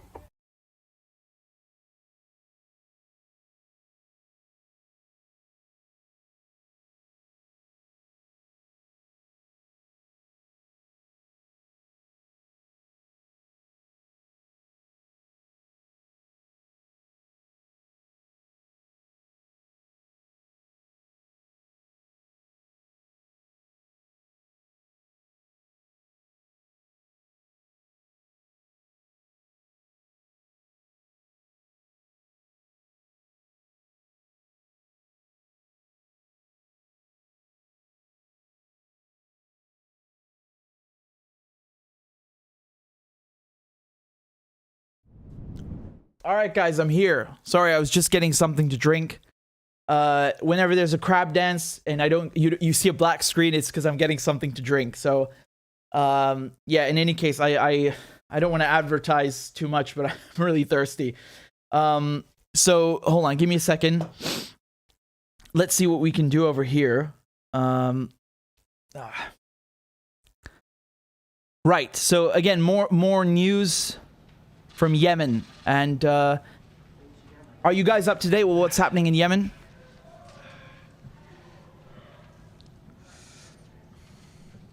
Thank you very much for your presence. So just give me a moment. I just want to drink.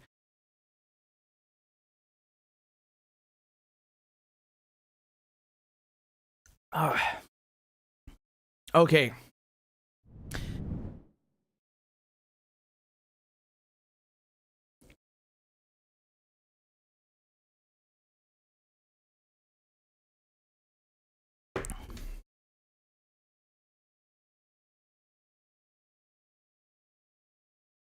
Thank you, Illuminated Best Choice, for the sticker. Hussein says, Lula is the turning point, multipolar BRICS New World Order. Very, very good point. I actually wanted to address that. Bobby says the US is trying to pull Pakistan from the BRICS access to spoil Belt and Road. Absolutely, yeah. John Hawkins says, top show, mate. Thank you, I appreciate it. And James, thank you for the sticker.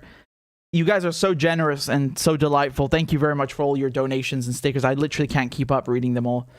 The Chaotic says, you're doing a great service, Richard. Keep up the awesome work. The fight is long from being over. Welland, Ontario, Canada. Thank you very much. Much love to Canada. And you're very kind. You know, we just got to keep on doing what we're doing. And I can't do that without you guys. You guys are part of the machine that we got going on here. You know, greasing the gears of the independent journalism machine. So, yeah. Let me just, I don't know what to talk about first. Yemen or about the multipolar thing? I don't know. Let's just go with, let me go first with Yemen, perhaps. And then I'll go to that. So just a moment. Again, I hate to nag you guys, but it is important. You know I wouldn't annoy you if it wasn't. Please make sure that you sign up on another platform as well. So Telegram, Rockfin, Rumble, Odyssey, or the email newsletter. Please, please, please. Because, you know, if they do something to this channel, God forbid, that's not going to be good. We need to have a backup. I need to be able to reach you guys and continue doing my work. So I'll put all the links for you in the description now, and the chat. So Telegram, all of this is free. Like every single one of these things is free. I mean, the only annoying thing is you have to make an account. And I know if you don't know any of these platforms, it just sounds weird and you don't want to do that. I get it. I would also like not want to, but this is important because you know that they have their sights set on independent journalists. You know that, you know, they don't want to see us succeed. So we have to fight the algorithm.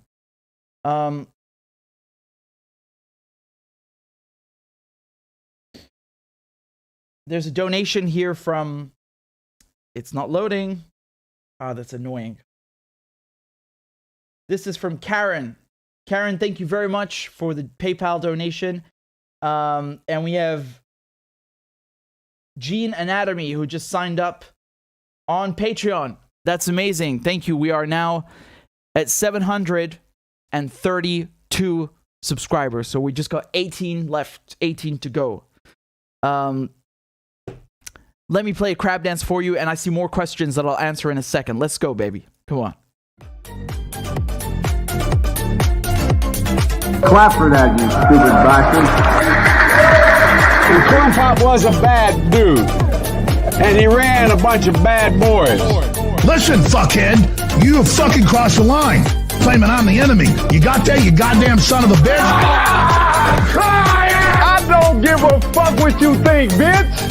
Good morning. Sunday morning. Cut that bitch out. Thank you for Iron Dome, which is a technical marvel. والله انتوا كلاب بصراحة يعني. ماشي نشتغل عادي. We lied, we cheated, we stole. China. And you ain't black. There's always the macro and then there's the micro.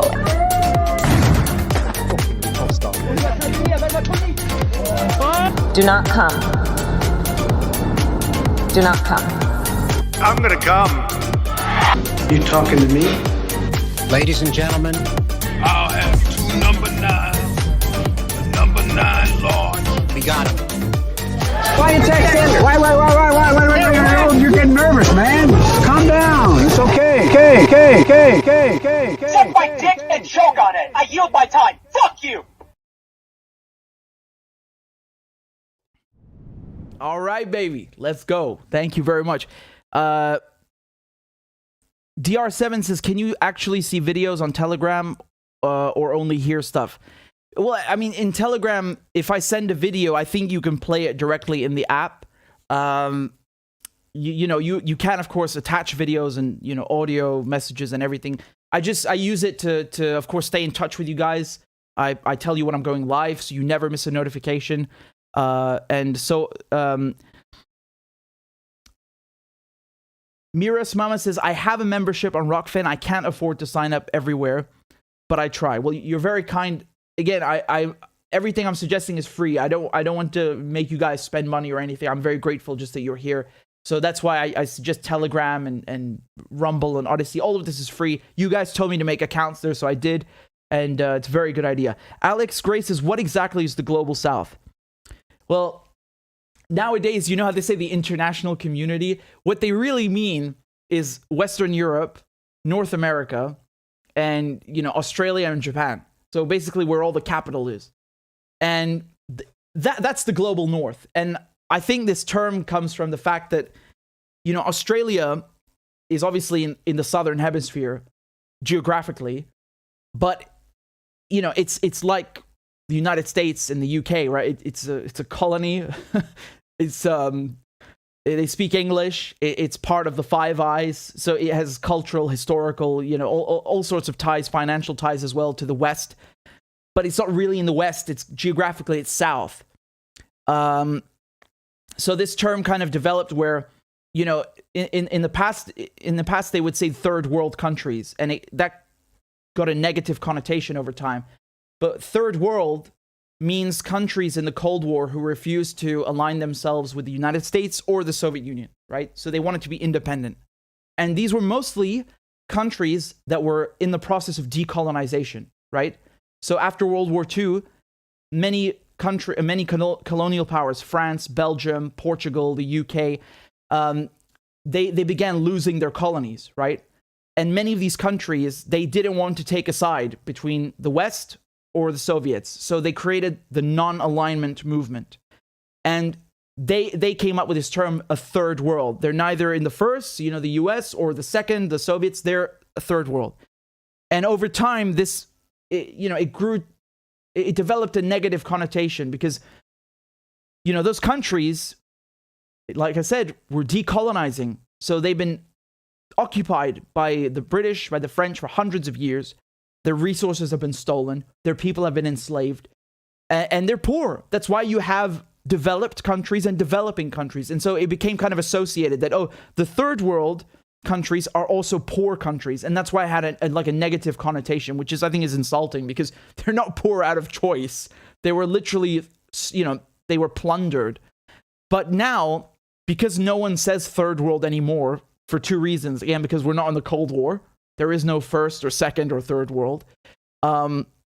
And on top of it, it's got sort of a negative connotation. We say global south instead. So global south means developing countries or third world countries. That's what it means. So again, this is Africa, Asia, with the exception of Japan, Latin America, Central America, the Middle East. So everybody who is not Western Europe, the United States, Japan, or Australia. That's global north. Everything else is global south. So yeah, I'm giving a very brief, quick, sort of,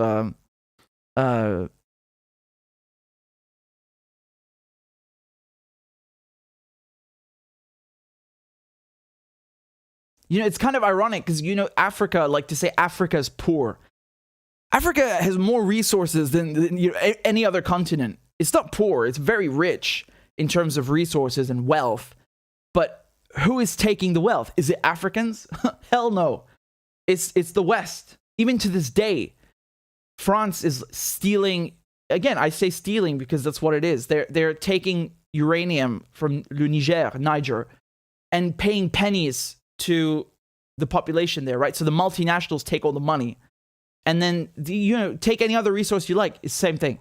Exactly the same thing. So instead of having the French army, although again, they are still in Africa, right? But instead of having the French army and the French state stealing the resources, you'll have a French multinational corporation doing the exact same thing with support from the French state. So they just put a new mask on the thing and call it, it's a free trade or whatever, the process of globalization.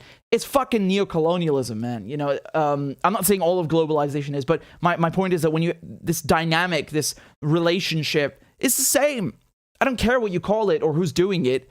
It's the same actors with the same subjugating relationship. There's literally no reason on earth that Africa should be poor. It literally has more resources than any other place on earth. Africans should be swimming in money, right? But they've been robbed, enslaved, and their continent plundered, right? And the same can be said of Latin America. The same can be said, of course, of Southeast Asia, Asia generally, India, of course, and the Middle East, right? The idea that, well, these are developing countries and the West is developed is because of colonialism. You literally have one group that has been stealing from another group for hundreds of years. Of course they're going to be fucking poor. You literally robbed them. This is, I can't believe I have to explain this. I know you guys know this, but I feel like people don't think about this even though it's so obvious. There's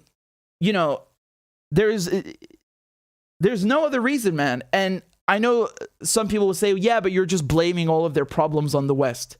No, I'm not blaming all the problems. I'm blaming the main ones. Like, you're going to sit there and tell me that this doesn't matter? This shit is not even like 50 years ago. There are countries that got their independence in the 60s. And even then, is it really independence? I'm sorry, but Syria has Turkey, the United States, Israel. You got British and French forces occupying Syria. How the fuck is that decolonization? How is that decolonization? It's bullshit. They're still colonizing it under a different name. Oh, it's democracy. Oh, we're fighting a dictator. I don't give a shit what you call it. You're occupying the Syrian land. And this is one example. Same thing for Iraq, right?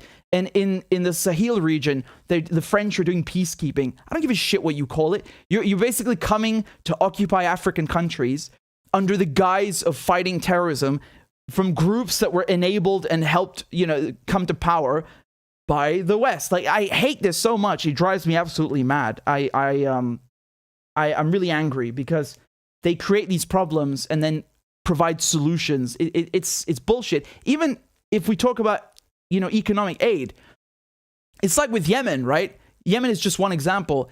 They destroy the country.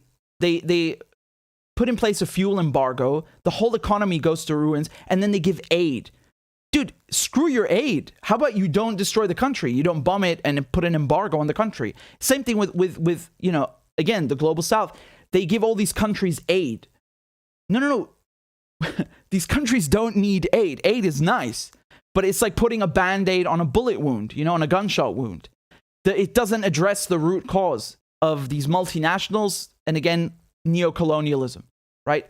So it's like these countries, the UK, France, they not only refuse to pay reparations, they wouldn't even acknowledge their crimes. Like Macron, for example, the French president, he says that, yeah, there were some French crimes in Algeria, but he refuses to apologize. Like, that's how arrogant they are. And the other day you had Prince William in Jamaica, right? And people were telling him, like, don't come here. We reject you. We don't want you here. You're a colonizer. Your family represents British colonization. And they come anyway, and he doesn't even give an apology. He just makes some, like, soppy speech that, like, has everything in it except an apology. Like, they don't even have it's not even respect towards, Jamaicans, self-respect, because if you respected yourself, you would apologize and acknowledge that. But they don't even have self-respect, never mind respect for others. Really angers me,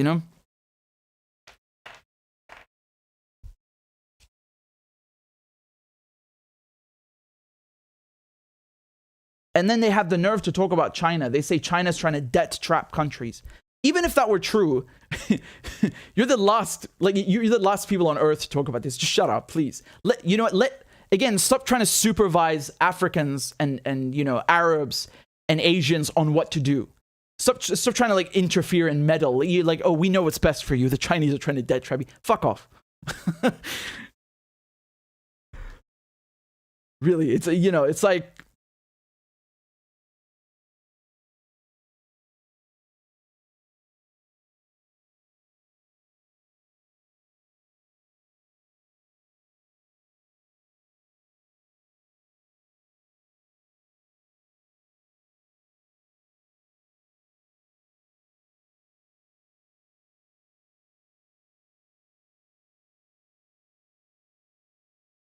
Theodore says, IMF hypocrites. I'm reading your comments. Yeah, absolutely. The IMF is, again, I talked about this before, but I think it's worth repeating. Institutions like International Monetary Fund, the World Bank, on the surface, they appear like, oh, this very nice thing. They send money and aid and they help developing countries. No. That's not how it works. Nothing's for free, man.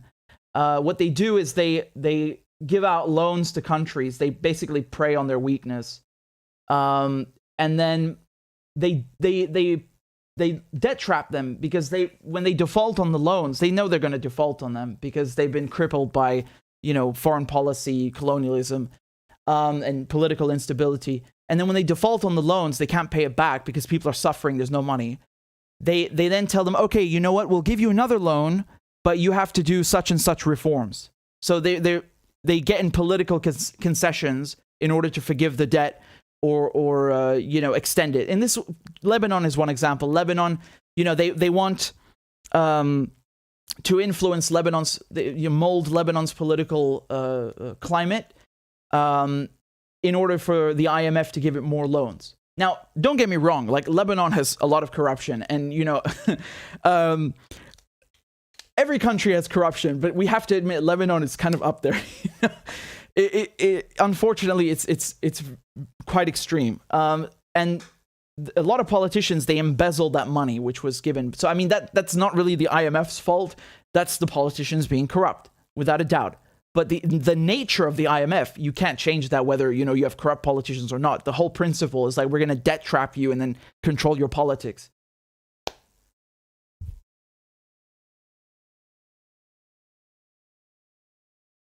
I saw someone making a joke that who is this guy again? I can't remember.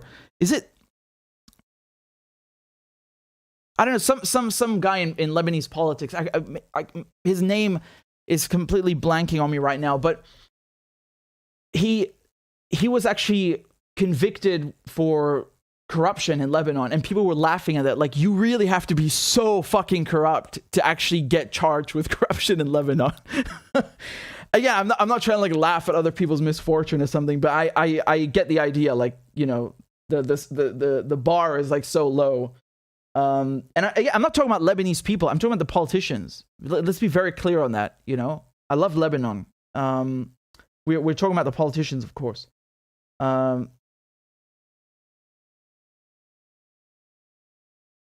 Franz says, merci encore Richard, suis Kémy Seba sur Facebook, Instagram et YouTube, c'est l'un de mes panafricains préférés, merci pour ton courage et n'oublie pas de regarder le lien. Merci beaucoup Franz Dore, et vraiment c'est extrêmement sympa.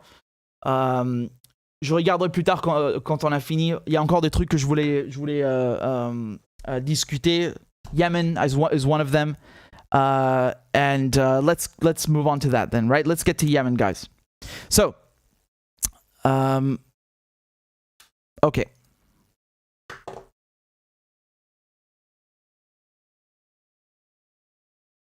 Actually, sorry. This is very important. Before I forget, one last thing about the Russians and the gas payment, the rubles. Very, very, very important, and I'm glad I remembered to do it. So, let me explain the situation, okay? Another crucial reason the Russians are, forcing these unfriendly countries to buy gas in rubles is because by opening accounts in, let's say, Germany's name in a Russian bank, it makes it very hard for them to sanction the energy sector and Gazprom Bank. Now, again, granted, Europe gets most of its, let's say 40% of its gas from Russia. So I don't think they're going to sanction Russian energy imports. But just for future-proofing and for security, this is good because they're making sure that the money, first of all, is not located in Europe. It's in Russia, okay? And the banks are also in Russia, because you saw they froze about half the assets of the Russian central bank. So now, instead of the Russians having their money in European banks, the Europeans will have their money in Russian banks where it's safe. And it also makes sure that they can't sanction Gazprom Bank, because they will have money in those accounts and need those accounts to make gas payments. So this is a very, very crucial point I also wanted to add.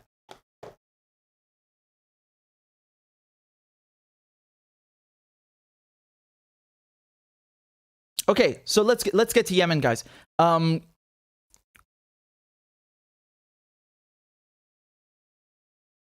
Heartbreaking what's happening in Yemen, really. Where to begin? You guys heard the news in Yemen?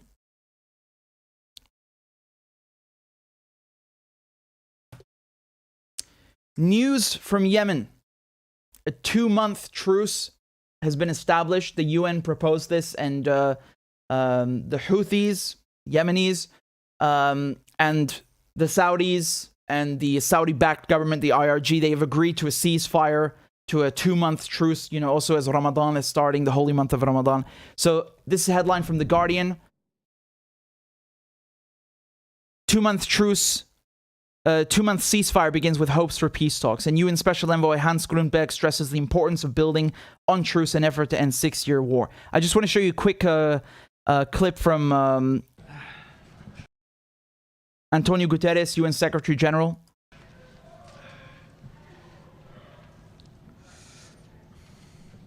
Thank you very much for your presence. I commend the government of Yemen, the Saudi-led coalition, and the Houthis for agreeing on a 2-month truce in Yemen, including cross-border attacks, and I urge all parties to make the necessary arrangements to support the successful implementation of the truce and to operationalize cooperation mechanisms without delay.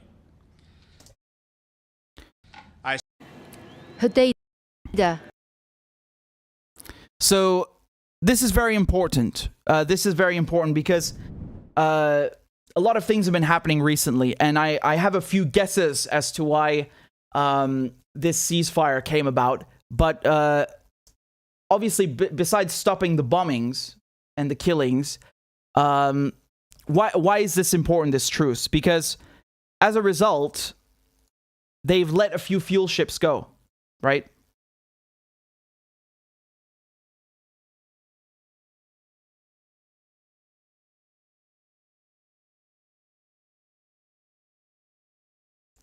I'm really sorry. I think, hold on a second. I'm sorry, I can't see anything here. Oh, that's annoying.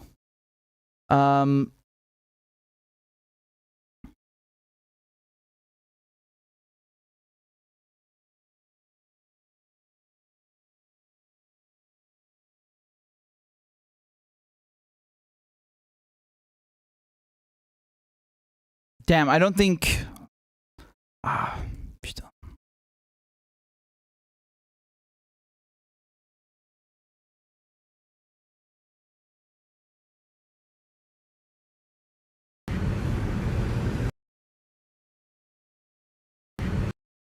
Dang it.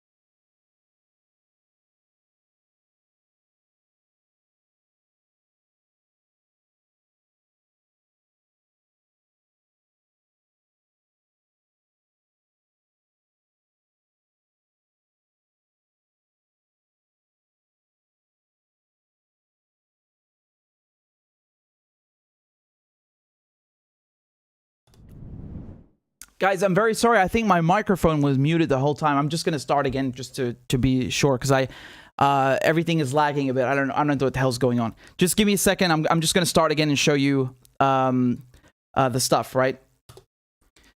So you have a 2-month truce, a 2-month ceasefire that's coming to effect in Yemen. You know, especially as the holy month of Ramadan is starting. And, you know, this has been brokered by the United Nations. So you have the Saudis, the Saudi coalition, the IRG, which is the internationally recognized government in Aden, you know, which the Saudis are backing, and the Houthis that have all agreed to a ceasefire. And this is good for multiple reasons. Obviously, because that means no more bombings and killings, hopefully. But, of course, the fuel blockade. So I just put out an investigative report, and I detailed step by step how there is a fuel embargo being imposed on Yemen by the Saudi-led coalition, right? So these fuel ships try to go to Hodeidah, which is Yemen's largest port, and they get clearance from the United Nations. But even though they already have clearance, the Saudis take the ships to the coalition holding area and just keep them there for months. And every day, those ships have to pay fines to the ship owner because they're not offloading the cargo. And those costs are, you know, put onto the shoulders of Yemenis. And so people in Yemen are paying $9.50 per gallon. In the US, you got $4 a gallon, $5 a gallon, which is already bad enough. Yemen is one of the poorest countries on earth, and they're paying $9.50 a gallon. Last year in 2021, they paid $644 million extra for diesel and gasoline because of this blockade. So with this ceasefire, I'll just show you very briefly United Nations Secretary General Antonio Guterres, what he said very quickly.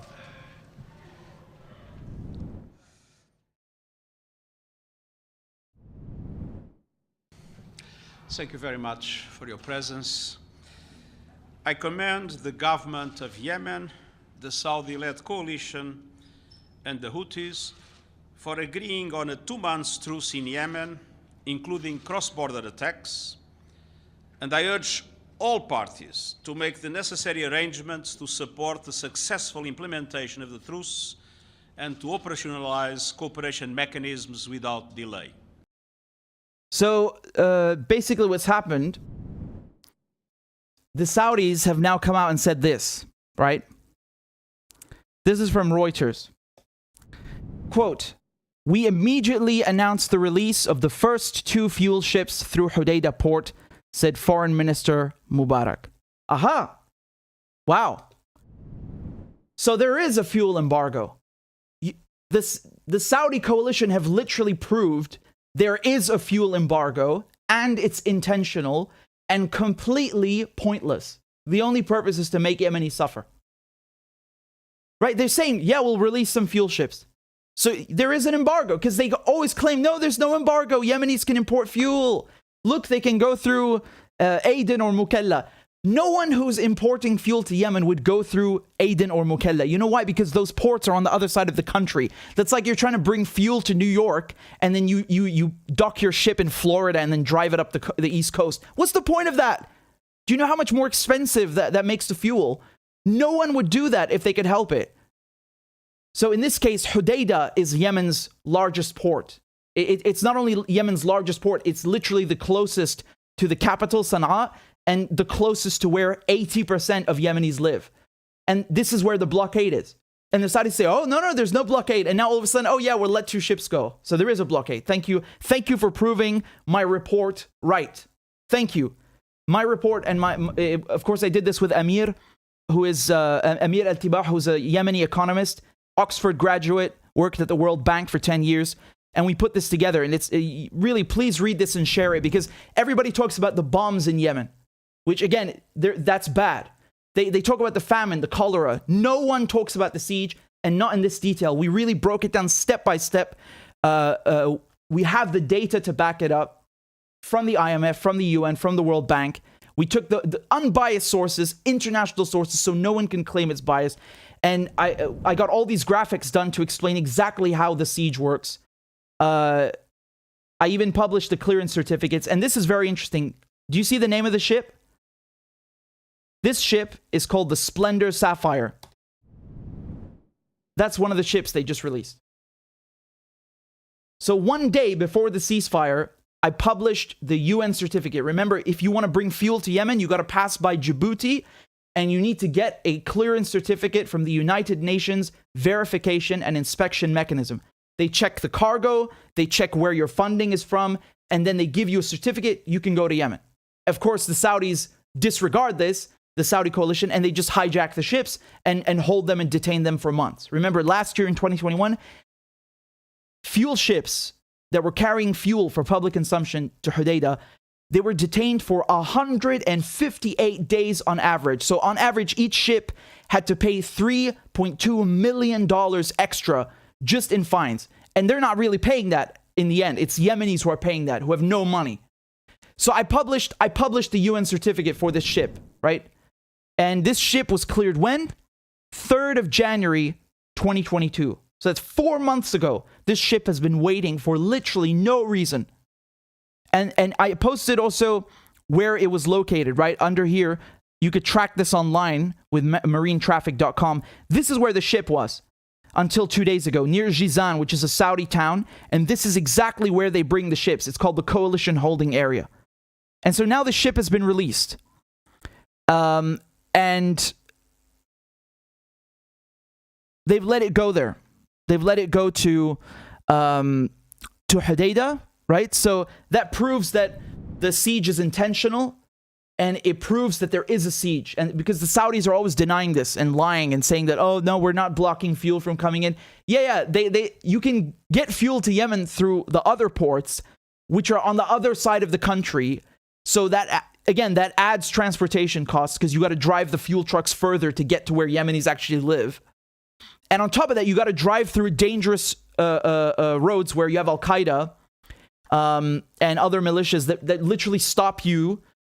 They stop the fuel trucks and demand you pay ransom, or they'll kill you or won't let you pass, right? So again, look at this. Just seriously, look at this map. The Saudis say, yeah, there's no blockade. You can just go to Aden or Mukalla, which are like down here on the other side of the country, right? Most Yemenis live here. This is the biggest port, but you can't go there. So that you have to go here and drive the trucks, this ridiculous yellow route. Like, what a detour.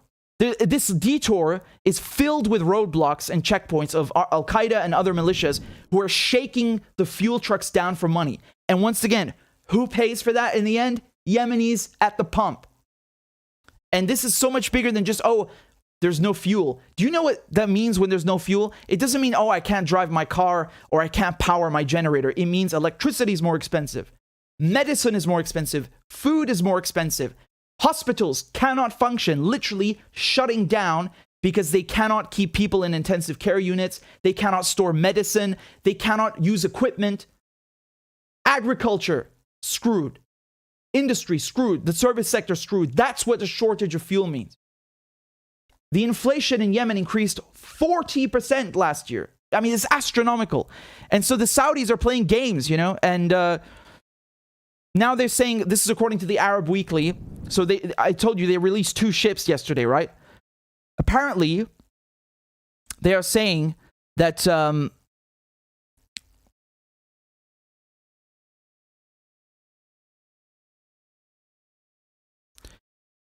during the 2-month truce, the Saudi-led coalition will allow 18 vessels carrying fuel into the port of Hodeidah and 2 commercial flights a week from the Yemeni capital to Jordan and Egypt, according to a copy of the truce.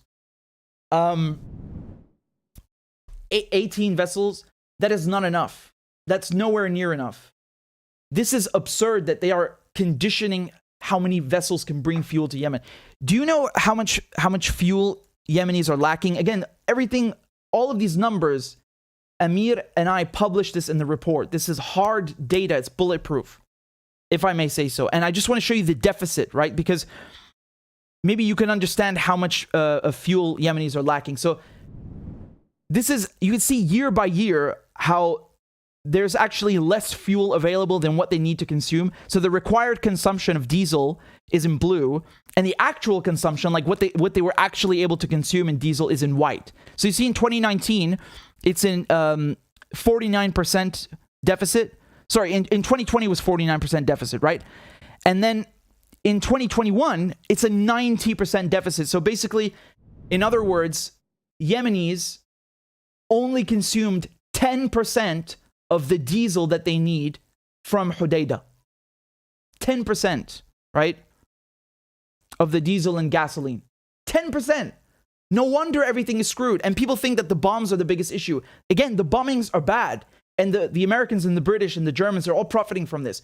But the siege, this economic warfare, is just as bad, if not worse. I've heard this from Yemenis, from Amir, from my cousins in Syria. Economic warfare is horrific. It is just as bad as the bombs, if not worse.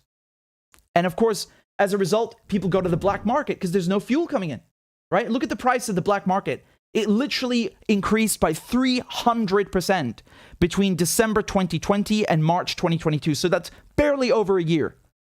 300%.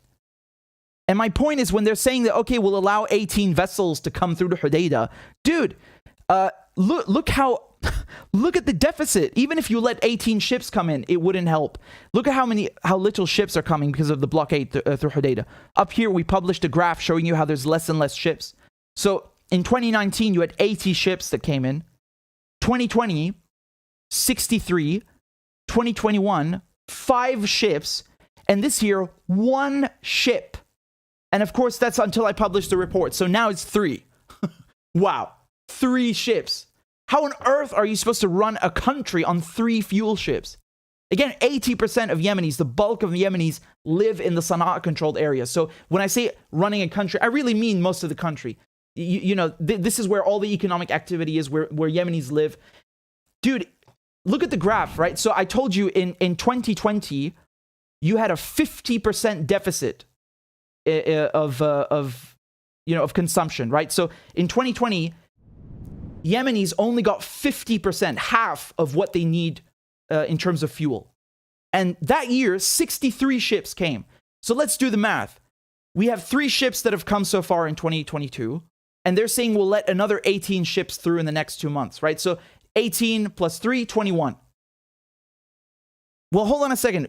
When the 63 ships came in, they only consumed half. So how the hell does 21 help? you're still going to have like a 70% deficit. It's nowhere near enough. And this is really disgusting because even with this truce, they're still screwing Yemenis. And I've heard that there have been violations of the ceasefire already in terms of violence. My focus is on the siege here because I think that this is very important to show how even with this so-called ceasefire, they're still starving and choking and suffocating Yemenis. And this affects all the entire economy. And I think the reason that you had this truce come into play right now is because the Saudis are losing the war. Again, despite all the weapons that they bought, hundreds of billions of dollars of weapons from the British, from the Americans, training and logistical support from the British and the Americans, they still can't defeat the Houthis. Or also you might hear in the media they say Ansar Allah. I say Yemenis, right? So my point is that they're losing the war, and they've tried to get Iran to tell the Yemenis to make peace. And the Iranians said, why are you talking to us? Go ask them yourself. Because you always hear like, oh, the Houthis are Iran-backed, whatever that means. But during the last days, you guys know what happened? The Yemenis, they hit Aramco. Aramco is the biggest oil company. It's the main oil company in Saudi Arabia. And look at the video. This is what happened. Massive. So this is at the Saudi Aramco storage facility.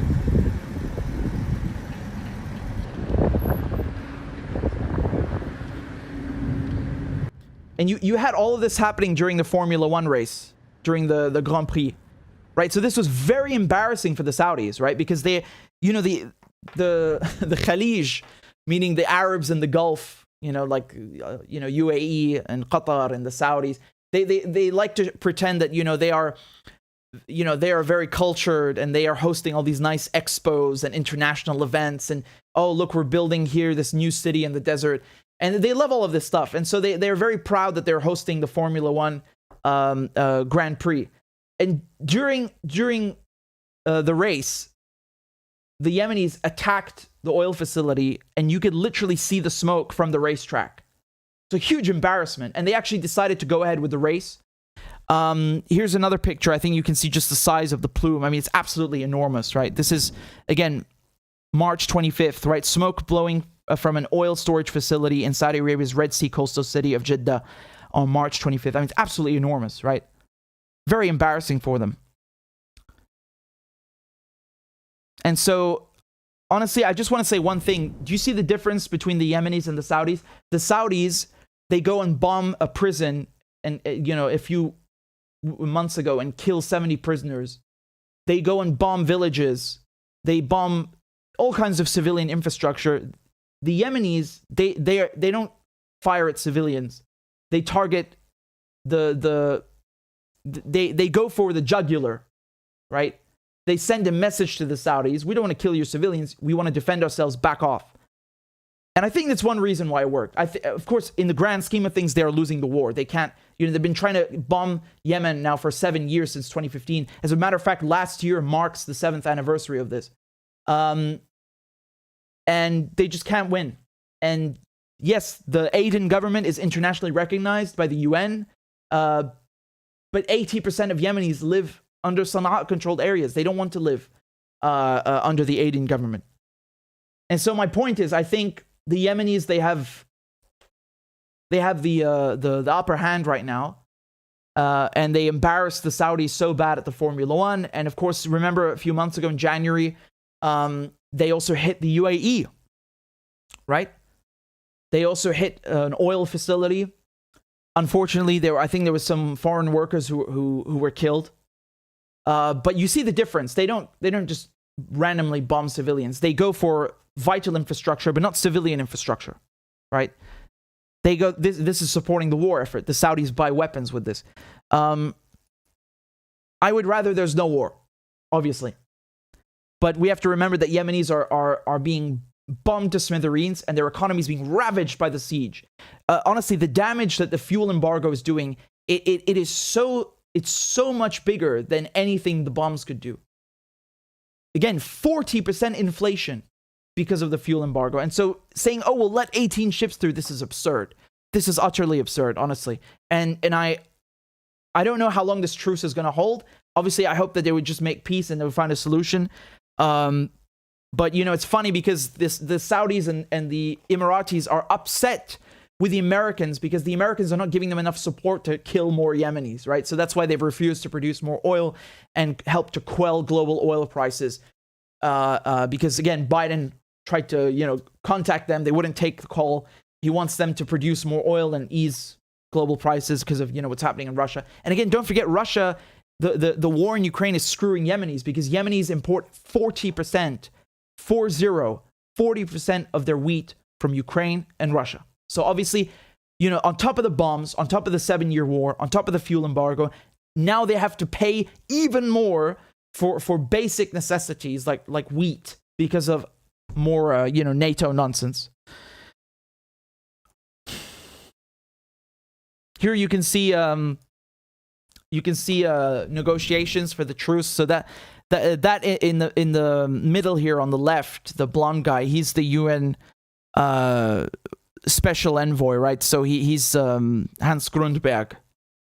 And again, I'm happy there's a truce. I hope it holds, but I just wanted to underline how bad the siege is and how underreported all of this is. I really think that there needs to be more focus on the siege because people, they have a hard time visualizing how lethal economic warfare is. They think, you know, bombs are the worst thing that can happen. Bombs are horrific, you know, but it's not the only facet of waging war.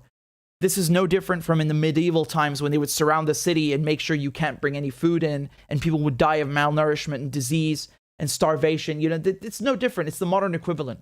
And in this case, it's not even really just sanctions. There's a literal blockade with a navy. So, you know, we need to highlight this and highlight these crimes and highlight the impact that they have on Yemenis and push for it to stop.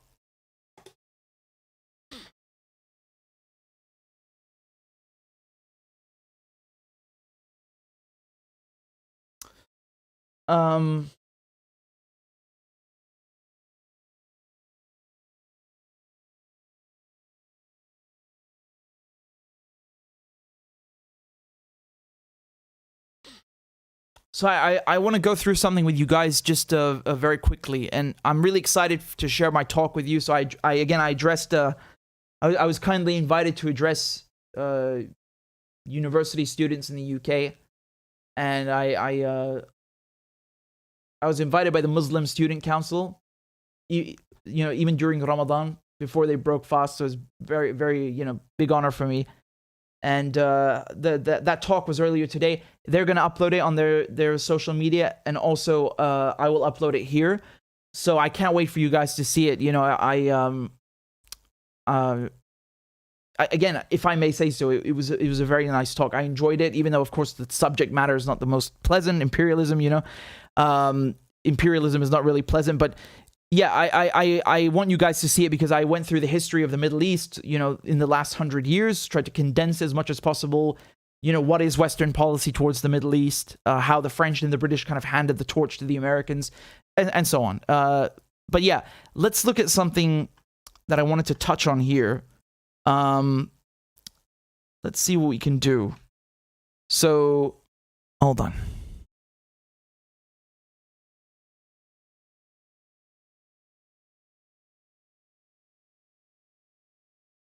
Okay, one moment. I'm going to see if I can pull up this... I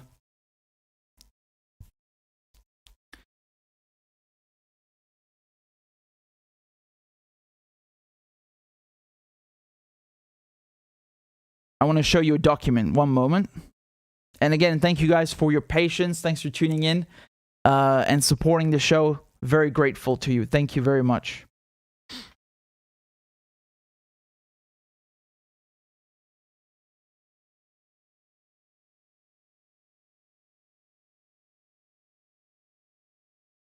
Alrighty.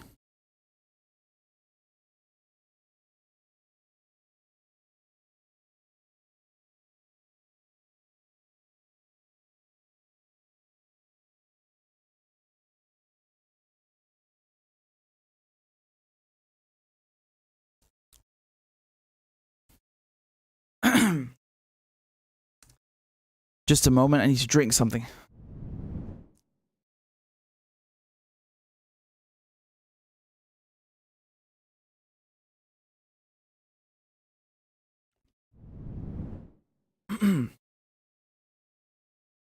So I know when people talk about Ukraine, you know, they tend to focus on what's happening inside Ukraine, but it's so much bigger than that. You know, people are missing the bigger picture. Ukraine is a catalyst for global change. We are seeing, you know, a phenomenal seismic shift in world politics and really the transition to a multipolar world. You know, the United States, for the better part of the 20th century and this century, has been the global hegemon. You know, the US dollar has been the world's global reserve currency. You know, you had, of course, before the US dollar pegged to the gold standard, and then later on, the emergence of the petrodollar, where 80% today, 80% of global oil transactions or oil sales are done in US dollars, right? 55% of the world's reserves are in US dollars. And what's happening in Ukraine is threatening that, right? So the idea was that, oh, we're going to go sanction Russia, right? They said, let's isolate Russia. Russia now has 5,530 sanctions. So, you know, Iran used to be the #1 sanctioned country. Now Russia is the #1 sanctioned country. So 5,530 sanctions. You know, they basically banned energy imports, Russian energy imports in the US, in the UK. Europe can't do that because Europe depends on Russian gas. And then, you know, of course, on top of that, they canceled Nord Stream 2. They canceled that pipeline between Russia and Germany. They tried to isolate Russia. Is that working? Is Russia really isolated? Because when they say the international community stands united against Russia, what do they mean by international community? Let's take a look at who are these countries that are sanctioning Russia. If you look at the map, you're going to see, you know, you're going to see a very remarkable picture here. Oh, so it's North America, Europe, Japan, Australia. Right. So basically, you know, the the triad, where all the capital is, where all the financial institutions are, the global north. So when they say international community, this is the international community they mean, right? It's not very international, is it? It's basically the West. And then at the UN, they tried to condemn Russia, right? The UN General Assembly on March 2nd, they had they adopted a resolution to condemn Russia. And of course, if you look at the vote, yeah, 141 countries voted to condemn Russia. So the overwhelming majority. But you have 35 abstentions. Who abstained? Oh, look, it's China, right? China, India, Iran, Iraq. What do we have here? South Africa. Oh, look, Pakistan. So India and China alone, you know, that each of them, that's over 1 billion people, their population. You add Pakistan, Iran, Iraq, South Africa. I mean, hey, we're talking about almost half the world's population, right? Well over a third. How is that the international community when literally billions of people refused to condemn Russia? That's very odd. And then, of course, you had another vote just a few weeks later. This is on March 24th, but demanding aid and aid access. And again, overwhelming majority voted in favor. But in terms of the BRICS, right? So when we're talking about BRICS, we're talking about the world's emerging economies, the powers of the future: Brazil, Russia, India, China, South Africa. They're not on board. Now, Brazil, to be fair, did vote in favor of these resolutions. But you look at Lavrov, the Russian foreign minister, what's he doing here? Oh, he's in Moscow with the Brazilian ambassador, with the Chinese ambassador, with the Indian ambassador, with the South African ambassador. That doesn't look very isolating to me. I'm sorry, I don't know what kind of international community you're talking about, but looks very Anglo-centric to me. It looks very Western to me, and not very international, right? Goes further than that. Why are we shifting towards a multipolar world?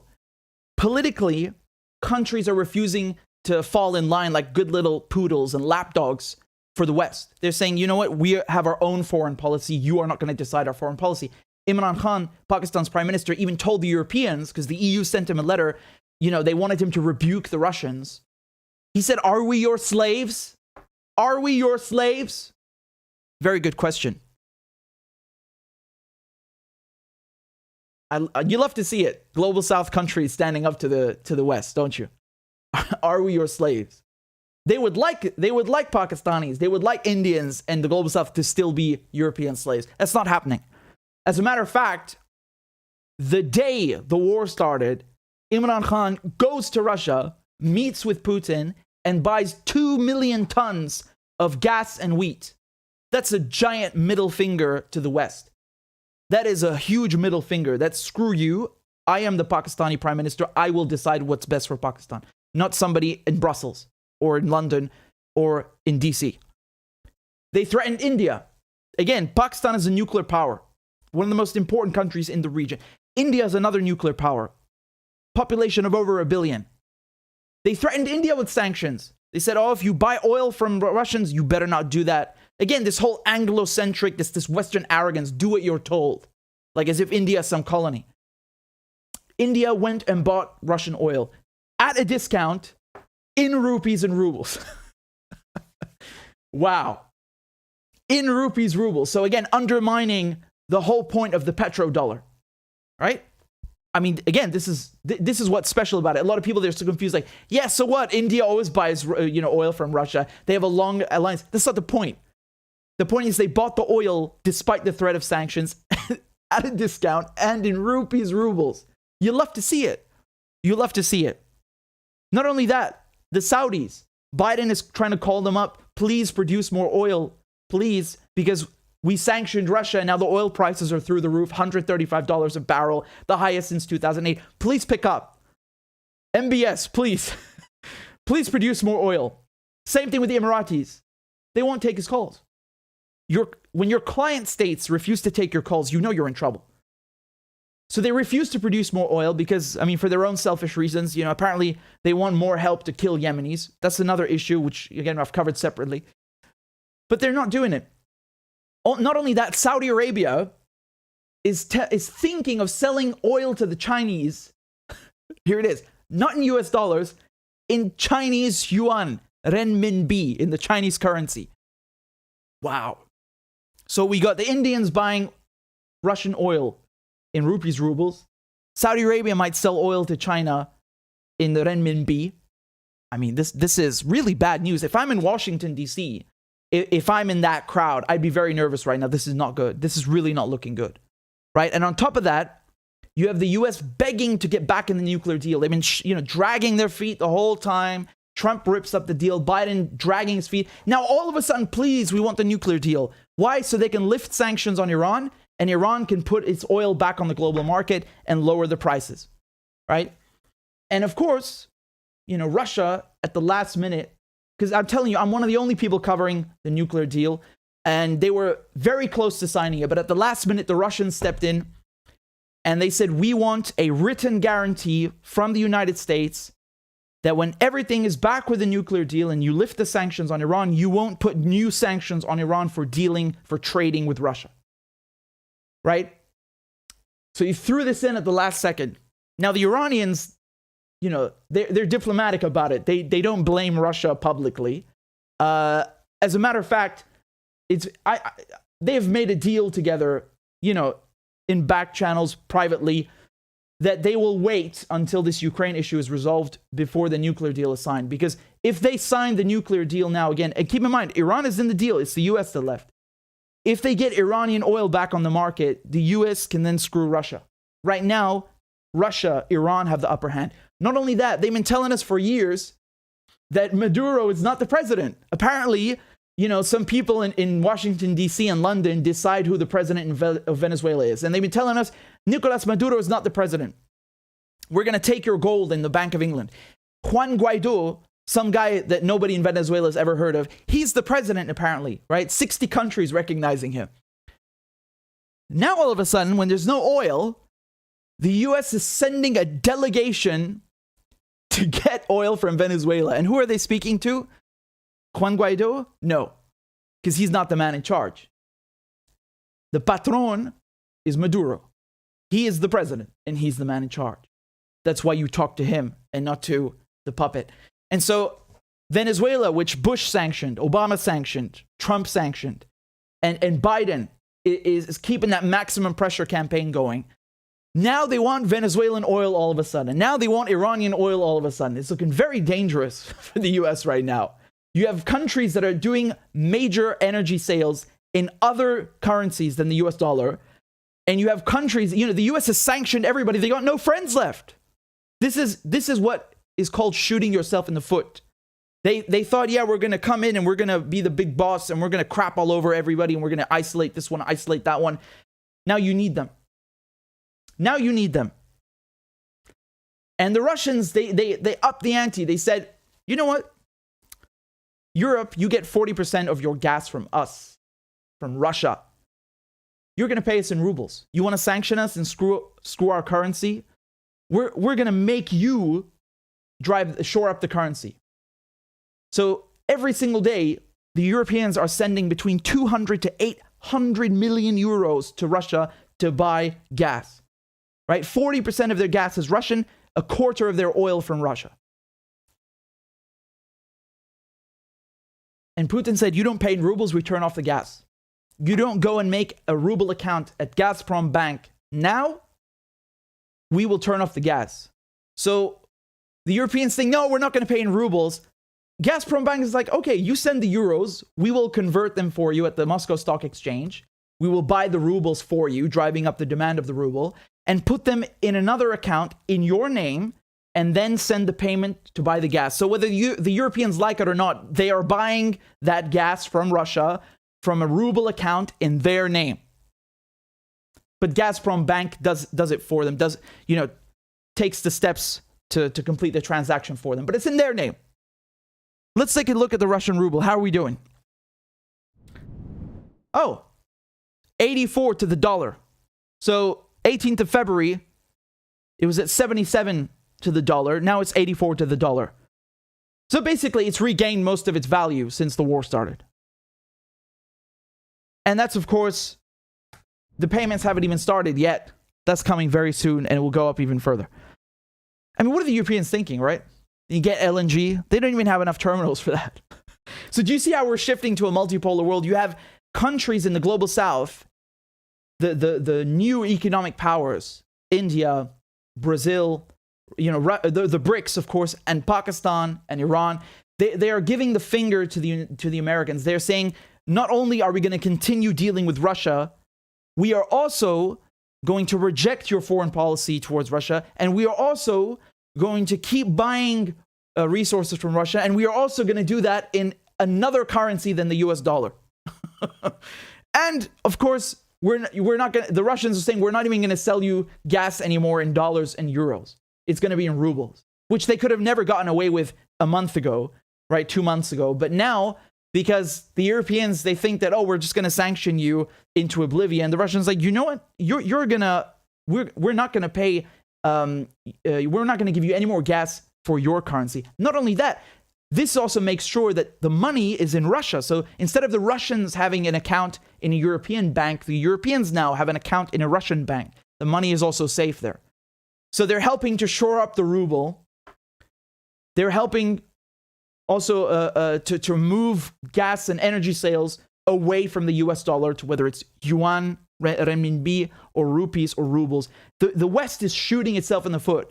So it was only a matter of time. It's only a matter of time before, we move to a multipolar world. But the United States and the EU have basically shot themselves in both feet and sped up the process of de-dollarization and the emergence of Greater Eurasia, the Belt and Road Initiative. These countries, they're sick of being lapdogs for the West, or, being treated like lapdogs and falling in line. And they're now thinking that, you know what, we're not going to be as stupid as the Europeans. The Europeans want higher food prices. Aldi Nord in Germany is saying they're going to raise food prices by 20 to 50%, butter, sausages, meat. You can go do that to yourselves. You want to pay $4 a gallon for gas? You can do that to yourselves. We are not going to be stupid like you. Russia is our neighbor, whether we like it or not. That's a reality. and we're not going to sacrifice our own economic well-being for you because you say so. And of course, this is why they try to overthrow Imran Khan, right? Try to oust him through a no-confidence vote. And we covered that, of course, just earlier. That because they think that, if you don't play ball, you won't sanction Russia. You criticize our foreign policy, we will come after you. This is not going to work anymore. This is not going to work. And right now, Venezuela, Iran, Russia, they have the upper hand. They have the upper hand right now. It's not looking good. If I was in Washington, D.C. right now, I would be really worried. I would be very worried. Oh boy. They really shot themselves in the foot. Really shot themselves in the foot. Even Goldman Sachs is warning now that the U.S. is at risk of losing its dominance. Remember, barely 100 years ago, the British Empire was the largest empire in history, right? And just like that, almost overnight, the British pound went from being the world's de facto reserve currency to the pound. Don't think that this can't happen fast. I'm not saying it's going to happen, at the flick of a switch tomorrow morning, but they have certainly sped up that process. And this is why it's so important to see Ukraine, for not just what's happening inside Ukraine, but to see Ukraine for what it is, which is a catalyst for global realignment. When you have Russia's foreign minister, Lavrov, going to India. Let me explain something to you. In the last weeks, many people visited India, right? You had ministers from Mexico, from China, from the UK, from Austria. Do you think the Indian Prime Minister met with any of them? No, not one. Russia's foreign minister came just yesterday. Modi met with him. The only foreign dignitary worth meeting with was the Russian one, which again is a middle finger to the US. We're not going to shun Russia. Actually, we're going to show very clearly that we're still with them. We have no problem with them. And of course, this is just a day after Lavrov was in China, showing again that China is on board, to continue its relations with Russia. I mean, they've really just pushed Russia into China's arms. They have made sure now that, the economic ties between them increase. So Visa and MasterCard, they said, you know what, we're going to pull out of Russia. We're going to boycott you. And the Chinese looked at that and they're like, you guys are stupid. And they just moved in with Union Pay. So now that's the Chinese equivalent. Union Pay just took over their market share in Russia and linked it with Russia's Mir system. And not only that, Venezuela, Iran are in talks to link their payment systems with Russia's Mir. Once again, showing that these countries, because they are sick of being bullied by the United States, will end up finding a way around SWIFT, around sanctions, and coming up with their own systems. And you might laugh at that now, but you won't be laughing when they leave the West behind in the dust. And again, I take no pleasure in saying this. I'm just saying this is a wake-up call, because there comes a point you can't sanction people into oblivion and treat them like dirt, over every little thing. And I'm not talking about Ukraine. I'm talking about all these countries that have been victimized by sanctions and embargoes for decades, right? Which includes Cuba and Syria as well. So they're in for a rude awakening. They have pushed Russia into China's arms. They have, in a way, I know Pakistan and India and so on are they prefer to remain neutral. That's why they've abstained and not voted one way or another at the UN. But in essence, in practice, they are, in a sense, siding with Russia. They are saying to the US, we are not on board with you. That's bad news for Washington, man. That's bad news for US hegemony. And it's good news for the global South, sick of being oppressed by the same bullies, subjugated economically, politically, by people in Whitehall and Washington, D.C. So well done. You've threatened the United States dollar as the de facto world reserve currency and, petrodollar. Even the euro is going to take a hit in the long term because now major gas sales are being done in rubles instead. You've made sure that Russia, Venezuela, Iran, and China have closer economic ties to the point they're linking their payment systems together.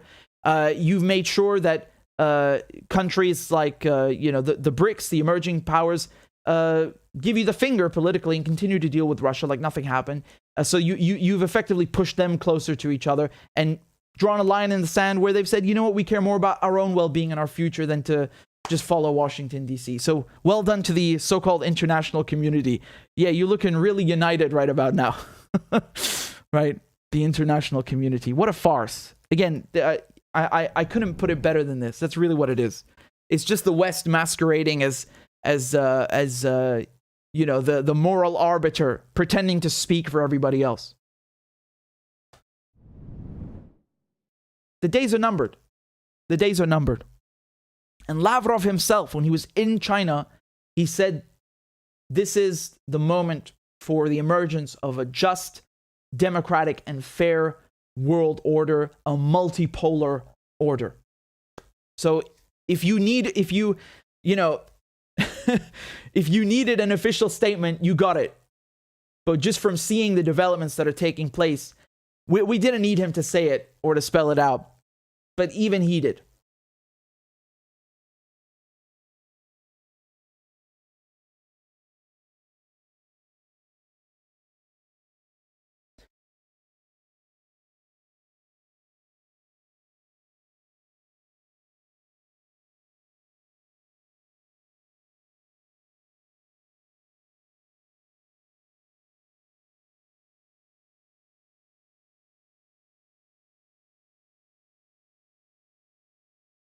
Thank you very much to Rudolph and Idris. Thank you guys very much for supporting the show on Patreon. I'm very grateful. We are at 734 subscribers. So that means we are only 16 subscribers away. I know we got 1,500 of you watching. I'd be very grateful if we could hit that goal. We just need 16 more people to sign up on Patreon. And again, I don't like to bore you with this. Let's just go straight to the crab dance.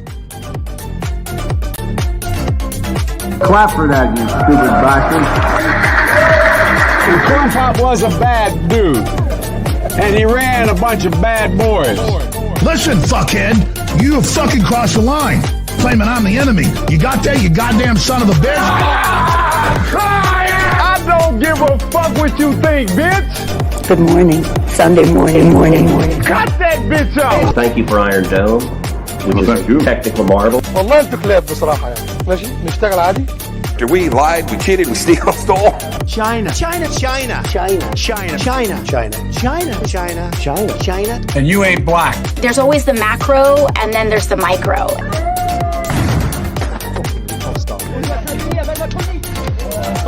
Do not come. Do not come. I'm gonna come. You talking to me? Ladies and gentlemen, I'll have two number 9s.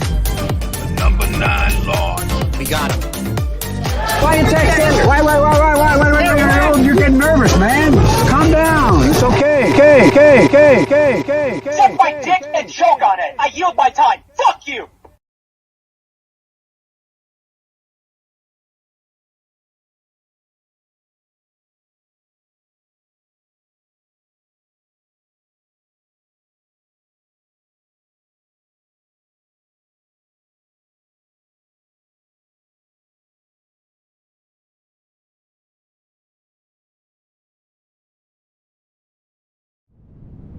All right. Thank you guys so much. You're great. I actually just saw something I wanted to go through with you very quickly about Bucha or Bucha. Again, I really don't know. I'm hearing, two different pronunciations. What I like to do is say things the way the locals say it, and my impression is that it's Bucha because I heard the UK ambassador saying it's Bucha. I was like, okay, well, I'll take her lead since she's going to launch an offensive, no pun intended, about this at the UN Security Council. But I think the way to pronounce it in Ukraine is Bucha. Dude, there are even towns in Syria where I'm like, how do you pronounce that? We got some funny names also in Palestine. Just a second, let me switch over to this so we can have a look together. All right, then.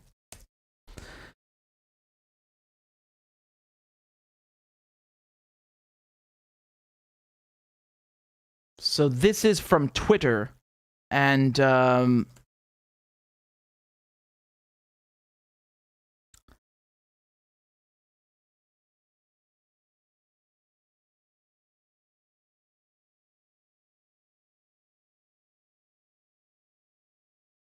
So again, I just want to show you what I saw now from Scott Ritter.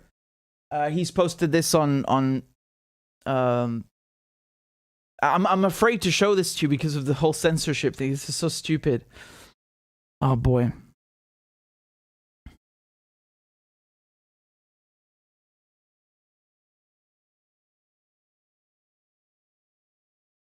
You know, they talk about freedom of speech, and I mean,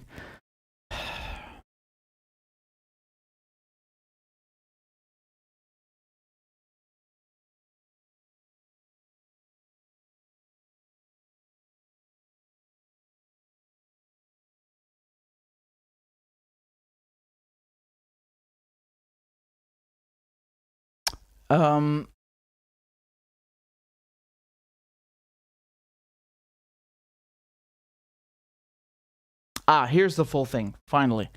Again, this is from the channel that must not be named. From Scott. And he says that he's spoken about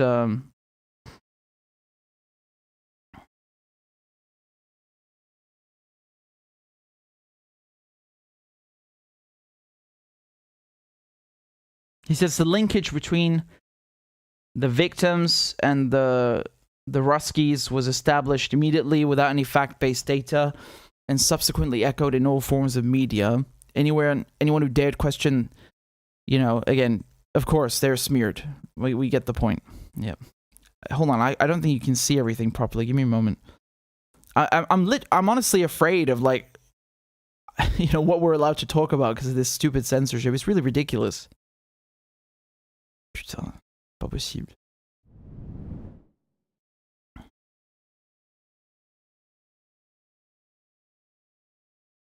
He says that it's mass hysteria at this point and fits every stereotype, right? Narrative.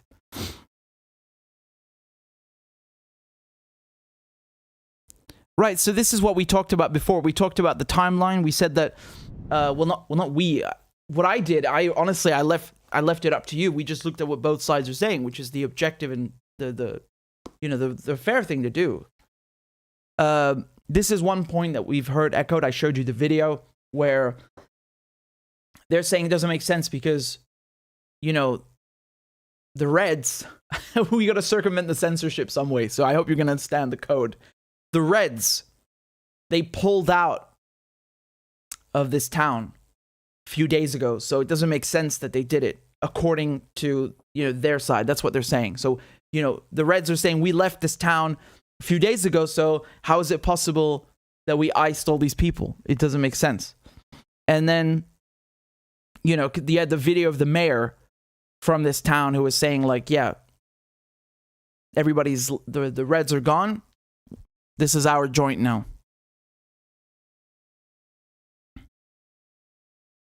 And they're saying also that the national police began entering. That's what they're saying here. The next day. And the video from the mayor. Exactly what we saw them saying, right?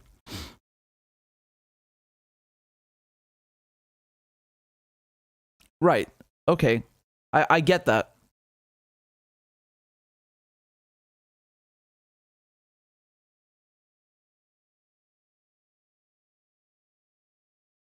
That again, this is something where I'm really skeptical about that, you know?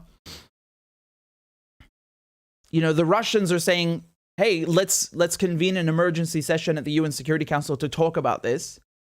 And then the British are like, "No. Let's leave that for Tuesday."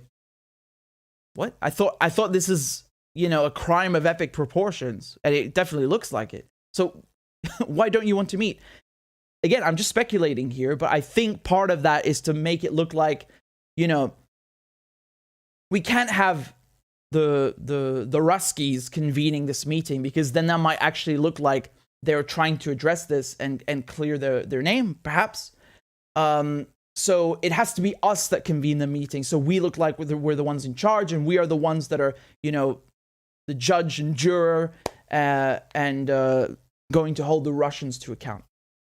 Again, you know, it could be completely wrong, but that is the vibe that it gives off. Wouldn't you agree? Because again, the logical thing to do is to convene the meeting. Why not? This is serious. I'm like, you know, no matter who did it, this is serious. Those images are horrific. I don't understand that.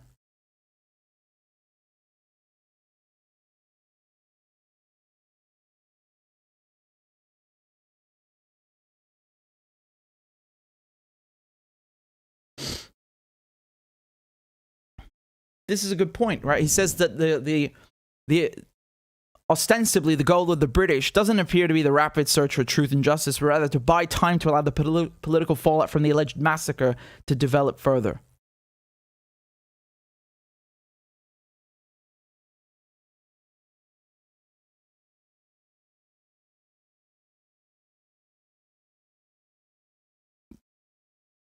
Yeah, again, you know, when we say, I'm going to repeat this, again, we should criticize the US for, you know, refusing to recognize the International Criminal Court. Not only that, but like threatening to invade it if it actually does its job.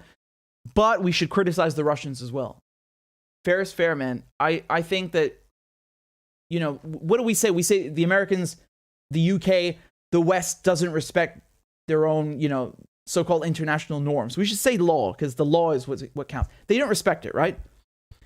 Okay, so we should do our part then, meaning the global south, or, I mean, I say I am British after all, but I mean, you know, as people advocating for some sort of international justice, we should be advocating that everybody joins something like the ICC, right?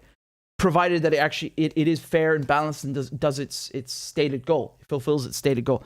So how can we criticize the British and the Americans, but not the Russians? The Russians should also be criticized for not joining the ICC. Fair and simple. Like this, I don't need to explain this. It's just. But obviously, right now, I get it. The U.S. is the one that's saying we should do a war crimes trial and so on. Yeah. You know, coming out of the mouth of Joe Biden, I get it. Yeah, of course, it's hypocritical. Remember, when we talk about the ICC does not try countries. It tries people, leaders, military officials, politicians, so on.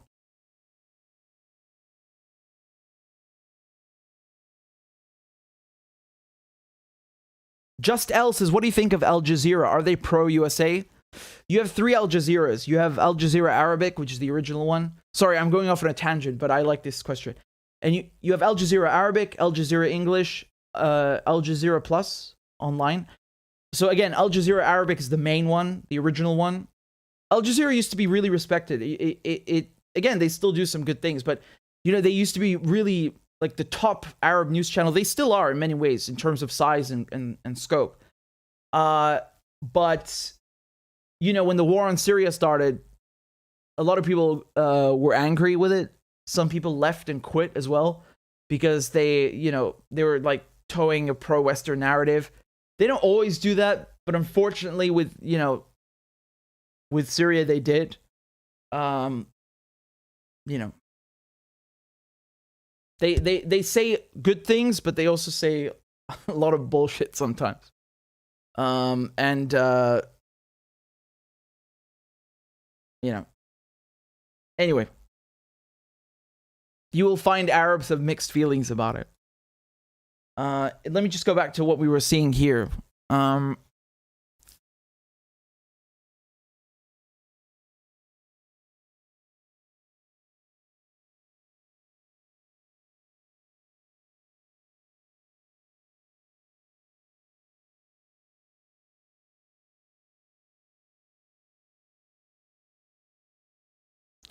Oh, this is a very interesting point, because you guys remember I was showing you the International Criminal Court issued a statement early March that they would basically expand that Ukraine had accepted jurisdiction for events taking place after February 20th, 2014. So that means now, things that are happening now.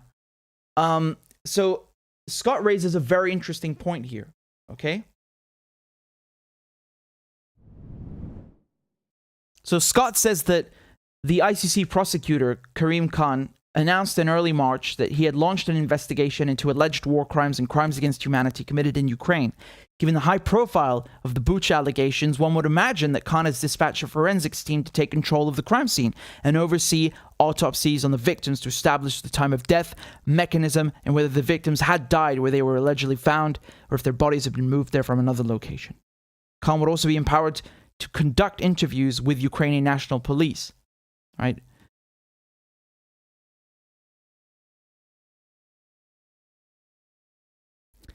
Scott says that those results would likely conflict with the narrative, and that's why Khan is not currently on the ground.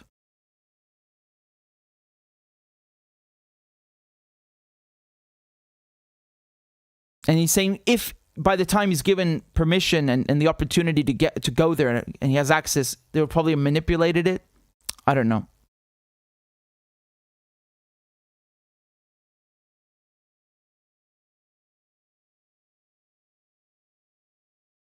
So Scott finishes by saying that if it turns out it was, you know, a setup, again, I don't know if that's true, but he says that if it turns out that's true, then of course, you know, the Limeys and the Yanks would be complicit.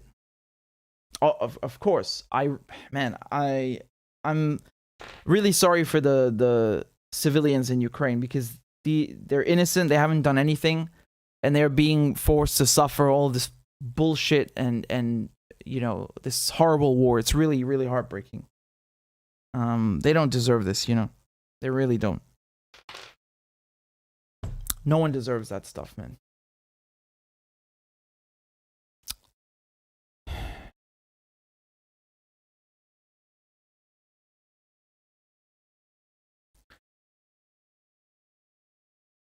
So, in any case, I know some of you just tuned in now, but, you know, I covered this earlier now. I think I said everything there is to be said.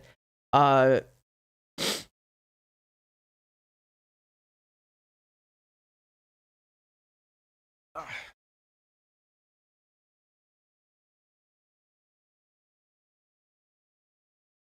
me look at your comments.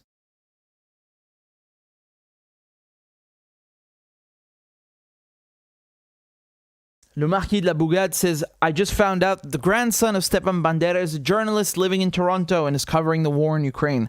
On top of that, he has the same name. Wow.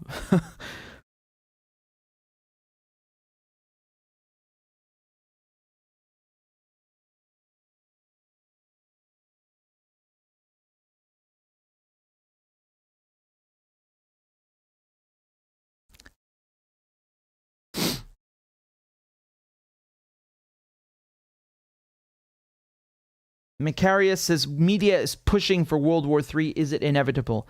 You're right, and I want to show you some things that are going to make your skin crawl because they're so outrageous. Again, it's this stuff, it's just like, it's such garbage. So maybe we can look at it for comic relief, although I don't really know it's so comical if they get us all killed. Oh, man. There, you know, there's also a lot of stuff happening in Palestine. Again, I hope I'm wrong. I really hope I'm wrong. But I think there could be another war brewing because this looks a lot like last year. You remember there was always these clashes during Ramadan and at Damascus Gate, and then it blew up. And man, I've seen some videos. Again, you know, I can't do my job because I want to show you. That's my whole job, is to report things to you of importance and challenge, you know, power centers like Israel. And I don't know if I can show you because it's not nice. And, you know, YouTube, yeah. The thing is, you have Palestinians, again, they're civilians just being like, you know, brutalized by the Israelis every single day. No one cares. It's like becomes so normalized. It doesn't even make the news. And it's so upsetting. It really upsets me so much. I don't know how any sane person can.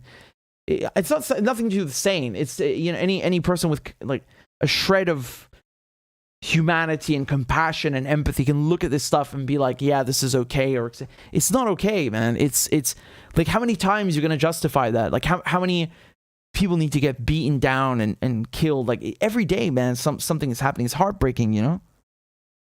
I want to show you just one quick video over here before I show you some more of these warmongers.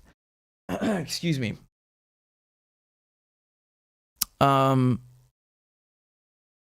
Actually, you know what? I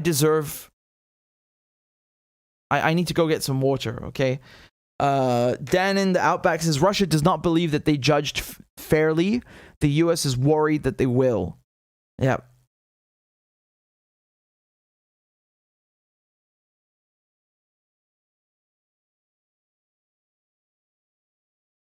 Lana, I know what you're saying. Again, I've mentioned that several times. Weird, right? That makes no sense. I want an explanation to that. In any case, give me a second, guys. I need to go get something to drink. So don't go anywhere. You guys get something to drink as well. We'll be back in like 1 minute, and then I have some things to show you, some very important things. And we will continue. Yalla. We'll be right back, okay? Don't go anywhere. I'll play the break video quickly. I am once again asking for your financial support. A is for All men and women created by you know the thing. B is for I'm beginning to see why your wife left you. C is for Corn Pop was a bad dude, and he ran a bunch of bad boys. D is for Don't worry, I'm so serious. Children, I love to hear them. E is for Excuse to walk by the dealer and say, no, I'm not going to be a mule. I got something to do. I got to go do boom, boom, boom. F is for Time friend, and she's a friend. She's been my friend in and out of public life. G is for Go to Joe 30330. H is for Hairy legs that turn blonde in the sun. And the kids used to come up and reach in the pool and rub my leg down. I is for I'm a Democratic candidate for the United States Senate. J is for Just look at the record. I have Vice President Biden. Well, I tell you what, if you looked at my record and you still doubt about my commitment, then you should vote for somebody else. K is for Kids jumping on my lap. And I've loved kids jumping on my lap. L is for The lion, dog, face, pony soldier. M is for Make sure the television, make sure you have the record player on at night, the phone. Make sure the kids hear work. N is for NATO. O is for The only African-American woman that's ever been elected to the United States Senate. P is for Poor kids are just as bright and just as talented as white kids. R is for Rest her soul, and although your mom's still alive. S is for Send a text to the word united. T is for Truth over facts. U is for Union workers, the UAW took incredible cuts in their future. V is for I'll vote for somebody else. All right, thanks so much. W is for Wait, you're getting nervous, man. Calm down. It's okay. X is for Xi Jinping. Y is for And you ain't black. I am once again asking for your financial support. A is for All men and women created by you know the thing. B is for I'm beginning to see why your wife left you. C is for Corn Pop was a bad dude, and he ran a bunch of bad boys. D is for Don't worry, I'm so serious. Children, I love to hear them. E is for Excuse to walk by the dealer and say, no, I'm not going to be a mule. I got something to do. I got to go do boom, boom, boom. F is for Time friend, and she's a friend. She's been my friend in and out of public life. G is for Go to Joe 30330. H is for Hairy legs that turn blonde in the sun. And the kids used to come up and reach in the pool and rub my leg down. I is for I'm a Democratic candidate for the United States Senate. J is for Just look at the record. I have President Biden, Vice President Biden. Well, I tell you what, if you look at my record and you still doubt about my commitment, then you should vote for somebody else. K is for Kids jumping on my lap. And I've loved kids jumping on my lap. L is for Hi guys. So okay, first a couple of important announcements. I have a few job offers, and I just want to go through this quickly with you. So you guys know I launched online, like a social media / online news outlet. This is the Twitter. Basically, I'm looking to hire people part-time or full-time, and I'll tell you what we need, what we're looking for. It's called In Context. This is the Twitter. Hold on. There you go.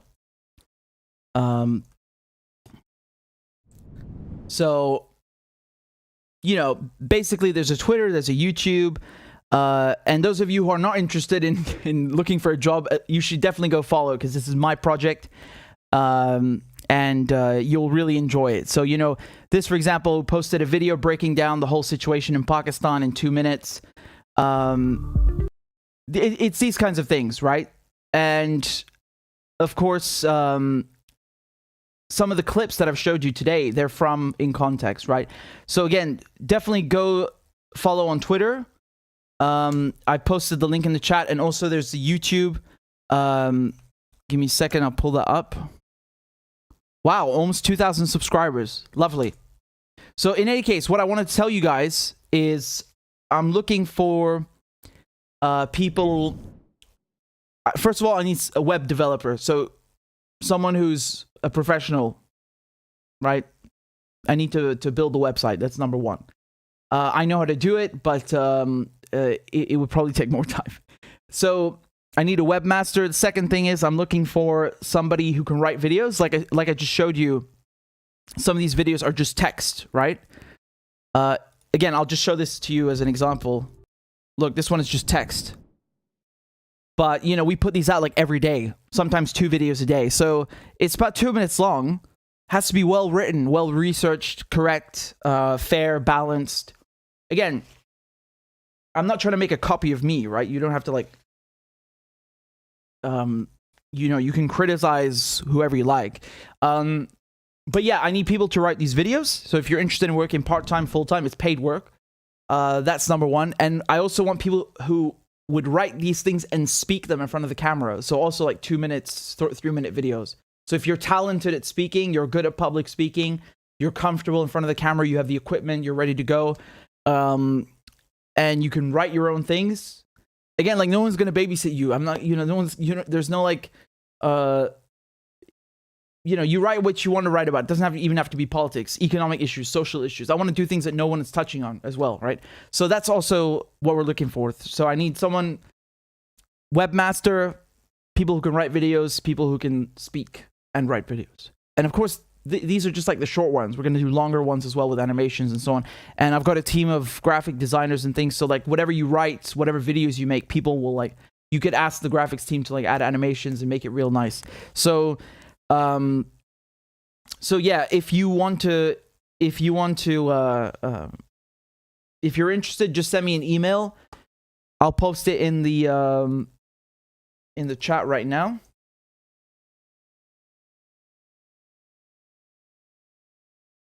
So it's rmedhurst@protonmail.com. Call Me B saying, what about pop culture? Okay, not pop culture or entertainment or sports. But yeah. Falcon says, happy to volunteer as a full stack web developer. What does that mean, full stack web developer? Perhaps I'm not understanding. Markovich says, I'm going to do web development for free. You guys are very kind. I mean, I would obviously like to pay you regardless, but the website is actually, I just really want something simple as hell. It's not even that complicated. Pauna says, do you have Telegram? Yes, I do. I'm posting the link to the Telegram right now. It's t.me/Medhurst. Claudia beat me to it. So,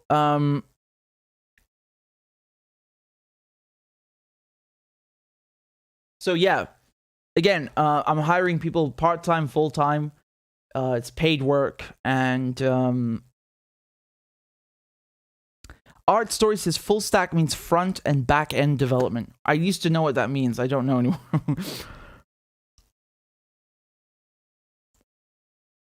Arash says, if you want to do something really simple, why not just do a WordPress site? It is a WordPress site. I just don't have time to do it. That's the problem. I am drowning in work. So, yeah. In any case, I just wanted to say that because I'm trying to build something special, and I'm willing to hire talented people and help. Yeah, it's not just about like making the outlet bigger. I also want to invest in people who, you know, good at writing, speaking. Yeah. Okay, so in any case, let me show you what's going on with Ukraine. This video is very, very special in a way. Take a look. This is Zelensky in 2019, the Ukrainian president, and he's speaking to... So again, it's Ukrainian President Zelensky, and he's speaking to the leaders of the Azov battalion. It's in 2019. Take a look. О том, что демилитаризация, украинских кордонов и так далее. Мы бы хотели это все обсудить и формализировать, чтобы потом не было как у Петра Алексеевича. Ты со мной хочешь формализировать отношения? В меморандуме. Я с тобой? Не я с вами, а все люди, которые в этом процессе, те, которым болит за Украину.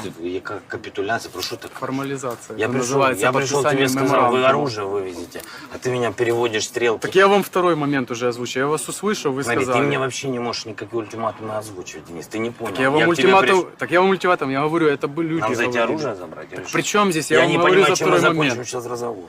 Так мы нормально общаемся. Ну так и давай нормально общаться. Ну, никто же вас не пытается макнуть никуда.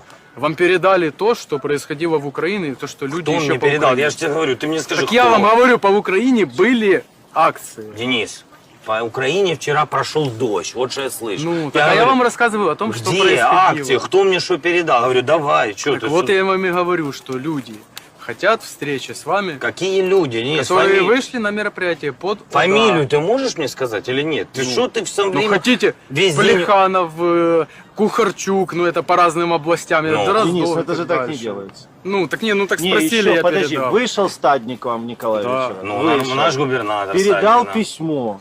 Да, или что вы ему там, вернее, вы ему передали? Конечно, для президента. Ну, он мне передал, я прочитаю. Ну, так вы же спросили, что там было. Я вам и рассказываю, что, собственно, в этом письме. Вы же сами спросили только что. Послушай, да. Я президент этой страны. Конечно. Мне 42 год. Я ж не лох. Я тебе пришел и сказал, оружие уберите. А ты меня не переводи на акции. Причем мы с вами уже поговорили, вы потом спросили. Я не поговорил с тобой, я хотел увидеть в глазах понимание. А увидел парня, который решил, что перед ним какой-то лопух стоит, и переводишь меня на другую тему. Так какая другая тема? Мы уже этот момент обсудили, я вам следующим сказал еще один момент. Я услышал, что окей, ты мне скажи ок, все. Ну так у нас нет оружия в руках. Нет, это значит, ты меня не услышишь. Ну слушайте. Парни, это я вам сейчас сказал серьезно.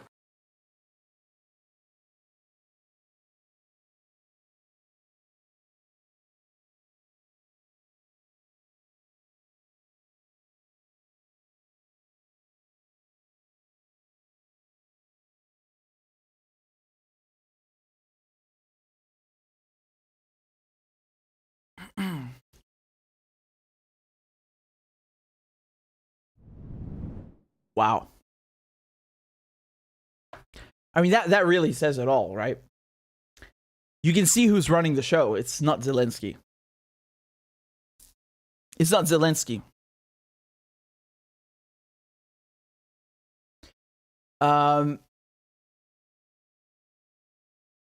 You know, when people say like, oh, the Nazis in Ukraine, the Azov battalion, it's just a tiny group of people. They're not important. That's not true, because first of all, they always try to justify them being incorporated into the Ukrainian National Guard by saying they're good fighters. So obviously they're effective on the battlefield. And on top of it, the idea that just because they're numerically inferior to other battalions, that they are somehow irrelevant, is obviously untrue, because they not only have military, they're not only important on the battlefield, but also politically speaking. You can see how the guy is not really running the show. He's the president, and they're just kind of like laughing at him. Again, it's really telling. It's really telling. And of course, just earlier you had Zelensky. He was invited onto Fox News and asked about the Azov battalion. Let me play that clip and let's see what he had to say in response. I want to have you clear something up for us, and this is these reports about the Azov battalion that is said to be Nazi-affiliated organization operating as a militia in your country, said to be committing their own atrocities. What should Americans know about that unit, about those reports? So Azov was one of those many battalions. They are what they are. They were defending our country. And later I want to explain to you. Everything from all the components of those volunteer battalions later were incorporated into the military of Ukraine. Those Azov fighters are no longer self-established group. They are a component of the Ukrainian military. Back in 2014, there were situations when our volunteers were encircled, and some of them did violate laws of Ukraine. And they actually were taken to court and got prison sentences. So law is above all. It is what it is. That's what he's saying. Once again, you can see how so many people. I want to have you clear. You can see how so many people, including Zelensky himself, they are apparently just tolerating these Nazis. Like, yeah, well, you know, we can't help it. Again, I don't know what to make of Zelensky. You know, Scott, when he was on the other day, he said that he doesn't think Zelensky is a bad guy. He's just in a really crappy position. The more I think about that, the more I see how true that is. This guy is stuck between Nazis on one side, you know, NATO over there, Russia over here. Wow. I mean, I really would not like to be in his shoes. Remember, this guy's a comedian. Like, you know, even if he weren't, I mean, this is just a really crappy position to be in right now. Does that excuse what he just said about, like, oh, well, you know, they are what they are, like as if, you know, it's they have bad sleeping habits or something, you know, they eat too much chocolate, like, you know, they're just, yeah, it's just Nazis being Nazis. I mean, you could have at least have been a bit more pronounced, although at the same time, given the video that I just showed you, it doesn't really look like he has much of a say in things. Shocking, really. It's shocking. And I'm showing you this not to, you know, reprimand or rebuke Zelensky, but rather to show you that this myth that these Nazis in Ukraine are just some insignificant fringe group. I mean, numerically, perhaps, but in practice, politically, militarily, certainly not. They wield a lot of influence. They are playing a major role in what's happening now and has been happening for the last, you know, close to a decade, right? So I wouldn't negate that and dismiss it or minimize it as some kind of, oh, it's just like, you know, don't focus on those. No, they said the same thing about the terrorists in Syria. Oh, it's just a few crazy extremists, you know, most of them are moderate rebels. Turns out it's a lie. You know, what ended up happening is basically they were incorporating the other so-called moderate rebels into the more hardcore groups, the extremist groups, and or just killing the so-called moderates. So in the end, it was like, you know, survival of the fittest, let them massacre each other. And of course, the ones that come out on top are the extremists. So we hear the same thing in Ukraine. Like, oh yeah, they're Nazis, but they're good fighters. They're good fighters. I don't care how good they are. Like, I don't want no Nazi shit.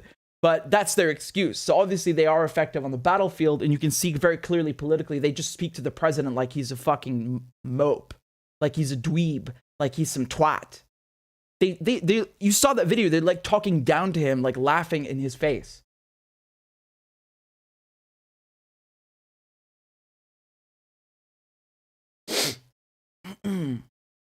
Phantom Sterix says, yesterday 4 children were killed by the Bashar regime.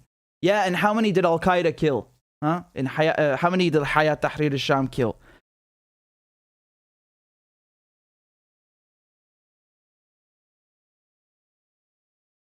I mean, he says, we can't have informed judgment without assessing all the information. making sure citizens get one side of the story is literally propaganda. Context is what's missing, and we're not allowed to hold them to account. Of course, they want one narrative. Like, you can only have, you know, you can only consume news via approved Big Brother outlets, right? So you can go and watch CNN, or you can go watch Deutsche Welle, or you can watch France 24 and get the exact same story in multiple languages. That's your diversity, you know.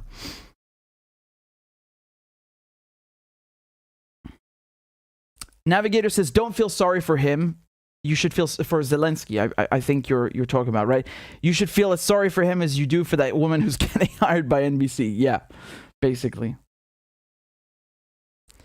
Again, all I'll say is, you know, I definitely wouldn't want to be in his shoes. What a crappy position to be in.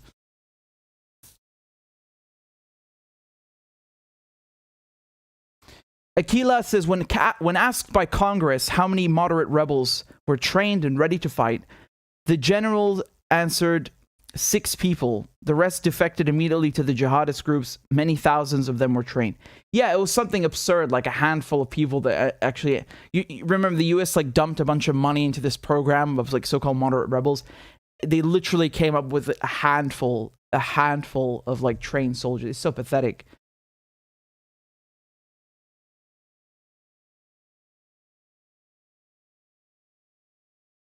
RJ says anybody against Assad is a traitor and should be charged in a Syria court. No, I mean, look, we're not. You don't have to go that far. I will say one thing though. I think, you know, there's a saying in Arabic. What was it again? Ana ibn ammi. No, ana akhi ala ibn ammi. I think it was ibn ammi or ibn khalti. Which one was it? Because in Arabic, when you say cousin, we specify whether it's your mother's side, whether it's your mother's side or your father's side, right? So just I don't want to butcher the saying. Give me a second.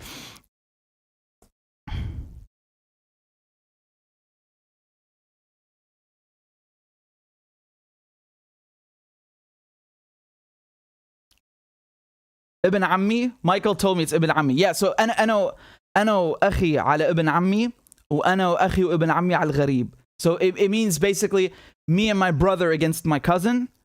Me and my brother and my cousin against the gharib is like a foreigner or like a, you know, a stranger. So the point is that even if you have internal disagreements, let's say in your country or your society, if you have an external force that's attacking you, or you're in dispute with an external force, not necessarily war, but, you know, just in any context, then even if you have disagreements with your cousin, you still get together with them.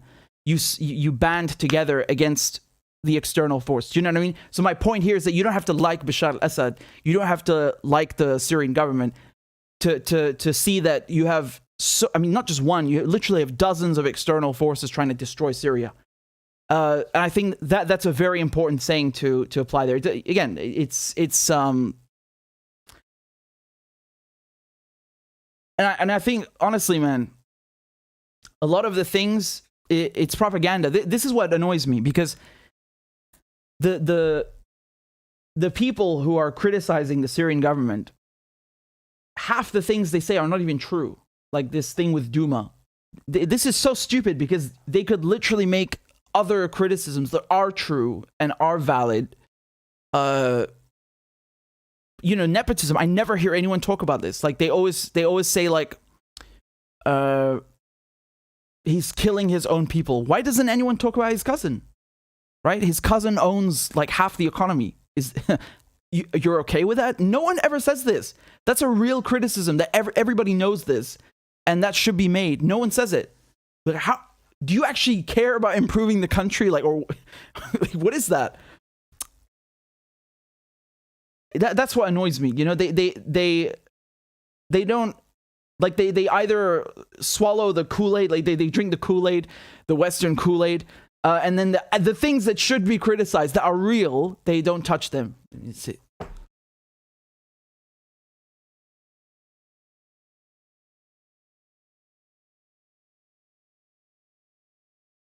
Arc Stream says Assad arrested him, right?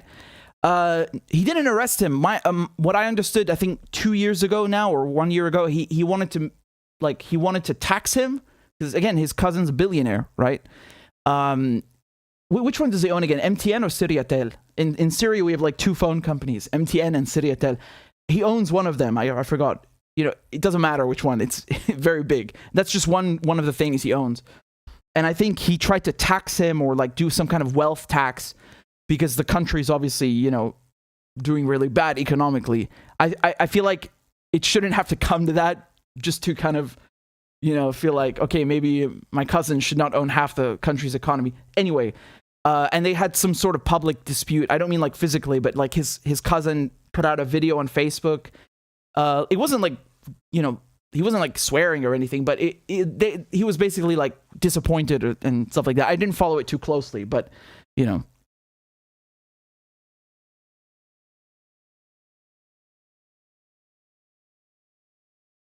It's Nafas is Syriatel and Ramak. Yeah.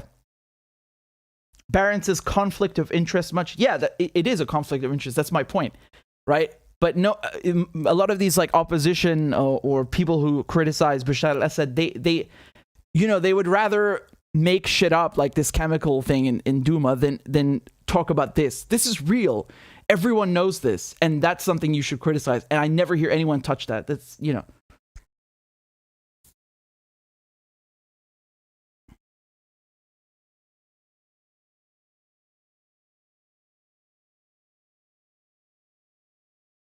I will say one thing, and nobody in the world can tell me otherwise. This is a fact, because I've seen it with my own eyes, and I experienced it. I saw it. You know, every single year, Syria was getting better and better. When I say better, I mean the infrastructure. You know, I remember Saht al-Abbasid Square.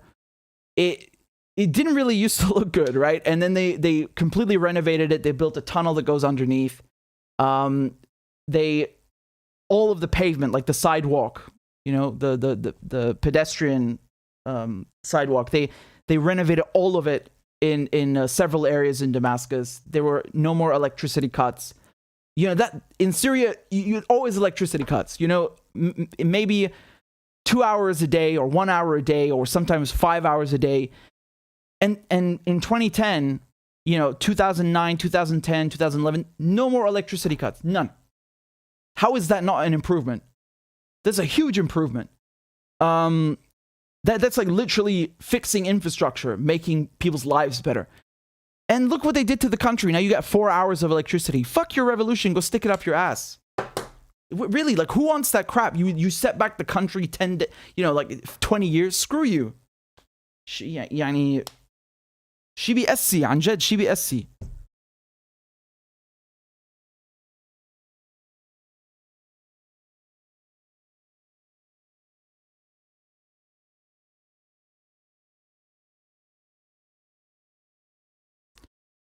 Rosa says it's like Libya. It has the best standard of living in Africa. Yeah, exactly. Like you said it perfectly. You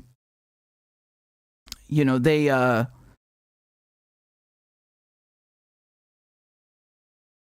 not only got rid of Gaddafi, right, which is basically, again, man, you don't have to like Gaddafi, you don't have to like Saddam Hussein, but, and I don't think it's fair to compare the two, I'm not, but my point is that, like, how they killed them, you know, they hanged Saddam, they lynched Gaddafi, like, that's an insult to the country, because you're basically, a bunch of foreigners are funding some ragtag, you know, hoodlums to just lynch the country's leader in public.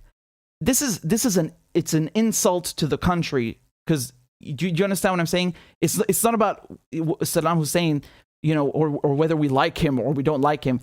Gaddafi said this, by the way. This is, now I remember, he said that in the Arab League in 2008. He said the whole Arab leadership was killed by hanging, right?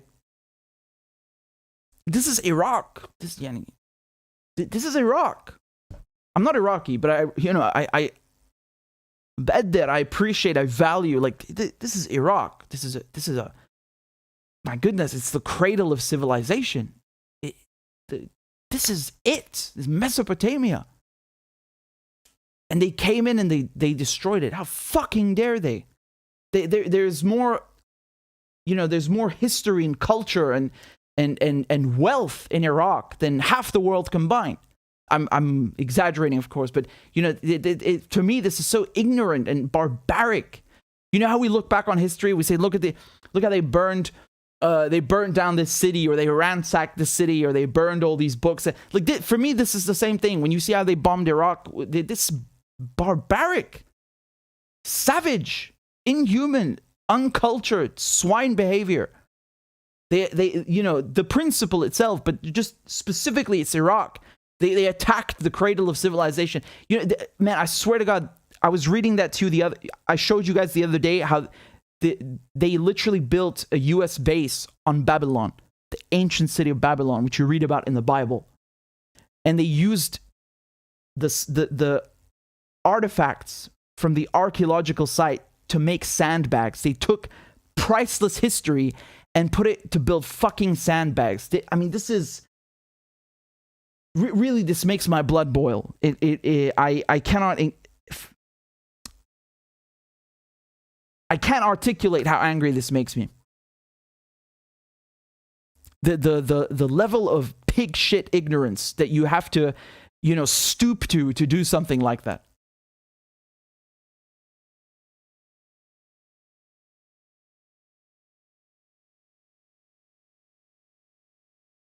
Jeanette says it's not swine behavior. Pigs are lovely creatures.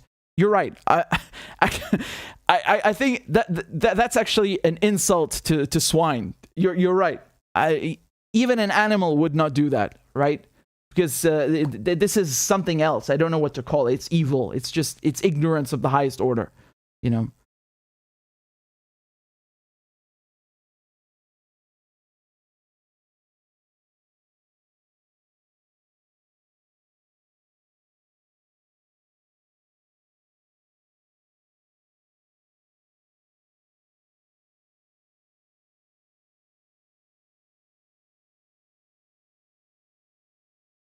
Velocity says Babylon. Damn. Yeah, I'm not kidding. I wish I was making this up, so it's not true. It's actually true. They damaged the city of Babylon. And again, like you guys all know what Babylon is, right? I mean, it's it's mentioned in the Bible. It's the ancient city of Babylon. This is one of the most important civilizations in our history as human beings. Even if it wasn't Babylon, like I don't care what, it could have been ruins from another civilization or another. It's the principle that they treat the archaeological site like dirt, literally like dirt that they put in a sandbag, literally. Ah, man. And you know what bothers me as well? You have so many things that have been stolen from Iraq, stolen from Syria, historical artifacts that have been taken from the museums and sold through the black market that end up in Switzerland and who knows where else. This makes me so angry, really.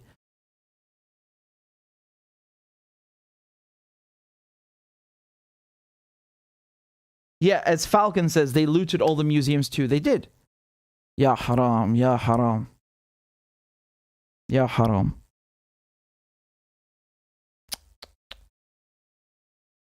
Yeah, I've told you guys a couple of times about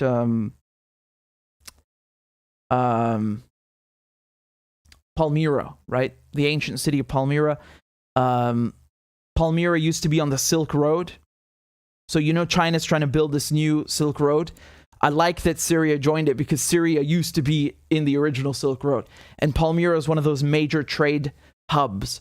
And so there's a museum in Palmyra where there are, many, many beautiful historical artifacts in there from the Romans, from other civilization. And I've been there when I was young. To Palmyra and the museum. And there's, of course, a Roman amphitheater. And so, what ISIS did is they tortured the director of the museum because they thought that he had hidden the most valuable or precious, artifacts, so they couldn't steal them and sell them for money or destroy them. And he never gave them up, and they hanged him. They just left him hanging, you know, from one of the Roman arches or something. I don't know. That guy is a hero. He's a real hero. And I've seen a video. I don't know if this was in Palmyra, but I've seen a video before of ISIS. They're inside a museum and they have a sledgehammer and they're literally just smashing all of the stuff in the museum. I can't watch that video. I can't watch that. Again, it makes me want to cry. You know, really, at the end of the day, I know it's just a bunch of rocks. You know, these things, they are nothing compared to the civilians, the humans that are killed in the wars. But it makes me very sad. It makes me very sad.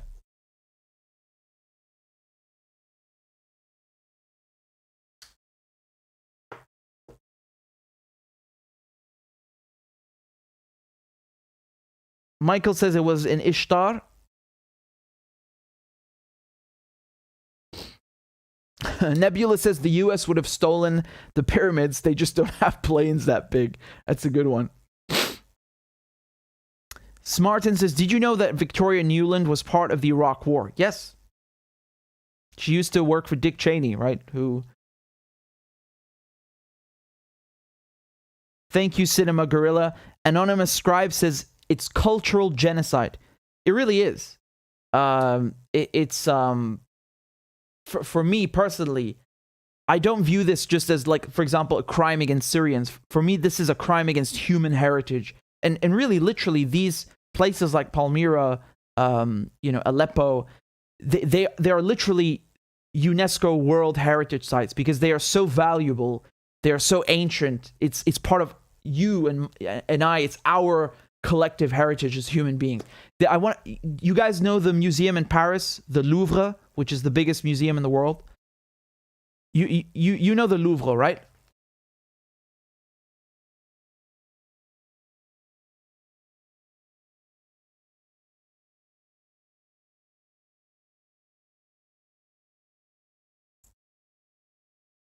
Yeah, so I want to show you a quote.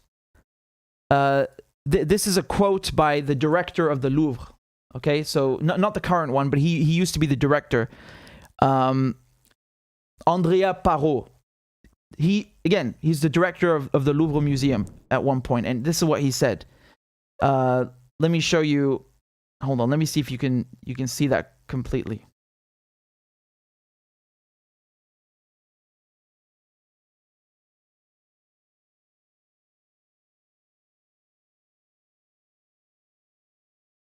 There we go.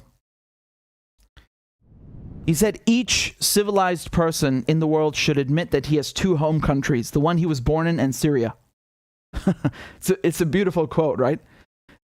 He's talking, of course, about, again, you know, when we speak about Iraq, we speak about Syria, it's the cradle of civilization. That's why I get very sad, because I feel like it's not like just, it's Syrian things being destroyed. It's not about that. It's really priceless human history. It's part of our collective, our shared heritage. I Look at News says, all British culture is stolen. Britain was built with stolen gold and indentured labor. I mean, I'm sure you know what the British Museum is and what it looks like and what's in there. It's really appalling. It's not even just we're going to steal things from ancient civilization. Even the Greeks, they keep asking for, you know, the Parthenon. They again, I have to look up the specific term in architecture, because, you know, at the top you have this kind of a triangle. I learned all of this in French at school, so I think it's la fresque, but it's maybe frieze in English. Just a second.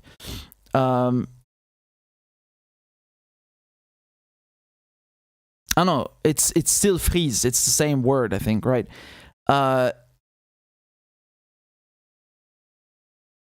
So my point is, sorry to bore you with this. Yeah, I was talking about this is the fresque. So it's the top part. You see, it looks like a triangle in a way, right? Or a house, and the frieze is in London, if I'm not mistaken, right? So in the British Museum. Yeah, exactly. So basically, this is the Parthenon in Greece, and a good chunk of the frieze is in the British Museum. I've seen it there. And of course, you know, even UNESCO is asking for them to send it back, to return it to the Greeks, and they refuse, right? So like they even today, like they just give the finger to other governments. Another thing which really angers me, you know, Babylon. Oh, thank you, Al. Al says the video of the sledgehammer destroying the museum was in Mosul in Iraq. So again, we were talking about Babylon, right? This is the infamous gate. It's not in Iraq, it's in Berlin. I've actually seen it myself. I at the time, I guess I didn't realize. You know, it just didn't click to me. Like my brain didn't grasp this is actually the original one. So this is actually the original gate of Babylon, and it's in Berlin in the Museumsinsel, right? So Museumsinsel is kind of the area where they have all these museums next to each other, and this is not the full gate. Like the gate has a second bigger part that is in storage since like 1 century, because that's when they took it. I think it was between, what was it again? It's early 20th century. I just don't remember if it was during World War I or after it. It's around the time of World War I, and they smuggled it out of Iraq and brought it to Berlin. And like they you know, it's like they at least put up the full gate. Like why'd you, or give it back. You know, it should be given back. Like if you're gonna steal it and just put it in storage, what the hell's the point of that? Yeah, again, this is the small part. And Saddam Hussein, he tried to rebuild Babylon. You know, obviously he didn't get far. But I can show you a little bit. Yeah, so this is a replica of the gates, because obviously the real one is in Berlin. So, you know, Saddam tried to rebuild the gates and other parts of Babylon. Sorry, I just realized you can't see the full thing. I'm trying to show you the whole top part is missing. Sorry for that. Just one moment, I'll fix it. I think you should be able to see it much better now. Yeah, so again, this is in Iraq, but it's not the original. This is a replica built by Saddam, because the original was stolen by the Germans, or I should say a German archaeologist, and it's in Berlin. You know, I think with Saddam, it was a little bit of vanity, right? He considered himself like, I don't know, Nebuchadnezzar, I have no clue. But he wanted to kind of restore the glory of Babylon in a sense. And I support that part. I think that's cool. You know, everything else he did, completely different matter. But I really love this ancient history. And you know, the more I get older, the more I love it and care for it. So I think that's cool. I think that's probably one good thing he did. At the same time, a lot of people would criticize him for that, because, you know, instead of spending that money on Iraqis, on the country, it was kind of just thrown away on palaces and things like that. But I understand that, but for you know, for Babylon specifically, I think that is a worthy cause. I think that's a good thing. And by the way, it's, you know, when it comes to Mike is saying that Saddam asked Germany to return it in 2002 and they said no. Yeah. You know what's funny? The Germans say that, well, it's good that the gate is in Berlin, otherwise it would have been destroyed by the war in Iraq. Like, you know, as if Iraqis bombed themselves. But what about the 100 years before that, when there was no war in Iraq? Like that, you stole it in the early 20th century. There was no war in Iraq. What kind of logic is that? Anyway, another thing I wanted to say, which I think is perhaps a little, maybe we can say this as a sort of a comforting thing, is that, you know, in the past, all these ancient sites were destroyed by other civilizations, although ISIS is the opposite of a civilization. But I mean, they were destroyed by conquerors, through wars, occupation. Even Palmyra, right? Palmyra, to my knowledge, was destroyed and then completely rebuilt once. So hopefully we can rebuild it too, restore it to its former glory. just really upsets me that, you know, the arch is gone. ISIS blew up the most important part of it. Every landmark, there's something about the landmark that stands out. And with Palmyra, it was the arch. It's absolutely the arch, the gate. And they blew it up. ISIS blew it up. They destroyed it. This part. And then, you know, in the UK, they like erect some cheap, pathetic replica in Trafalgar Square. Like, wow, thank you so much. No one wants your crappy replica. Why don't you just not... How about you don't destroy, you know, Syria in the first place? This is a stupid replica. Who cares about your replica? Garbage. So, in any case, my point is that the best thing to do, I think, is to rebuild things that have been destroyed, because over time, they will regain their value. For example, the Umayyad Mosque, which I think is a beautiful building for so many reasons. There are parts of it that were destroyed, I think, in a fire, right? An accidental fire. And it was rebuilt. And, you know, this is like over 1,000 years ago. You don't sit there and say, well, it's not valuable anymore. No, it's, you know, with time, it regains a lot of value. And same thing with Palmyra, right? It was rebuilt completely. And you know, obviously, it doesn't look that way anymore. But we still appreciate it. So I think it's good. It's important to rebuild things. Obviously, this is, I mean, the top priority is Syria's infrastructure. People need to, you know, basic services. Obviously, that goes without saying. I don't need to explain that. But I think this is good culturally speaking. Oh my goodness. Oh no. Oh, I'm really upset. I didn't know it was they destroyed the whole thing. Oh no. I was... Apparently, this is all of this was destroyed. My goodness, I thought it was just the top part. Oh man, this makes me so sad. Ah, these bastards.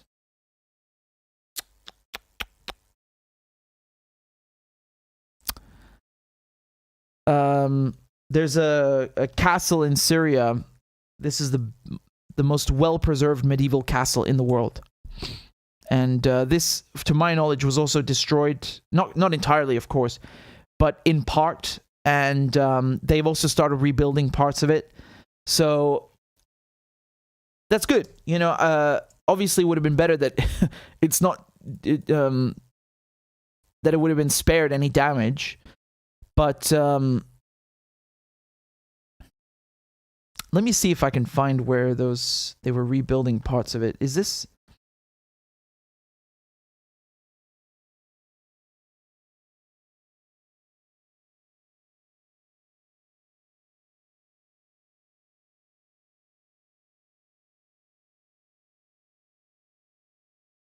So opposition forces looted, ransacked, and set ablaze offices and left mounds of broken masonry filling arched doorways. The rebels also set on fire to large quantities of diesel in the ancient heart of the castle, badly burning the building. Fucking idiots. Putain. A medieval staircase blown up as part of the rebel defenses is now gone forever.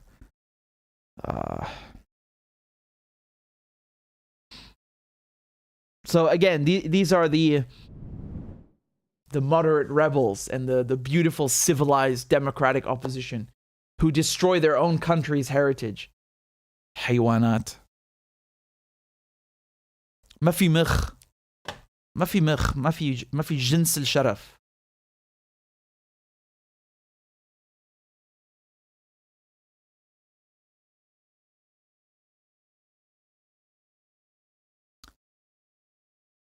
So they're saying that despite the damage, it's still the best preserved example of the castles of the Crusader period, and it's also seen as an archetype of a medieval castle, particularly in the context of the military order. So despite the recent conflict, the castle still retains this accolade. We've actually lost very little of the structure, and the Krek remains the best preserved castle from the Middle Ages anywhere in the world, retaining 90% of its original shape. So this is actually where I was baptized. This is where I had my baptism. I told you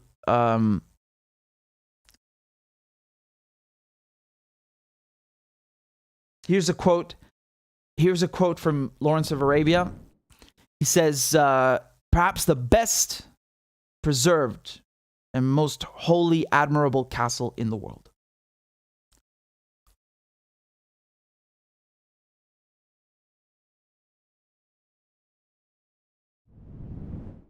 Tony Smith says Sharamit. Akid.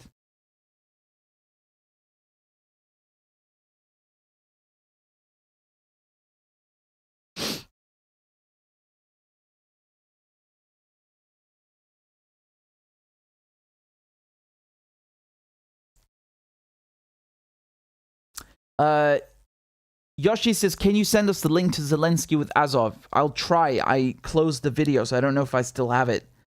No, I've lost it seems. I closed the window. Where the hell is it?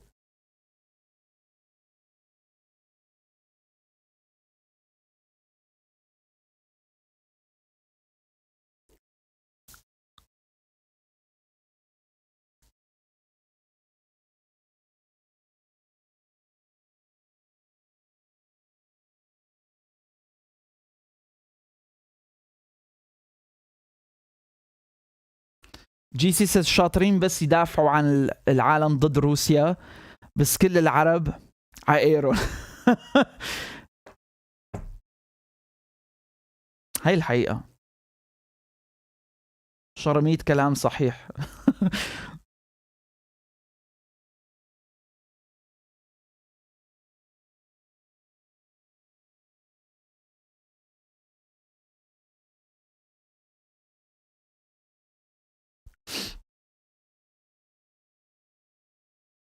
Man, I literally... this is so annoying. Hold on a second.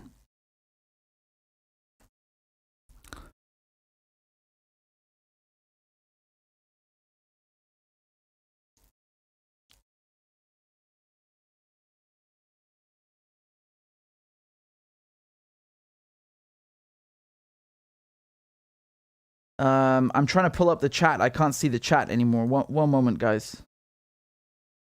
I wish I could play music in the background, but I'll obviously get a copyright strike. You know, the best part is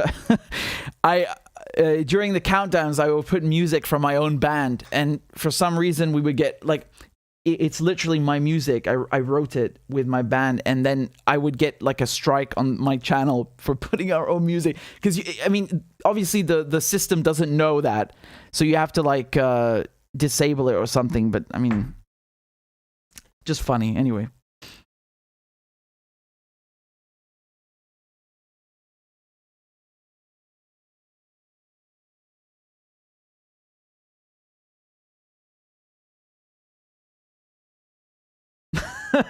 Arxtras أخو منيوكي. مين أخو منيوكي?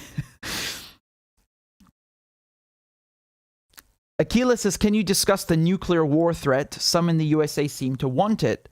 I think Nixon's madman tactic in most cases. But there are... Wait, hold on. Where'd it go? But there are some there who do seem to be arguing for World War III. Yes, it would appear so, indeed. So, on that note, let's touch on that. Give me a moment. I'll show you. I know exactly what you're talking about, and I have a couple of madmans to pull up for you.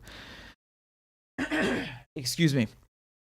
Where is this? Man, I had a bunch of things ready, and you know they've I don't know how they've gone now.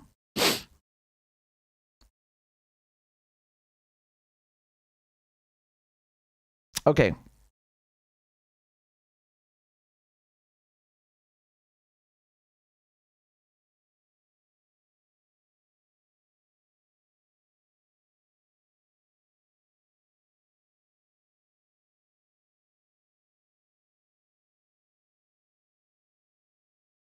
God, I saw something so annoying. I'm sorry. This is not... God, look at this garbage. Look at this. So, you guys know Rick Wilson, right? So he's basically like fabricated a quote about Glenn Greenwald. So Glenn never said this, right? And he says, I mean, just you can read it, right? I'm actually scared to read out loud because of the Big Brother. I mean, that is just ridiculous. So he's basically like accusing, you know, Glenn of being a traitor because that's how things work now. you know, you don't like someone, just accuse them of being a Putin apologist or whatever else. What else you want? I mean, he's making fun of him, and it's complete garbage. And Glenn says, liberal icon Rick Wilson fabricated a quote, attributed to me, and now his drooling Dem fans are saying this is proof I'm a traitor. They should transfer more of their paycheck to his account to satiate their rage. Of course, fake quotes are fine with Twitter if it's for the right cause. You know, Glenn is making a reference to the fact that, you know, Rick Wilson wanted to make like some movie about Trump, and he like basically scammed a bunch of people into donating to it, and then he never made it. In any case, just I know, you know, neocons are really something. Anyway, let's go back to World War III. What a segue. Like, anyway, back to the nuclear winter. Two things I wanted to show you. One moment. I'm just trying to fetch them for you. Yeah, here they are. That's the thing, man. Just that architecture, it's so beautiful, but it's also so upsetting when you think like what they did to it.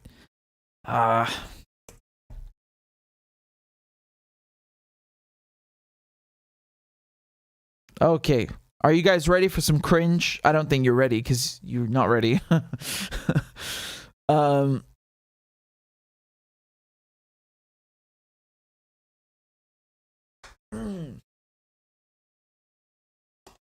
So, fasten your cringe seatbelts. Here's MSNBC screaming to start World War III. Let's take a look. We are past the point of sanctions and strongly worded condemnations and the seizing of oligarchs' mega yachts. It's no longer sufficient as the evidence of war crimes and crimes against humanity continue to grow. Vladimir Putin has no regard for life or humanity or even the rules of war. He's proven that time and time again, and he has also pursued the indiscriminate killing of civilians time and time again, twice before in Ukraine and in Chechnya. The global world order and potentially democracy's survival hang in the balance. If this isn't the kind of moment that the United Nations and NATO and the UN and the G20 and the Council of Europe and the G7 were made for, what is the point of these alliances if not to stop this? The world cannot sit by as Vladimir Putin continues this reign of terror. We are past the point of sanctions and strongly worded... Here it gets worse. It actually gets worse. Take a look. Oh boy. Hey, look, I know what this means. I know what I'm saying. I served for 25 years. I served to protect the innocent. We are the leaders of the free world. So yes, and my wife still serves. I don't speak for her, but I'm ready to commit. Oh, what cringe. What cringe. We're the leaders of the free world.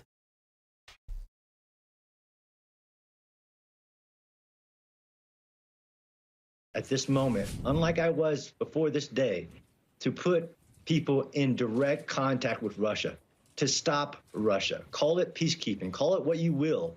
We have to do more than provide weapons. And by we... Yeah, I'm gonna call it World War III, you absolute raving lunatic. What do you mean I am ready to put people in direct confrontation? Yeah, good for you. How about you go run and fight the Russians? I'm not ready to die in a nuclear war because of your stupid warmongering nonsense. You lunatic. I mean the United States. Yes, we're going to do it as a coalition with lots of other people. But we are the example. So put boots on the ground. Send weapons directly at Russia. This is a massacre. This is... Send weapons directly at Russia. What, are you going to throw magazines at them and throw clips? What does that mean, send weapons at Russia? You can't even form a fucking sentence properly. What is this? Send weapons directly at Russia. This is a massacre. This is a special kind of evil. What does that mean? Like, oh, this is awful. It's a massacre. So let's like massacre the entire planet in a nuclear holocaust. What? Oh, boy. I really wish this was like an isolated case, but the problem is, you know that they're not. You know that they're not. This guy sounds indistinguishable from Fox News in 2002. You know it. It's indistinguishable. Oh, goodness. Oh, goodness.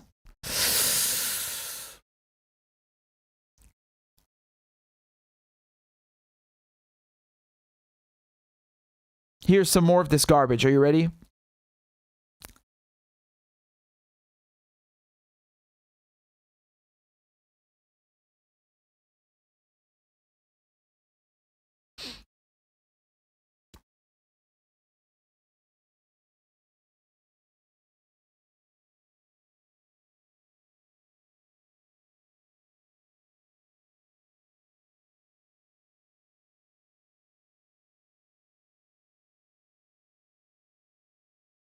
Sorry, I just saw something weird and I'm so confused.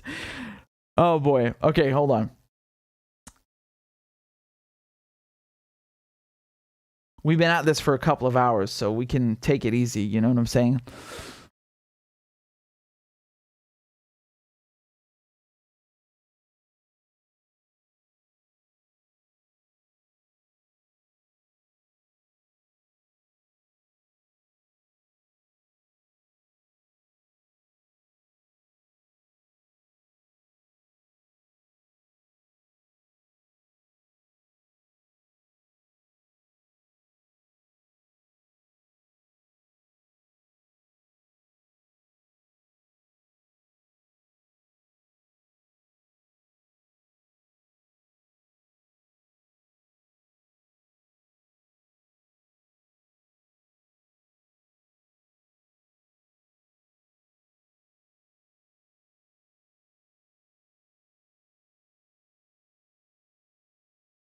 My goodness.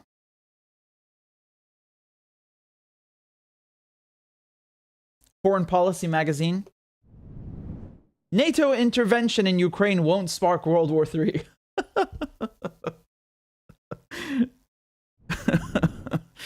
Well, I'm so glad to hear that. What time will you be deploying?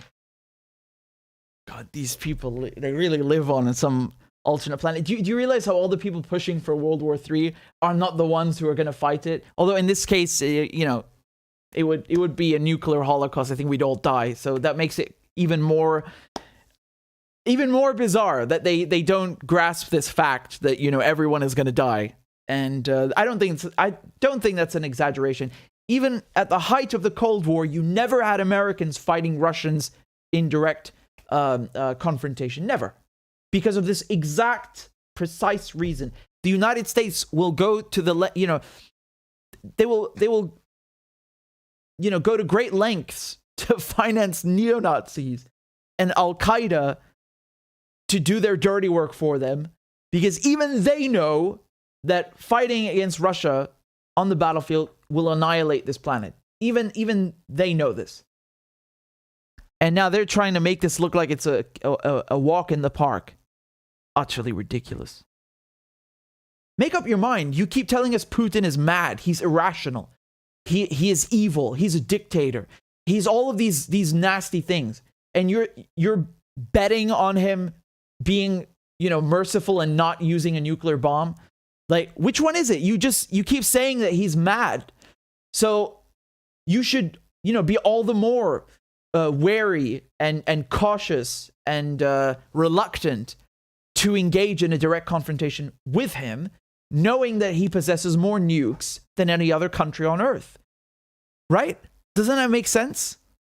If you're saying he's dangerous, he's crazy, he's irrational, why would you provoke him into a nuclear war?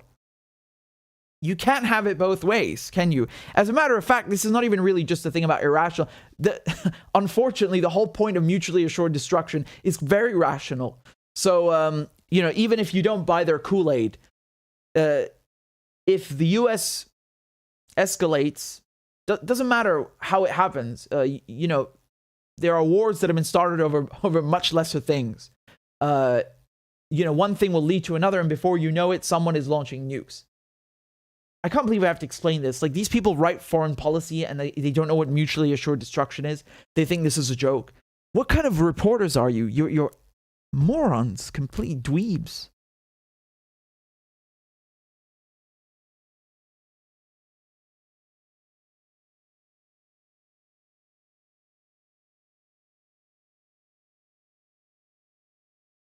There's more of this garbage, by the way, huh? There's actually much more.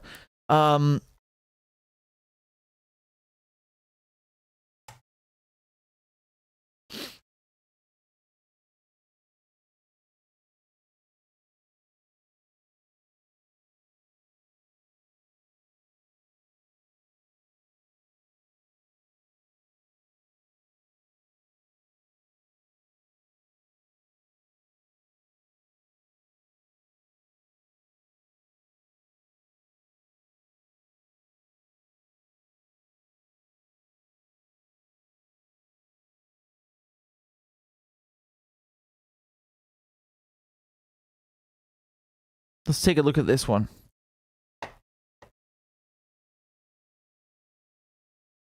So this is apparently Obama's top CIA chief snaps on Biden for bringing America to the brink of World War III.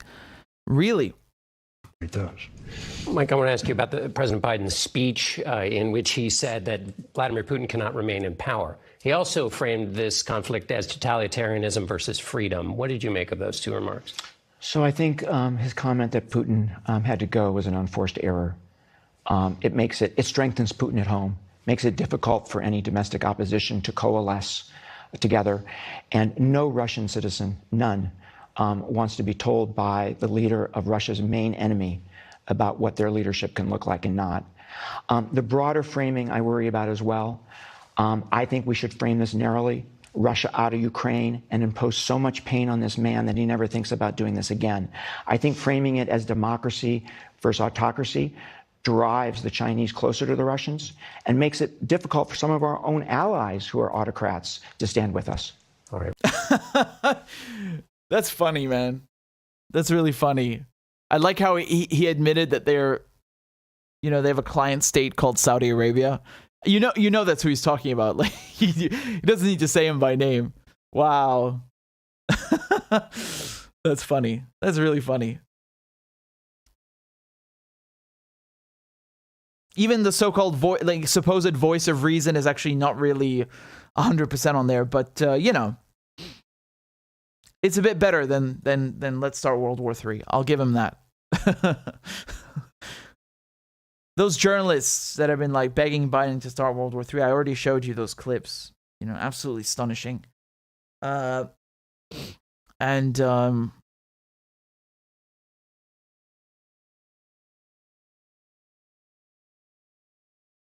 you guys seen any of this stuff?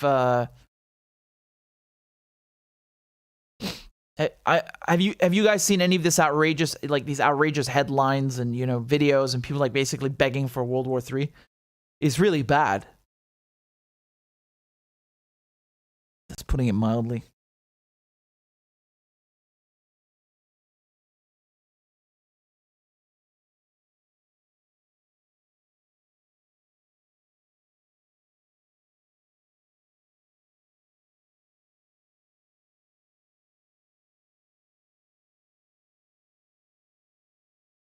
Oh, I just realized you can't see me. I thought I forgot to switch back. Sorry. Vicious Kuba says it's all over Polish media. IMF says Ukraine should join NATO. Ukraine has the right to self-determination.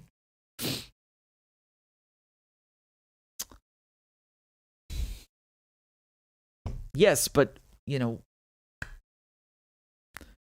thing is, it's not really self-determination when people in Washington are deciding it. Regardless, self-determination means self-determination. It doesn't mean threatening your neighbors. It's like, for example,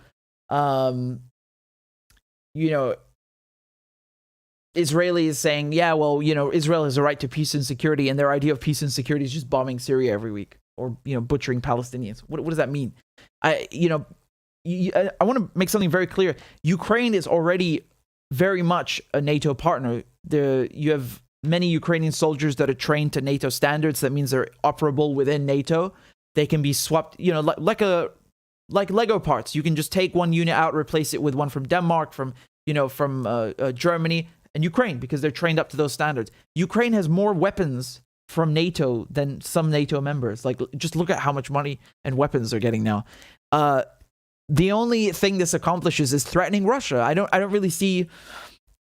Obviously, just look at it this way. Obviously, they don't want Ukraine in NATO, and they just dangled the membership in front of Ukraine for a long time. And then when, push came to shove, you see what their policy to Ukraine is. It's like, screw you, here's some guns, go fight this yourself.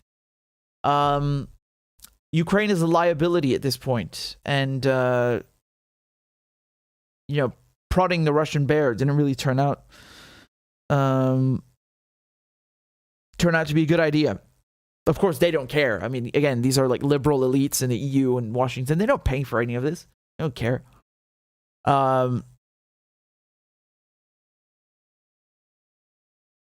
NATO is really, again, it's not a defensive alliance. It's not. NATO has caused Ukraine to experience this destruction. That is the whole tragedy. So yeah, it's Russia that's in Ukraine, but it's NATO that pushed Russia to this point. So, you can't just look at it, oh, Russia's in Ukraine. Yeah, why? What happened before that? Like, NATO. And that's one reason. The Nazis and all this stuff just makes it worse, but the main catalyst is NATO. And yeah, of course, people like liberals, neoconservatives, they don't want to admit that because NATO is a tool that they use to, to project U.S. influence, Western influence. And it's it makes me very sad that, you got millions of Ukrainians that are suffering now just so the U.S. could put a few more missiles closer to the Russians. I mean, this is absurd, right? It's very sad, and it's they don't care about Ukraine. They they won't let Ukraine join NATO, even after, the current situation. They tried testing the waters, and it backfired, and Ukrainians are paying the price. Very sad and really messed up. And it shows you, this is again what I've been saying for a long time, being a U.S. ally, this is what it means. When push comes to shove, they will stab you in the back. And the same thing with Saddam Hussein. They used him to attack Iran. And then, basically you guys destroy each other, and then we'll come in and get rid of the weaker one. So, they got rid of Saddam after using him, stabbed him in the back. The Kurds, they used them in Syria, stabbed them in the back. This is a pattern. This is foreign policy. Their foreign policy.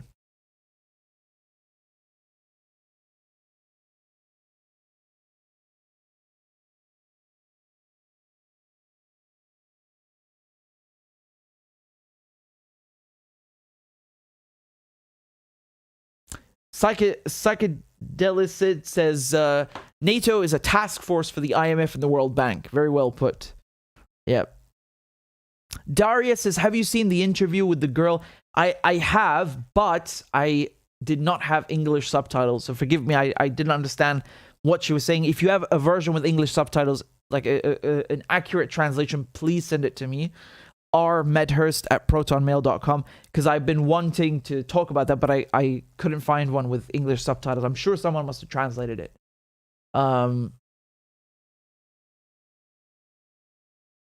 Standing Alone said, and they refused Russia when Russia asked because they needed an enemy. Yeah, exactly. The whole point of NATO originally is to counter the Soviets. Well, there was no more Soviet Union, so why does it exist in the first place? Why does it exist to begin with when there's no more Soviet Union? The answer to this. It's a cash cow.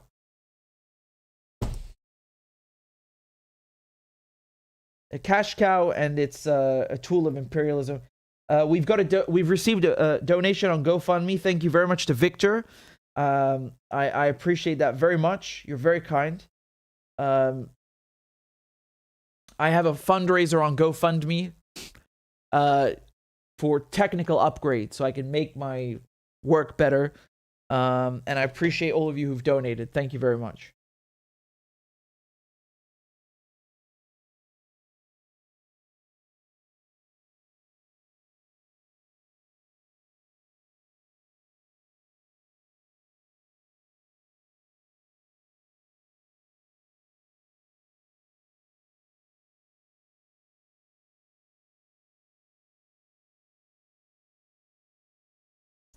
Sorry, just a second.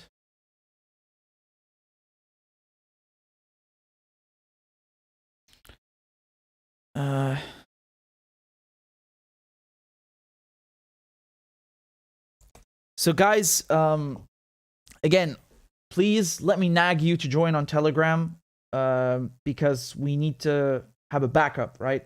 So the address is t.me/Medhurst. We've got 5,500 followers on Telegram. That's wonderful. Telegram is an app. It's like a messaging app. And when I go live, I send you a notification on there. When I post a video, I send you a notification so you never miss one. Because, you know, YouTube doesn't tell you, even if you're subscribed, they sometimes don't tell you. So, you know, the other option is the newsletter, the email. So you also get an email when I go live. I do this so I can stay in touch with you in case they do something to my channel. God forbid. You know, they demonetized me once because I was talking too much about Israel. So, you know, we have to be careful. We have to protect the channel. And that's why I ask you guys to please subscribe on Telegram, Rockfin, Rumble, Odyssey, the newsletter. All of this is free. It doesn't cost you a penny. Just takes 1 second to sign up. Again, I'll show you. Look on the screen. This is the Substack or the email newsletter. It's the same thing. You literally just put in your email. Take a look at that. RichardMedhurst.substack.com. You just put your email, hit subscribe. That's it. Done. And then whenever I go live, you'll get a notification. Then, of course, there's the Telegram. So that's t.me/Medhurst. And again, you subscribe to the Telegram channel here. I'm also on Rockfin. Rockfin.com/RichardMedhurst. It's like YouTube, basically, without the censorship. And then, of course, Odyssey. I'm on there as well. Odyssey.com/RichardMedhurst. Whoops, I typed that in wrong. Give me a second. There we go. And of course, Rumble. You guys asked me to make a Rumble account. I did. So rumble.com/RichardMedhurst as well. It's all the same. And these are. Sorry, I'm trying to type in everything manually, but Claudia's posting the links. I know.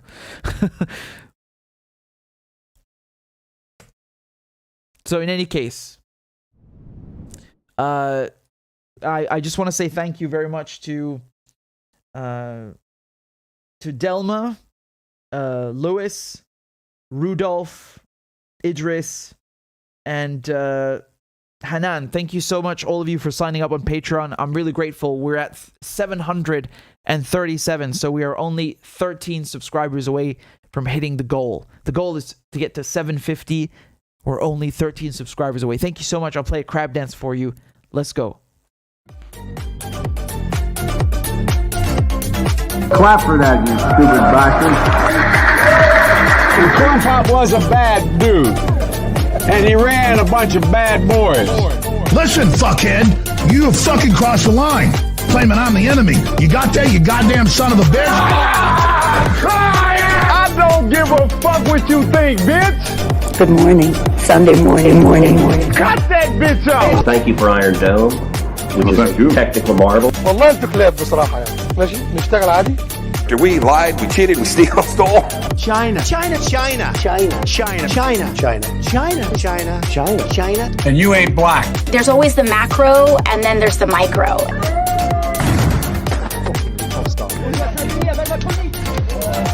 Do not come. Do not come. I'm gonna come. You talking to me? Ladies and gentlemen, I'll have two number 9. The number 9 Lord. we got him. Why you texting? Why? You're getting nervous, man. Calm down. It's okay. Suck my dick and choke on it. I yield my time. Fuck you.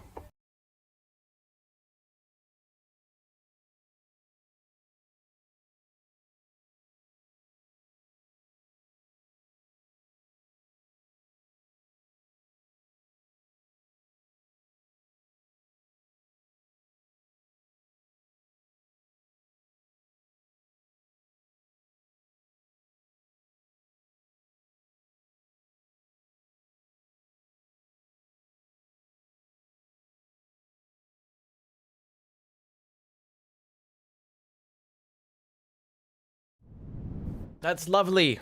Thank you guys so much. How many of you are observing Ramadan?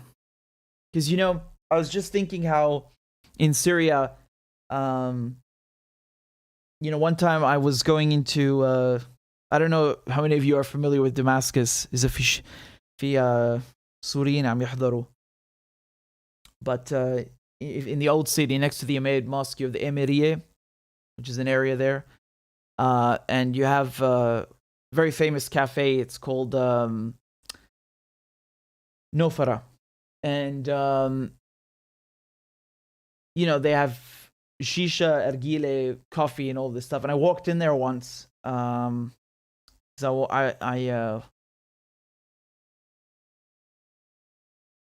because, I didn't see anyone outside. And I walked in there to get a table. And, sorry, just a second. I'm trying to find the chat again.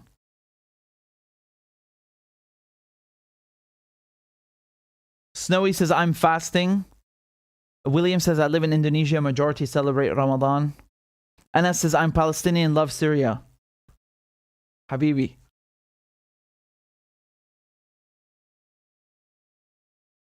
Anna says, I'm observing Ramadan. Noble says, I was fasting today. Again, wishing you all Ramadan Mubarak.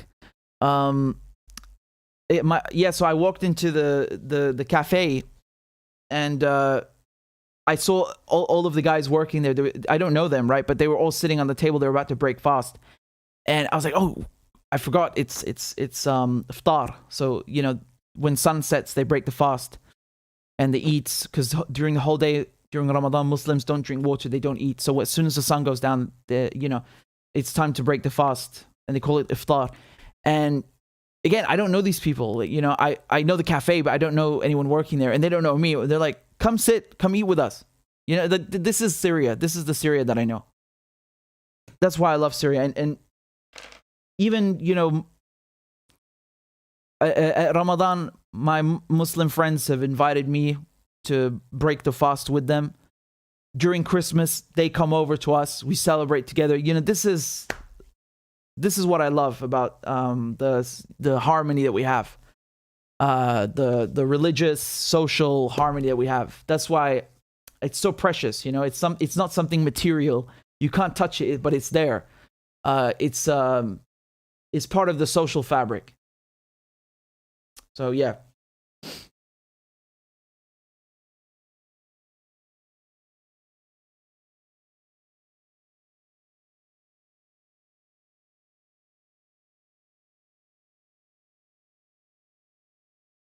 I think you guys sent me the video that I was talking about with the subtitles, so thank you very much for that, Justin. I'll have to go through it and do it next time, but I appreciate it very much.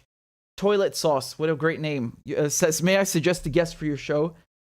Yes, Alex is great. I would like to have him on for sure. Yeah. Thomas says, what's Christmas in Syria like? It's awesome. It's lovely. When you go to, if you're in Damascus, you see, like in the Ghassani, we have the Asa', which is, one of the like shopping areas. It's a long street, and the whole place has Christmas lights. It's decorated with Christmas lights. Let me show you. Maybe there's some pictures on here.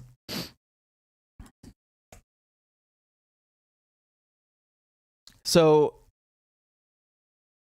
and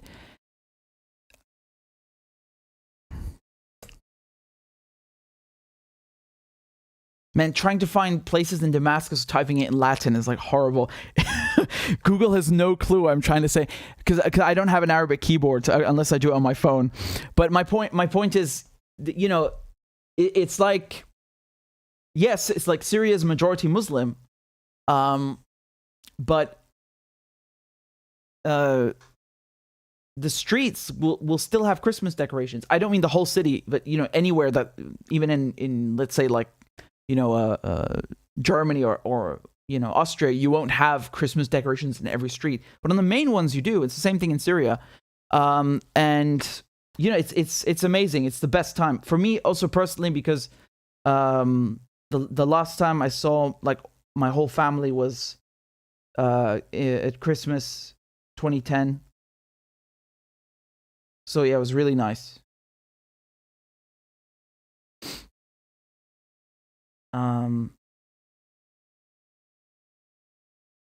And of course, you're on television.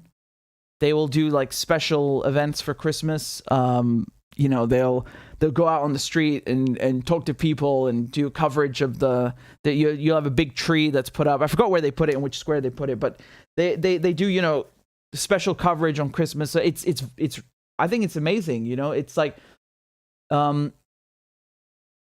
there is never ever this feeling that you are a minority. Do you know what I mean? Because I literally never even thought about this word in that context. Obviously I know what minority means. I never ever thought of like, oh, Christians are a minority in Syria. Like that, no one cares. It's just you're Syrian. You know, it doesn't matter what religion you are. That's the beauty of it. You know.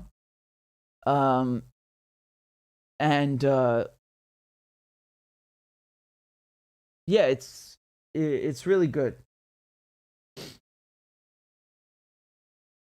Sorry, I'm not speaking so much. I'm thinking more. I just really miss it.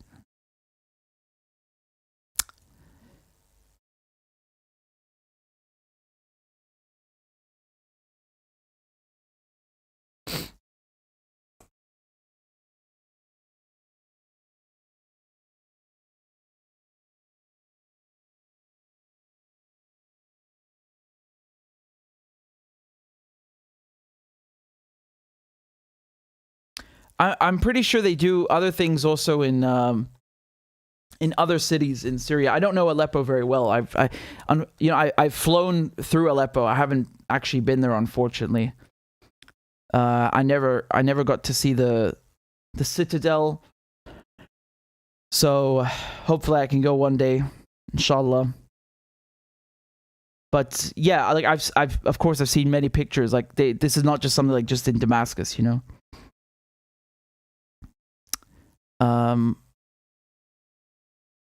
Yeah. That's the best feeling. You know, I remember like driving from the airport to my grandmother's house, and you're just really excited to see everyone, and this is during Christmas, right? So you see already in people's apartments like all the Christmas lights at the windows and everything, and yeah, it's really great.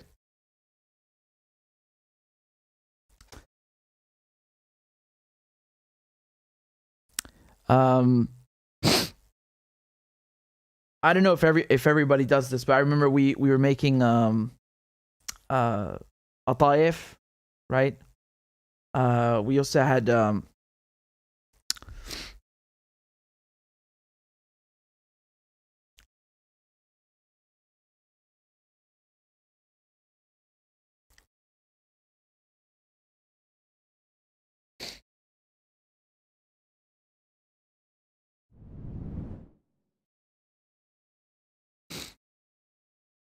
sorry, I was trying to find something here.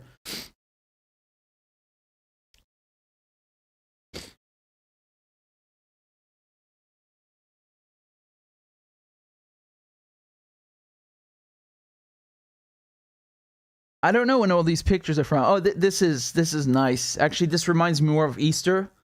They also have these like parades. These are basically like scouts, you know, like I don't know if you would say Cub Scouts, but you know, scouts basically. And they have these like cool parades. I don't remember one during I don't remember one during Christmas, more during Easter for sure. Which is actually soon, right? That will be in a few weeks.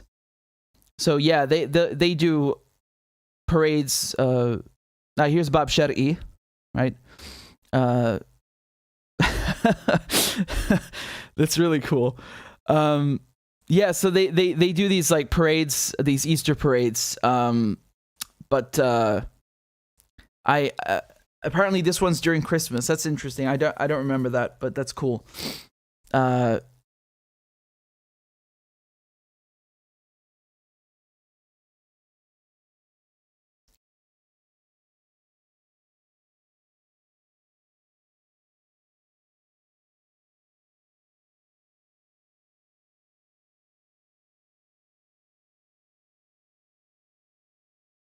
This looks like Straight Street, which is near Bab Shari. And again, Straight Street is...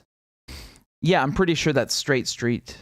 Straight Street is, again, this place where, Paul, he's like, Jesus appears to him, and he is blinded for 3 days. And Hananiah he goes to this house, which is just down the street, the next street to Hananiah. I was telling you guys the story last time, right? So this is very important because he gets converted to a Christian, basically. That's the story. So he's converted to Christianity, and then he leaves Damascus, and he brings Christianity to Europe, and as Paul and Peter, right? So this is right there where it happens, Straight Street. That's where it takes place. So it's kind of funny in a way because like this is, these are places that have so much importance in Christian theology, but it's like just a regular street in a way, It's kind of weird because I walked a million times through a straight street in Bab Shari, but yeah, like that's the whole thing. That makes it special. And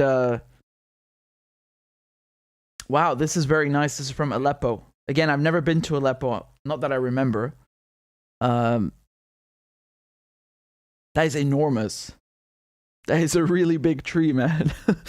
I don't know if you guys can see that. Sorry for the bad quality. I've tried zooming in as much as I can. That's enormous. I don't know where this is in Aleppo exactly, but again, it just says so.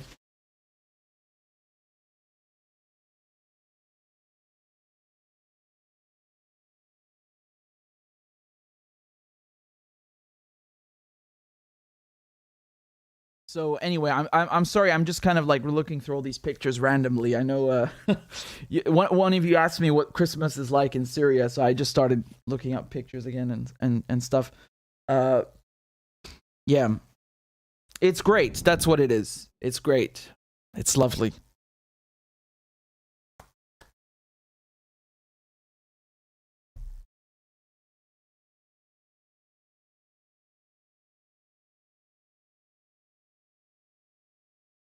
Fabrice says, remember that Russian young soldier who was encircled and just told command to drop the bomb on his position? He received an honorary medal from French veterans. Really? This was in Palmyra, right? I didn't know that he just received this award because that's been a few years already, right? His name was Alexander Prokochenko. I'm just seeing if I make... Prokorenko, excuse me. So I think I'm saying his name correctly. I hope so. I didn't know that he just received that. That's very interesting. Yeah. So this is, again, in Palmyra and in Tedmur. Yeah.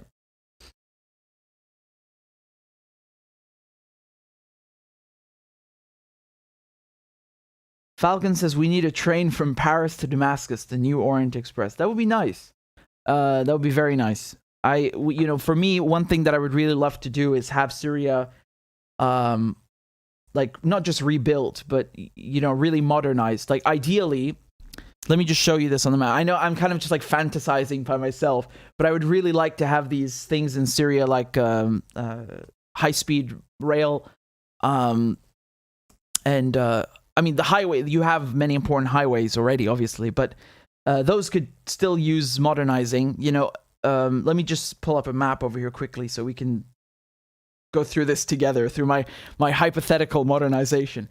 So, ideally, what I think would be really cool is to have a high-speed rail between Damascus and Aleppo, because Aleppo is not the capital, but it's the economic capital of Syria. It's also the biggest, or let's say most populous city. So absolutely, have a high-speed rail going from Damascus to Aleppo, and then of course, connecting Ladiye, Tartus, so the coastal cities. This whole area here, this is the desert in Syria, right? And the desert in Syria doesn't look like the Sahara. It's actually it doesn't have all these like fancy dunes. It's actually quite empty, but a desert nonetheless. I think something should be done here. I'm not saying like, oh, we should like overrun it with high-rise buildings, but no. But I think that the space could be used a bit more effectively, maybe for renewables. I don't know. Definitely something could be done. But I think having high-speed rail between the cities and modernizing the highways, that would be great. But of course, this is kind of wishful thinking. It would be a miracle if Syria is rebuilt. Never mind modernized. In any case.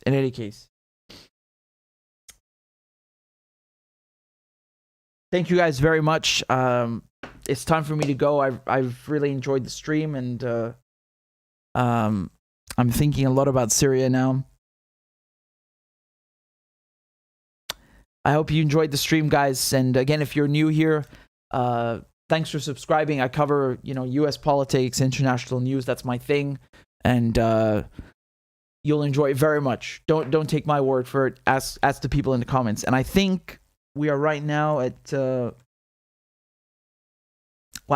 93,000 subscribers. We're really close to 100K. That's amazing. So tell all your friends to subscribe. And again, thank you for sharing the videos. Again, reminder, when you share the videos, please put hashtag Richard Medhurst. That's a way you can get it trending, actually, which helps boost everything else. So yeah. Always when you share a video, put hashtag Richard Medhurst. No need to tag me. I mean, it's nice if you do, but putting the hashtag would be cool. It's a good way of boosting the channel. And again, I'm sorry if I didn't get a chance to read your super chats or your comments. I'm literally overwhelmed. There's so many. I'm really, really grateful. And thank you to everyone who signed up to support the show and basically helping me continue to do my work. I really appreciate that. We're 13 subscribers away on Patreon, so that's great. I'll leave all the links below, and all the videos will be up soon. So again, thank you guys very much. You're very kind, and I'll see you guys soon. Thank you, Julie. Thank you, Mister. Thank you, Fiery Heart.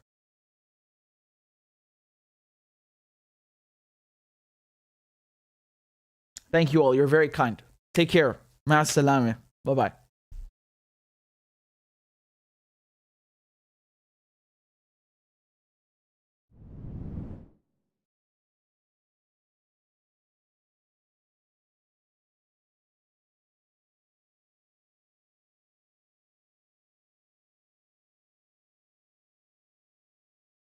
I am once again asking for your financial support.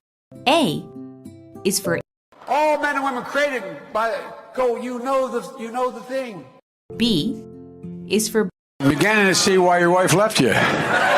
C is for Corn Pop was a bad dude, and he ran a bunch of bad boys. D is for Don't worry, I'm so serious. Children, I love to hear them. E is for Excuse to walk by the dealer and say, no, I'm not going to be a mule. I got something to do. I got to go do boom, boom, boom. F is for Friend, and she's a friend. She's been my friend in and out of public life. G is for Go to Joe 30330. H is for Hairy legs that turn blonde in the sun. And the kids used to come up and reach in the pool and rub my leg down. I is for I'm a Democratic candidate for the United States Senate. J is for Just look at the record. I have President Biden, Vice President Biden. Well, I tell you what, if you look at my record and you still doubt about my commitment, then you should vote for somebody else. K is for Kids jumping on my lap. And I've loved kids jumping on my lap.